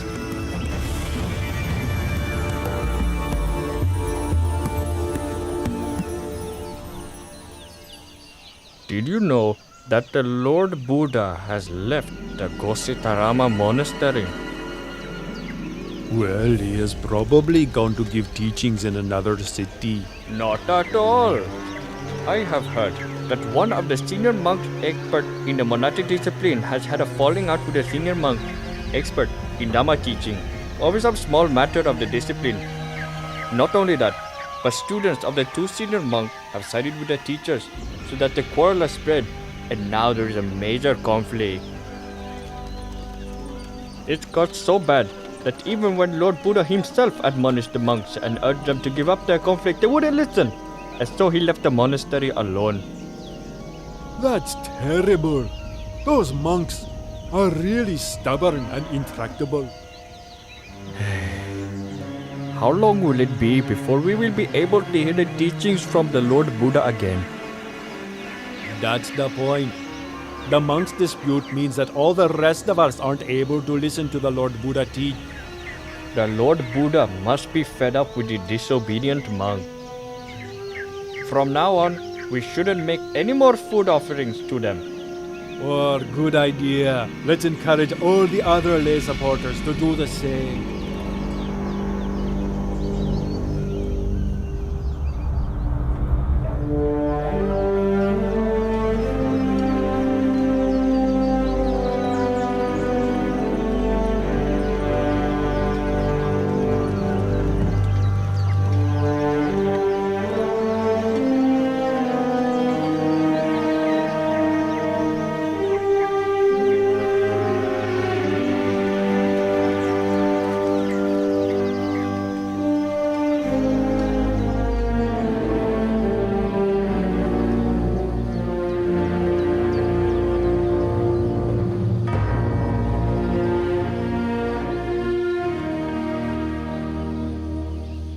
We've been coming back from alms round with empty bowls for many days now.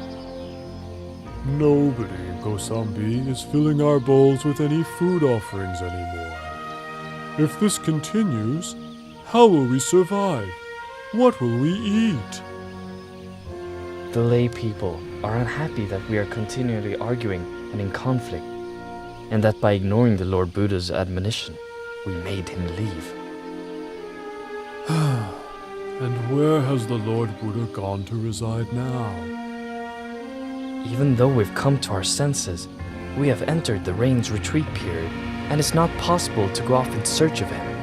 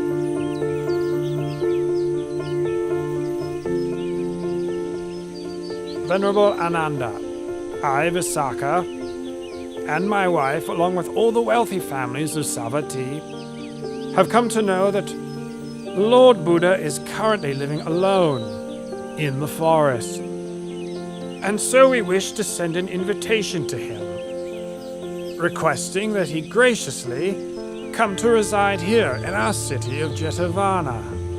The people of this city will offer food to the Lord every day, in order that we may be able to listen to his teaching. Please, would you assist us in this? Do not worry, Anathapindika. I will see to it myself. The rains retreat has ended now, so I will take 500 monks with me to Rakitivana Forest to invite the Lord Buddha to come and reside here. You may put your minds at ease. Oh, it is our great good fortune to be able to pay respects to the Lord Buddha again and to listen to his teachings.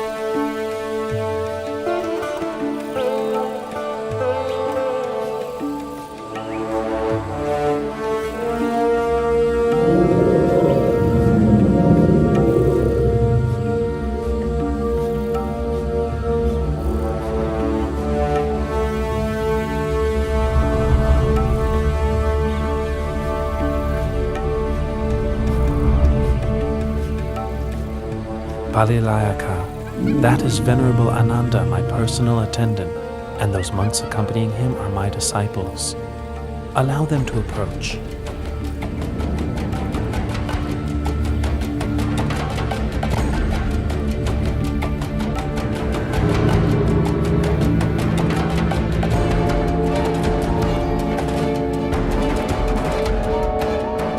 Lord of Elephants, Lord of Monkeys, allow me to kindly thank you for your service to me in looking after me in this forest.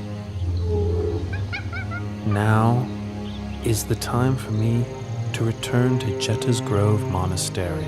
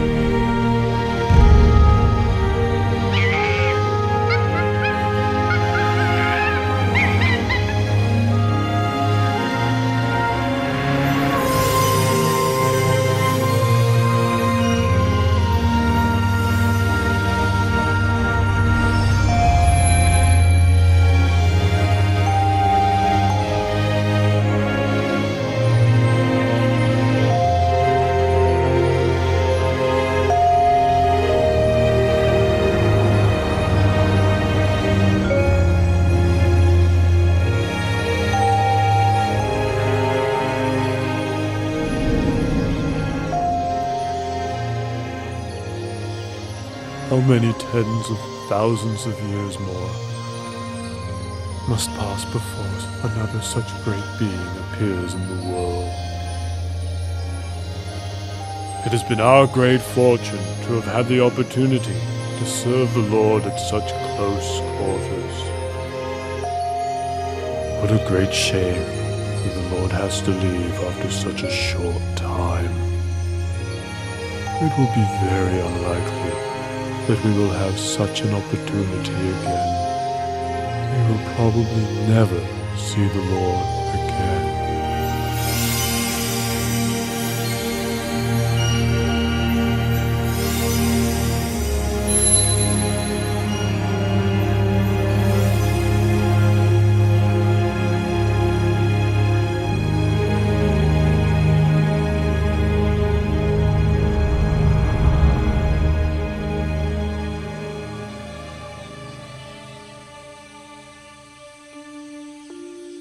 The Lord Buddha has forgiven us for our dispute. It was good that we saw our fault and swiftly made our way from Kosambi to pay our respects to the Lord Buddha in Jedda's Grove. You're right. The Lord is going to give us a Dharma talk. Pay attention. Know this, monks. This flourishing or decline of this teaching is not dependent on the actions of outsiders, but depends upon the fourfold assembly of monks and nuns, laymen and laywomen. Consider the fool whose acts of body, speech, and mind cause harm to self and others. You have all entered the Sangha and have been training in the well-expounded teachings that I have given to you. Be diligent in your efforts, so that you may realize the fruits of the training that you have not yet realized, that you have not as yet fully penetrated, so that you may become truly noble.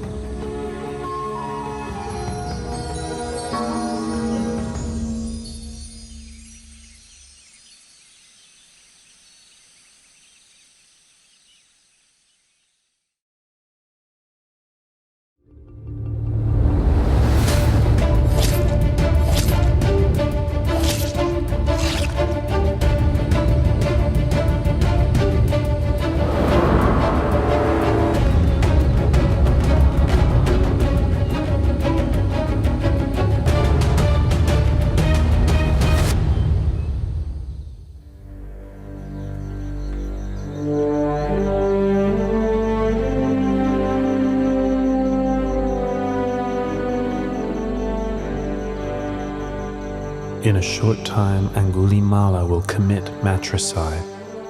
He will kill his own mother. This is a very heavy karma, which prevents one from attaining to the path, fruit, and nibbana. But this outlaw does not kill with malicious intent. He does so out of ignorance. This being the case, he should still be able to attain to the Dharma. I'll help him to escape from the deadly snare of his own foolish mistake.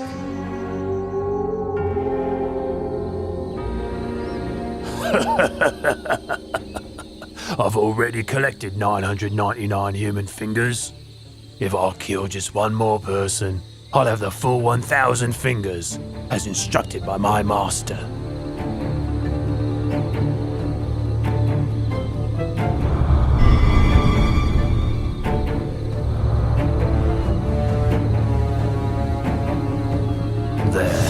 There's a recluse walking alone. He's about to meet his doom.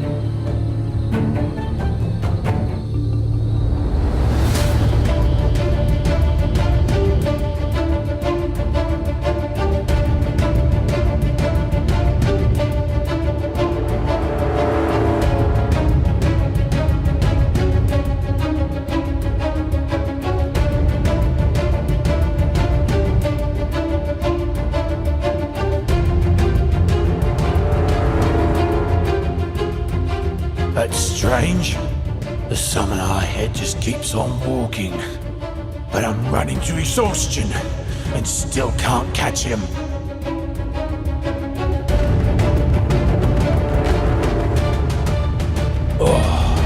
Oh! Stop there, summoner! Summoner, stop there! I have stopped already. It is you who have not yet stopped. A holy man should speak only the truth. But there you are, striding onwards, telling me you've stopped. Here I am standing still, and you tell me I haven't stopped?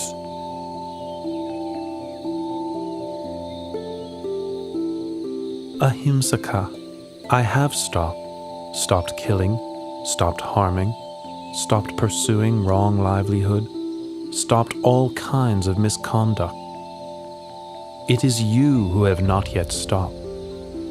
Not stopped killing, not stopped harming, not stopped pursuing wrong livelihood, not given up misconduct. You're still grasping your sword. How can you say you've already stopped?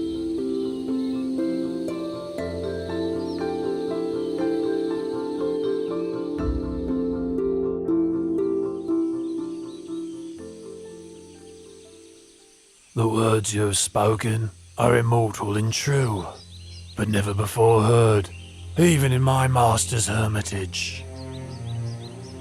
Ahimsaka, all things which arise are of the nature to eventually cease. The sword which you were carrying has now been laid down. So let go of the mental defilement associated with your wrong actions. Should your heart dwell on those actions, it will soon become spoiled. Focus on recollecting your good action. Your heart will become increasingly cheerful and radiant. Be industrious in making merit, maintaining morality, and brightening your mind in every single moment.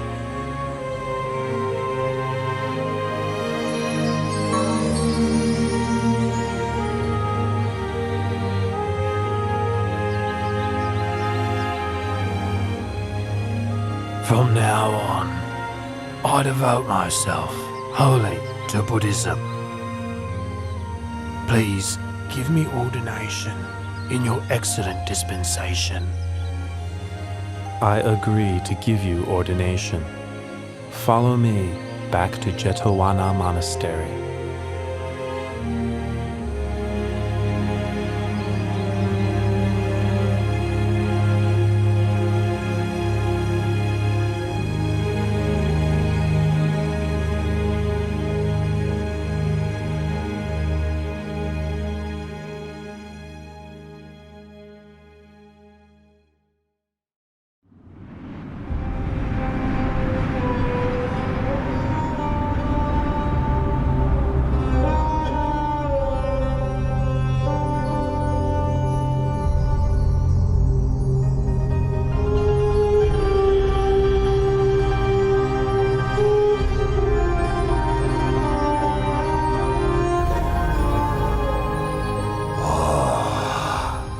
These poor human beings, thinking their good and evil deeds make any difference, when in fact all things are already fixed, dependent on my will. They are so ignorant. The Brahma god Baka has the wrong view.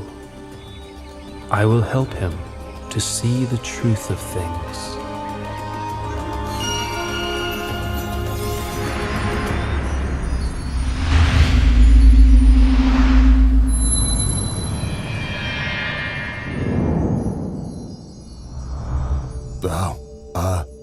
Lord Buddha, please sit down.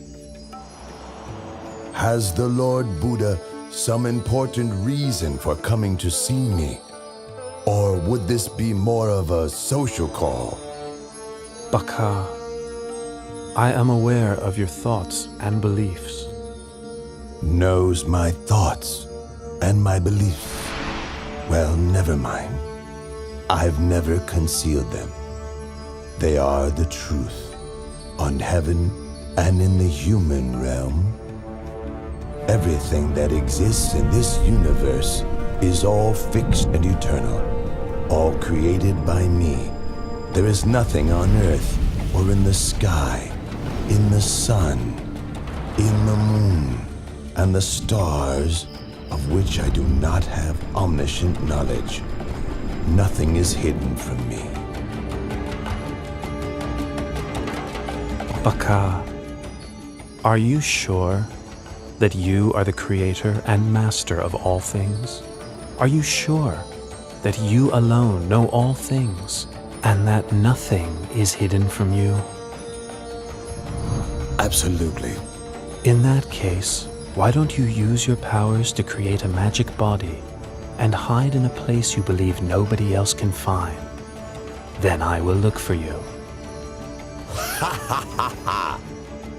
Yes, sure. I can do that. Try to find me if you can.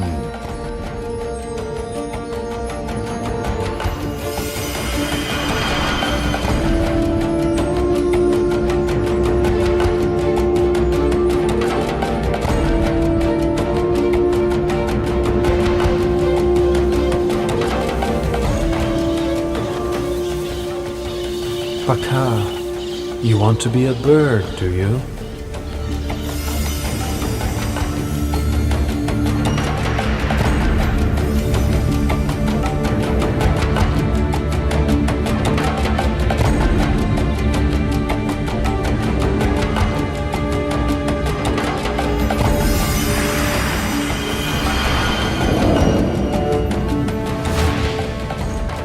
Baka, so you want to be a bee.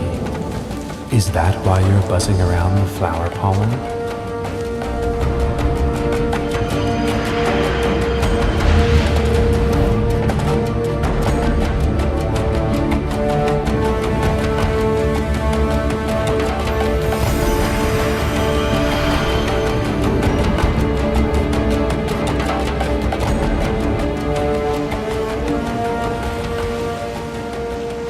Baka, do you not want to enjoy the happiness of the Brahma realm any longer?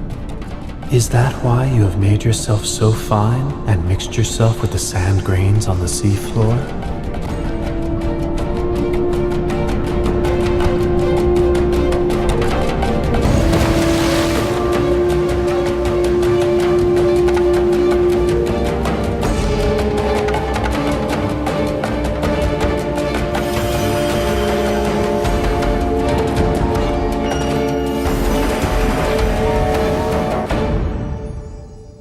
Lord Buddha, I grant that you are capable of finding me. But now it's your turn. If I can find you, then I will admit that you are the omniscient one. One more all-seeing than me.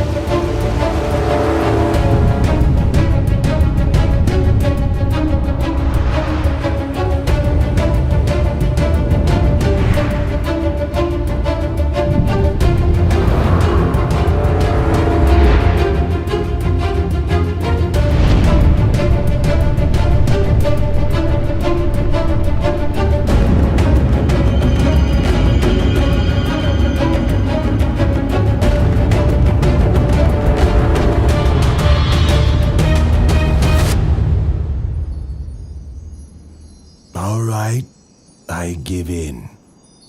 Whatever world system, whatever universe you've concealed yourself in, please show yourself. Baka, I did not conceal myself in any world system or universe. All the time that you were searching for me, I was walking up and down above your head.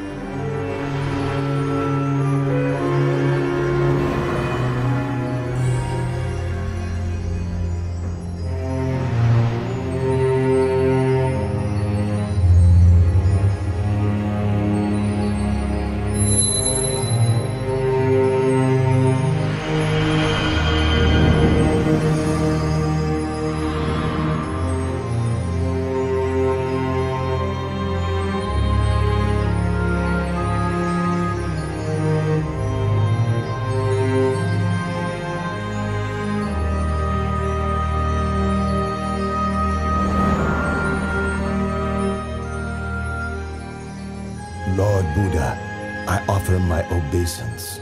The powers that you have shown to me exceed those of all the deities and Brahma gods. Baka, pay close attention to this teaching. The power and pleasures in this Brahma realm are very long-lasting. They encourage you to think that all things are permanent.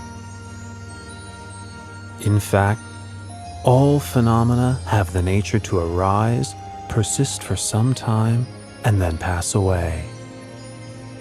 All things exist in dependence on causes and conditions. All beings are born of their actions, heirs to their actions, are related to their actions, have actions as their refuge, are owners of their actions. Whatever actions are performed, good or bad, we must receive the results.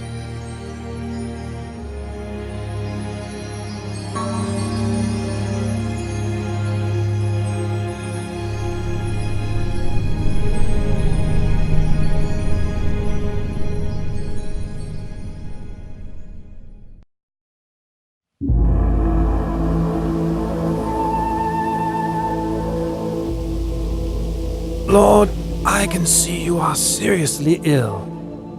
But although your pain is intense, your mindfulness remains firm, and your patience immense. You subdue your symptoms by practicing the 4 methods for success. I am so happy that you will live on for a long time as a refuge to your ordained and lay disciples. Ananda, I am now 80 years old and my body is decayed and deteriorating. It's like an old cart held together with bamboo. It can be used to carry a load for only a short while longer, but it's not a lasting solution. Only through concentration of mind can I hold this body upright and keep on walking. As for you, you must take refuge unto yourself. In the end, there can be no other refuge.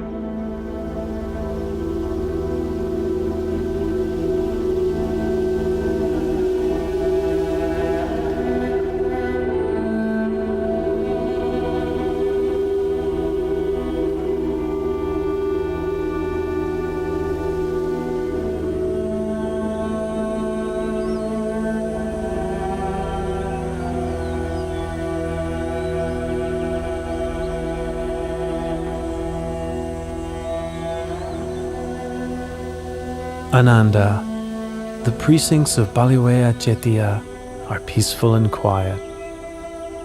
Should anyone develop the 4 methods for success and have the wish to extend his life for a very long period, he will surely succeed in what he wishes.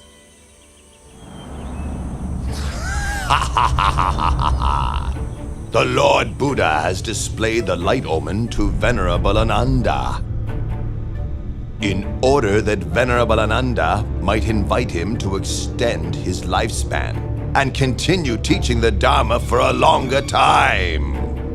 Don't count on it!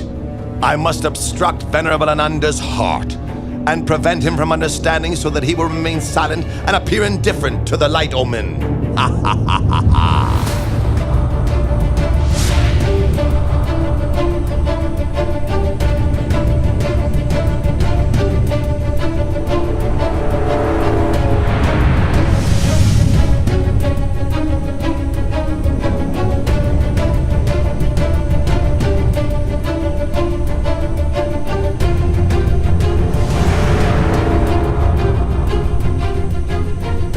The Buddha has spoken to Venerable Ananda 3 times, and each time I've obstructed the message, leaving Venerable Ananda silent. Ha ha ha ha! Ananda, go and find a peaceful place and develop your meditation.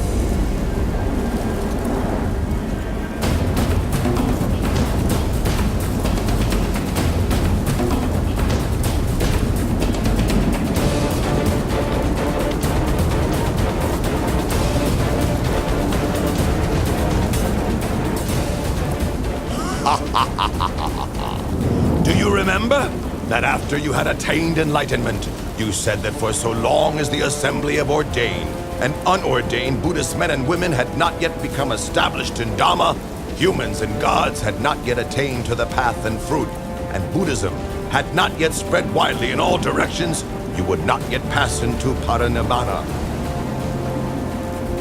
Well, now all your goals have been achieved. You may as well pass away this very day. Why trouble yourself further with benefiting sentient beings?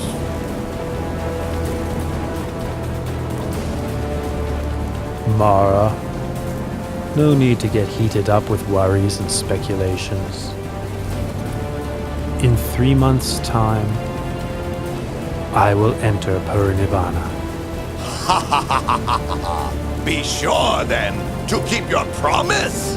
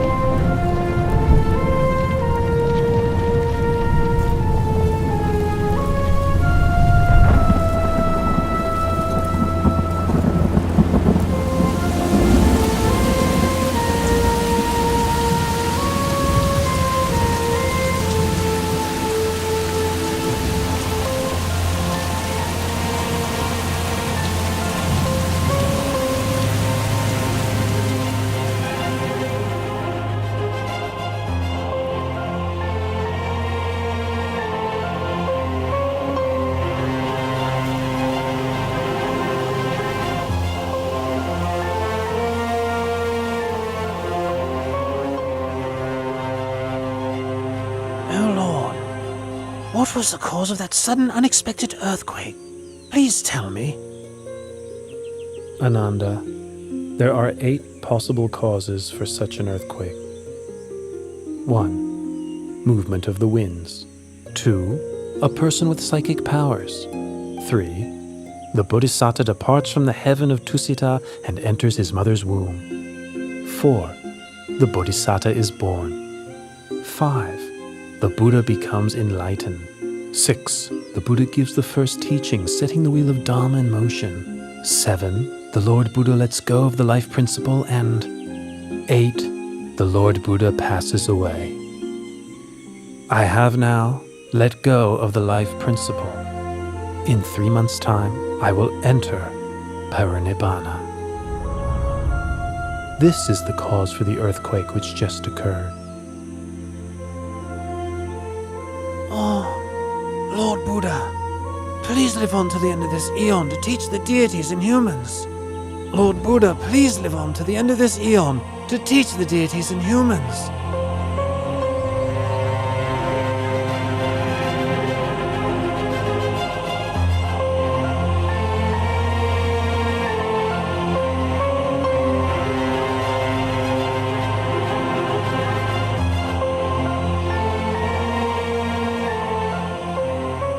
Ananda, why do you make this request of me 3 times? Oh Lord, you said that whoever develops the 4 methods for success, should he desire to extend his life for a long period of time, he would be able to do so. That's why I have just now pleaded with you 3 times. Ananda, I have displayed the light omen, giving you the chance to invite me to extend my life 16 times already. 10 times in the city of Ratchagaha, and 6 times in the city of Vesali. The 16th time was just now, in the precincts of Pawala Chetia. After which, I let go of the life principle. Had you made your invitation on any of these occasions, I would have turned it down only twice, and accepted the 3rd invitation. But now I have met with Mara, and resigned to dying. That which the Tathagata has let go of has undone, abandon. It is not suitable to ask that he take up such a thing again. Ananda, all conditioned things have impermanence as their very nature. Having arisen, they must eventually cease. Complete cessation is the fulfillment of happiness. Nothing can be compared with it.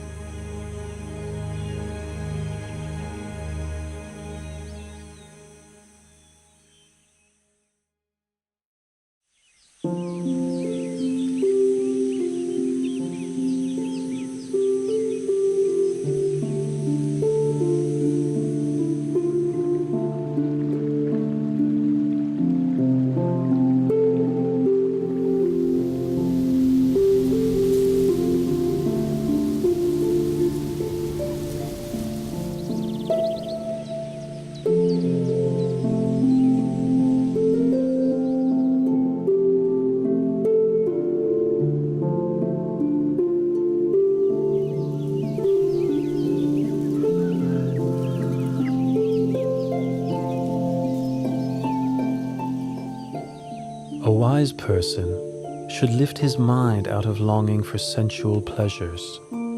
Give up this snare of Mara, using mindfulness for restraint. A wise person is able to control himself, able to attain victory over himself. Lord Buddha, in addition to coming to stay in my mango grove, you have also given me a Dhamma discourse. You have shown such kindness to me, Junda, the goldsmith's son. Tomorrow morning, please accept my invitation to receive alms food at my house.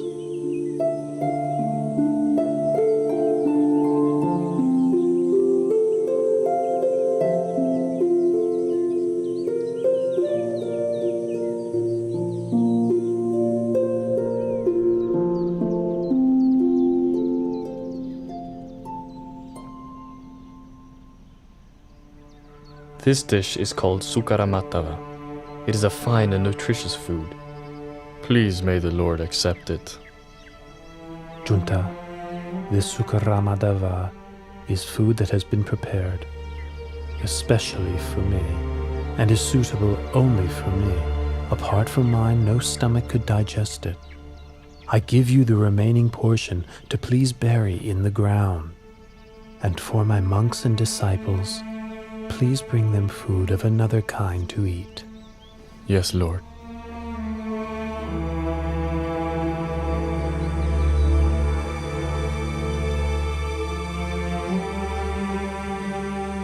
Ananda, my disease is now getting worse again.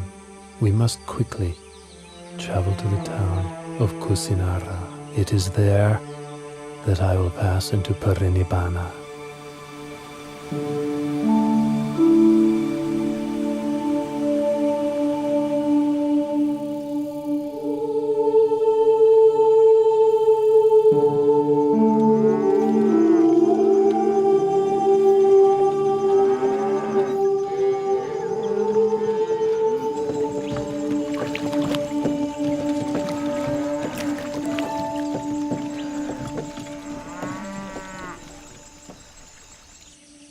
Ananda, let us stop and rest under this tree. And please fetch me a little water to drink, will you? This river is drying up, and a caravan of carts has just crossed. The water is muddy and unsuitable for drinking. The river Kakudawa is not far from here. Its water is clear and cool. Please, travel on a little. It's not very far. You can drink and bathe there.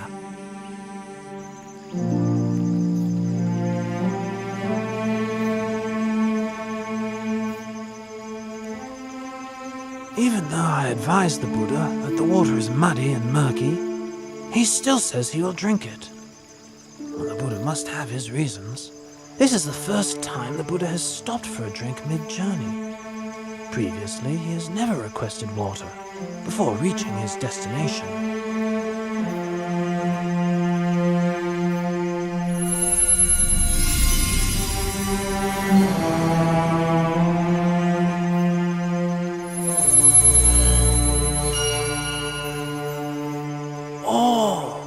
How great is the Buddha's power!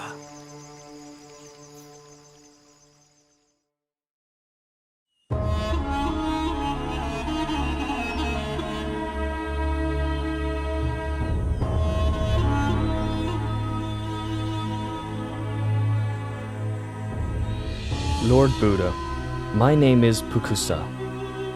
I am a son of the king of the Mala dynasty and a disciple of the late Alara the Hermit. I am traveling from the city of Kusinara to Pava. What great fortune it is to meet you. I had made the determination in my heart that I may have the opportunity, just once, to hear the Buddha's teaching. Listen, Pukusa. This heart is luminous, but it is obscured by incoming defilements. The uninstructed worldling isn't aware of this truth, and so doesn't train his mind. But the well-instructed noble disciple is clearly aware of this truth, and so trains his mind. Pukusa, I know of nothing which can change as rapidly as the mind. You should therefore maintain your focus on the mind. Recollect the virtues of the Buddha, Dhamma, and Sangha. Recollect your own well-practiced morality. And recall to mind those sacrifices that you have made for others. Reflect on the heavenly beings. Come to various happy states through cultivating generosity, morality, and mental development. When reflecting on these things, your heart will be free from lust, hatred, and delusion. You will therefore experience an understanding of Dhamma and the delight that comes with understanding Dhamma. The experience of delight gives rise to rapture. With the experience of rapture, the body becomes tranquil. The tranquility of the body gives rise to happiness. With happiness, the mind becomes firm and stable. This is called peace, non-suffering. The mind is ready to enter the stream of Dhamma.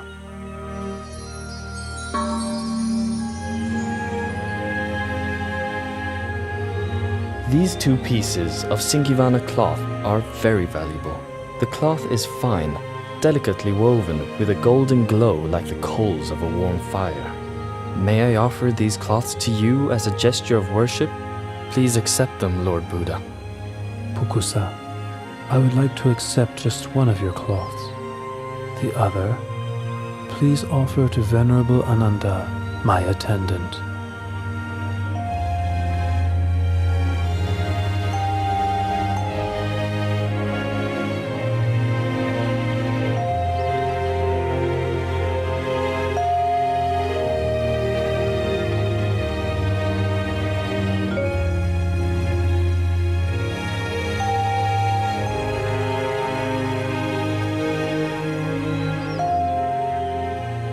Lord, these Singivana cloths are of great value.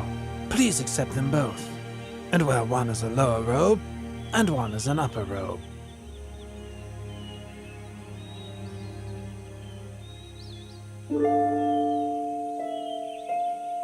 Oh, Lord, your complexion is splendid, clear and bright.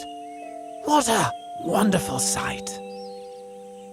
Ananda, the Buddha's complexion appears pure and bright on 2 occasions.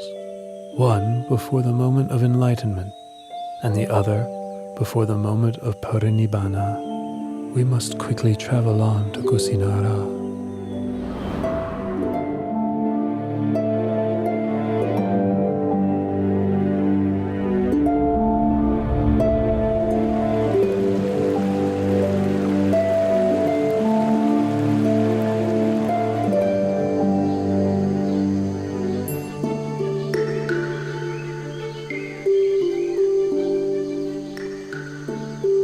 Junta gave me my last meal, but unless I make the matter clear, people may think that his alms food was the cause for my passing away.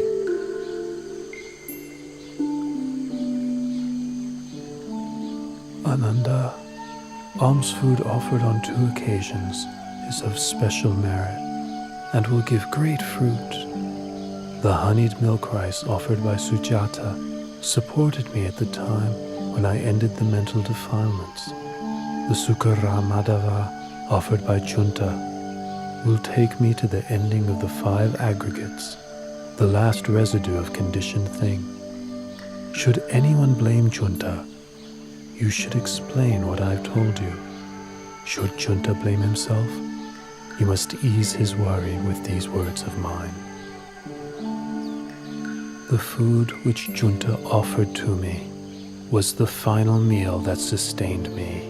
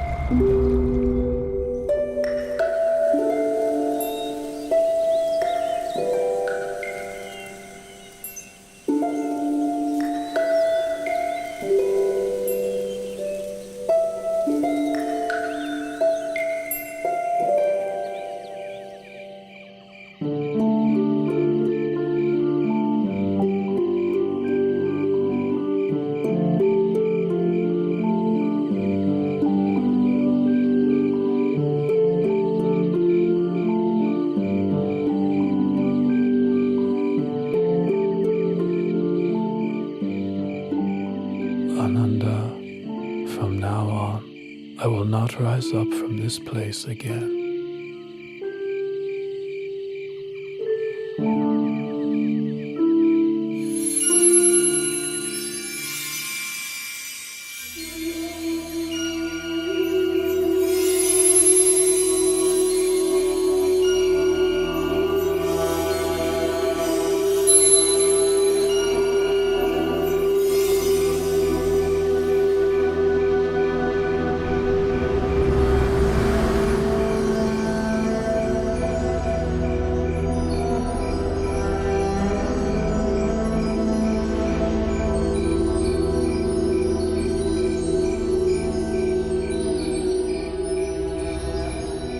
Ananda, if in the future someone should offer material things of great value as tribute to me, no matter how great the value of such thing, such a tribute would not be the highest homage.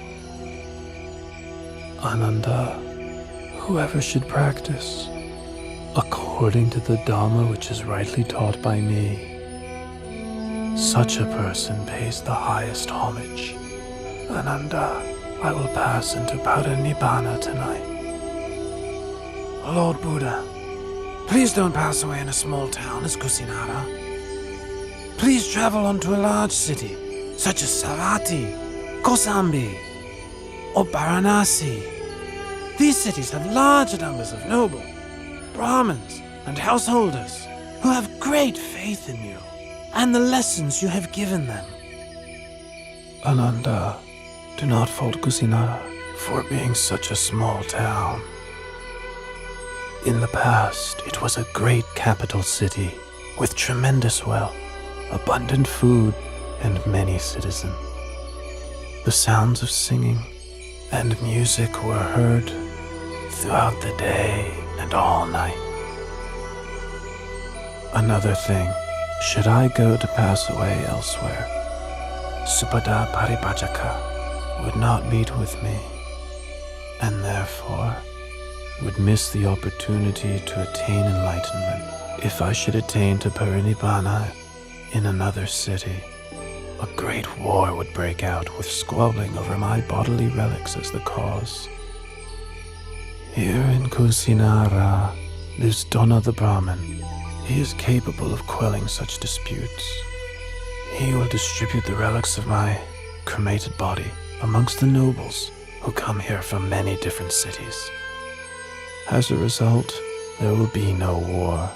These are the reasons I have made the effort to reach Kusinara. In the past, great numbers of those with faith in the Dharma would travel from every direction to seek you out. listen to your teachings, and ask you questions. But from now on, all those people and myself will be deprived of the opportunity to see you and to have an audience with you. Ananda, there are 4 places which are apt for recollection of me. 1. Lumpini Park, where I was born. 2. Bodh Gaya in the state of Magadha, where I was enlightened. 3. The Deer Park at Isipatana, where I gave the first Dhamma teaching. And finally, the place of my Parinibbana Salavana Park in Kusinara, right here. Those who make pilgrimage to these 4 locations will experience disenchantment with the world and feel inspiration to follow in my footsteps. Lord Buddha, in this celibate life, one often encounters women. Some are mothers, sisters, and relatives of monks. Others are those with faith in the Triple Gem. How should a bhikkhu practice in relation to women? Ananda, a bhikkhu ought not to look at women at all. It is better this way. But if a bhikkhu must see women, how should he behave towards them? Ananda, if it's necessary to see women, they ought not to engage in conversation with them. It is better this way. If it is necessary to converse with women, how should a bhikkhu practice? In that case, a bhikkhu should have well-controlled mindfulness and sense restraint. He should have orderly speech and guard his mind from falling prey to lust or infatuation. The beautiful things of this world themselves are not sense desire, but the lust which arises in one's mind due to unwholesome intention. That is a person's sense desire. Once one has abandoned pleasure in unwholesome states, beautiful objects of this world still exist, but there is no way one can be harmed by them. Lord Buddha, after you have passed into Parinibbana, how should we treat your body? Use the method for treating the body of a wheel-turning monarch. Wrap the body in 500 layers of white cloth, lined with cotton wool. Then place it in a coffin with perfumed oil. Then place the coffin on a pyre of sandalwood. Once the body has been cremated, enshrine the relics in a stupa, which is to be built at a crossroads, so that people can pay their respects there for a long time to come.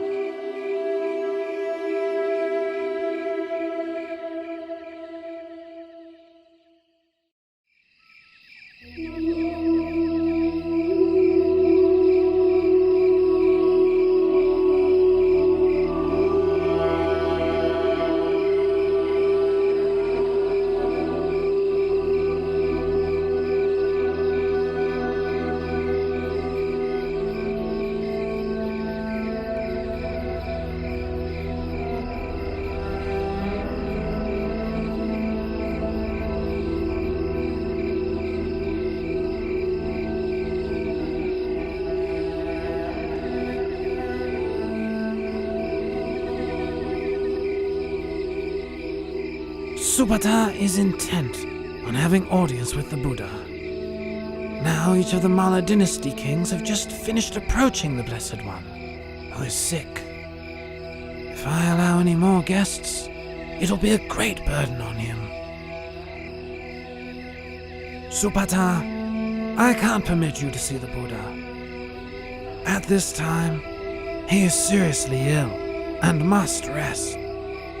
Ananda, please allow Supata to come to me.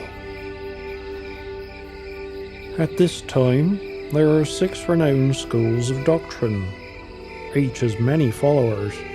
Of these 6, can you tell me which are led by an Arahant?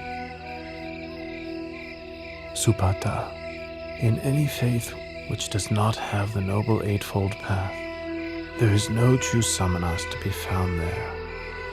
Should bhikkhus or non-bhikkhus Continue to practice the Noble Eightfold Path. This world will not lack for arahants. Now listen to my teaching of the Dharma. This heart is luminous, shining like the moon, but it is subject to incoming defilements. As such, it is dulled and obscured, like the moon concealed by passing clouds.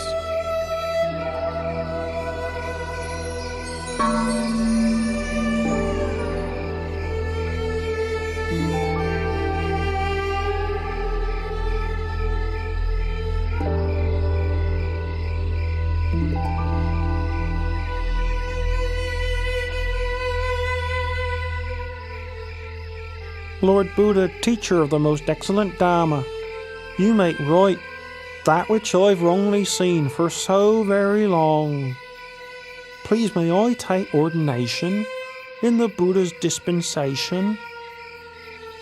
Ananda, please take on the task of ordaining Supata as a bhikkhu.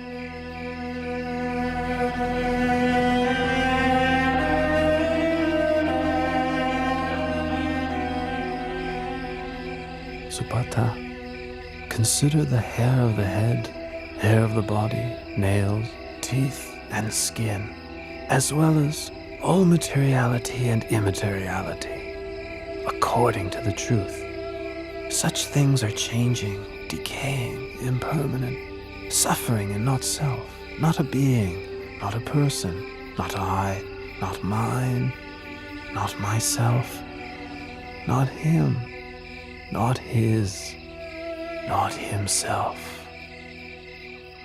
Supata, your supports for the holy life will be alms food, simple robes to cover yourself, the base of a tree for lodging, and fermented urine for medicine, following the ways of nature.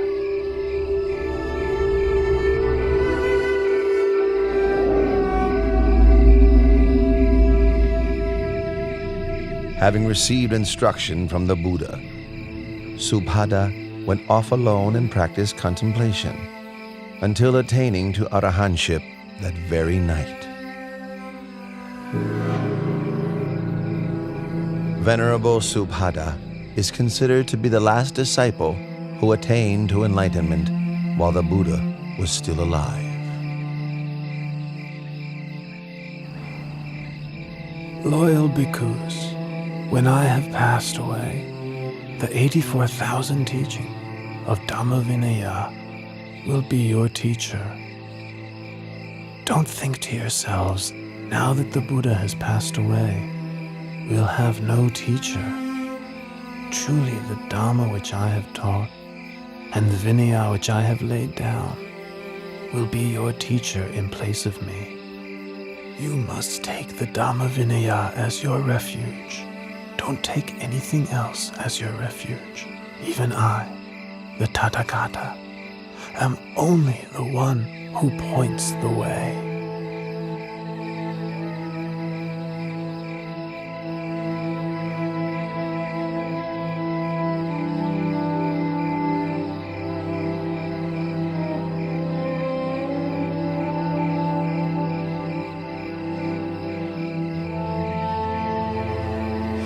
Lord Buddha is about to abandon me and enter Parinibbana.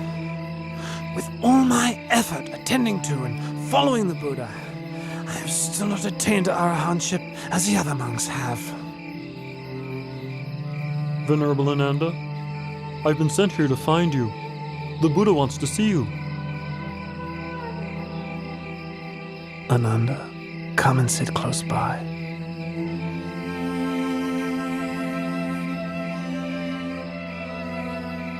Ananda, don't be consumed by sorrow. It's natural for all conditioned things not to last. All that arises must decay, break apart, and pass away.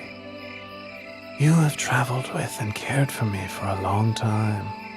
Now you must make efforts towards your own liberation. In no long time, you will be fully enlightened.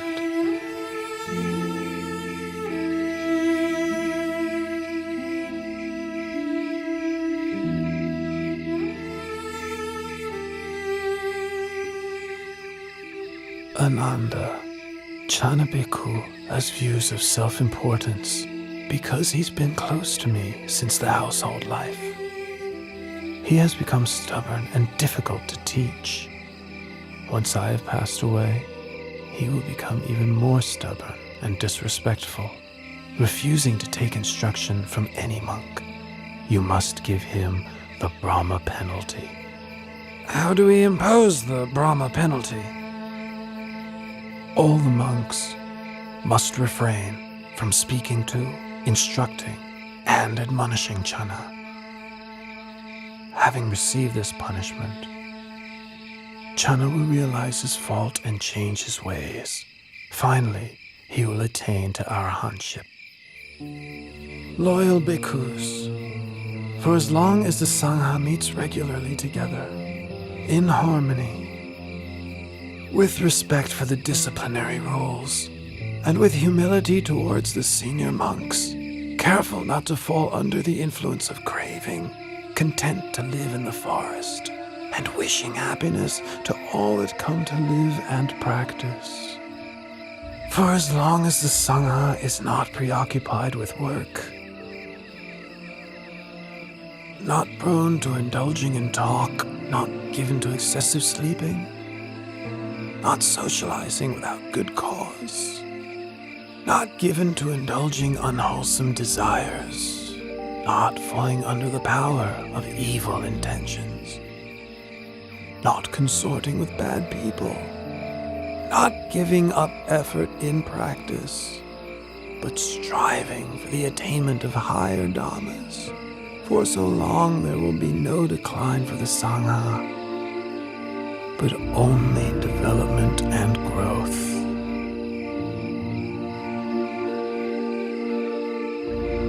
Bhikkhus, I remind you that all conditioned things are of the nature to decline and cease.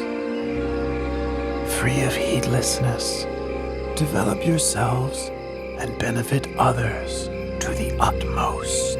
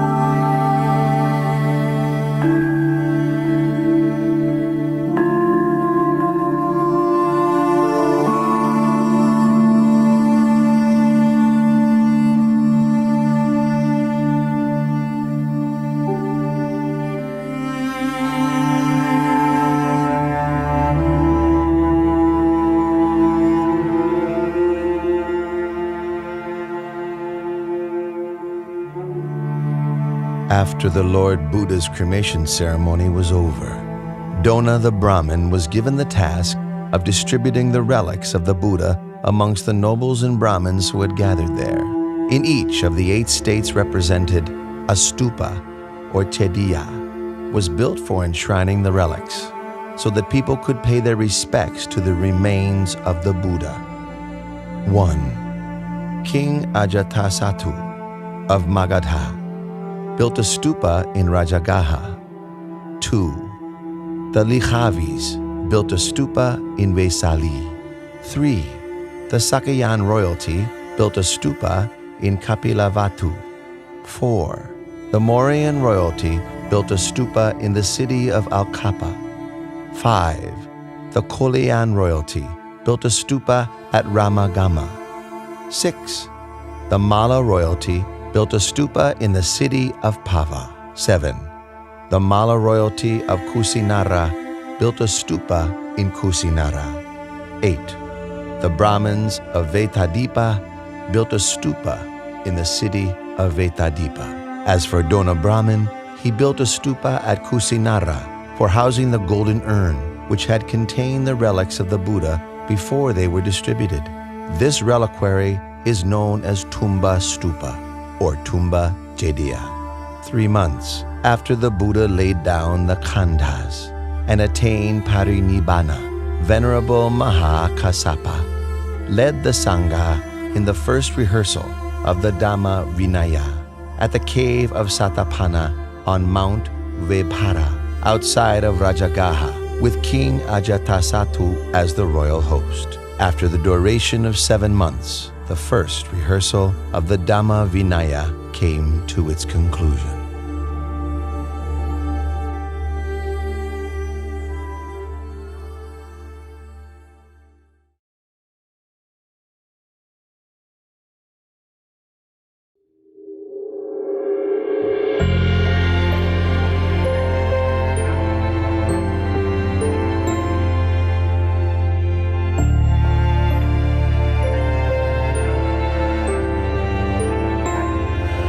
Araham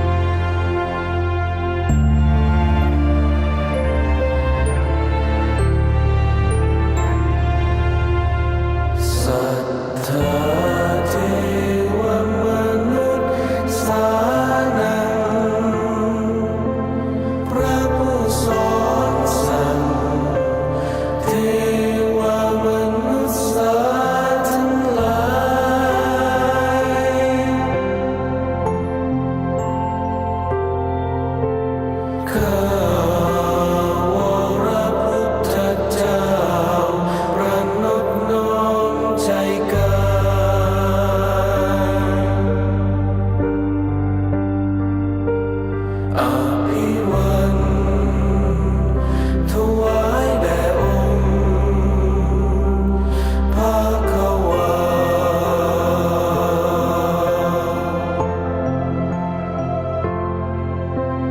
พระผู้ประทานธรรมผ่านภพไตร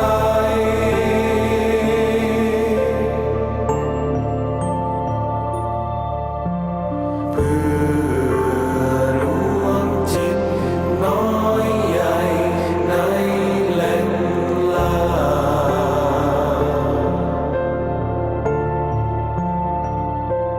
อนิจจัง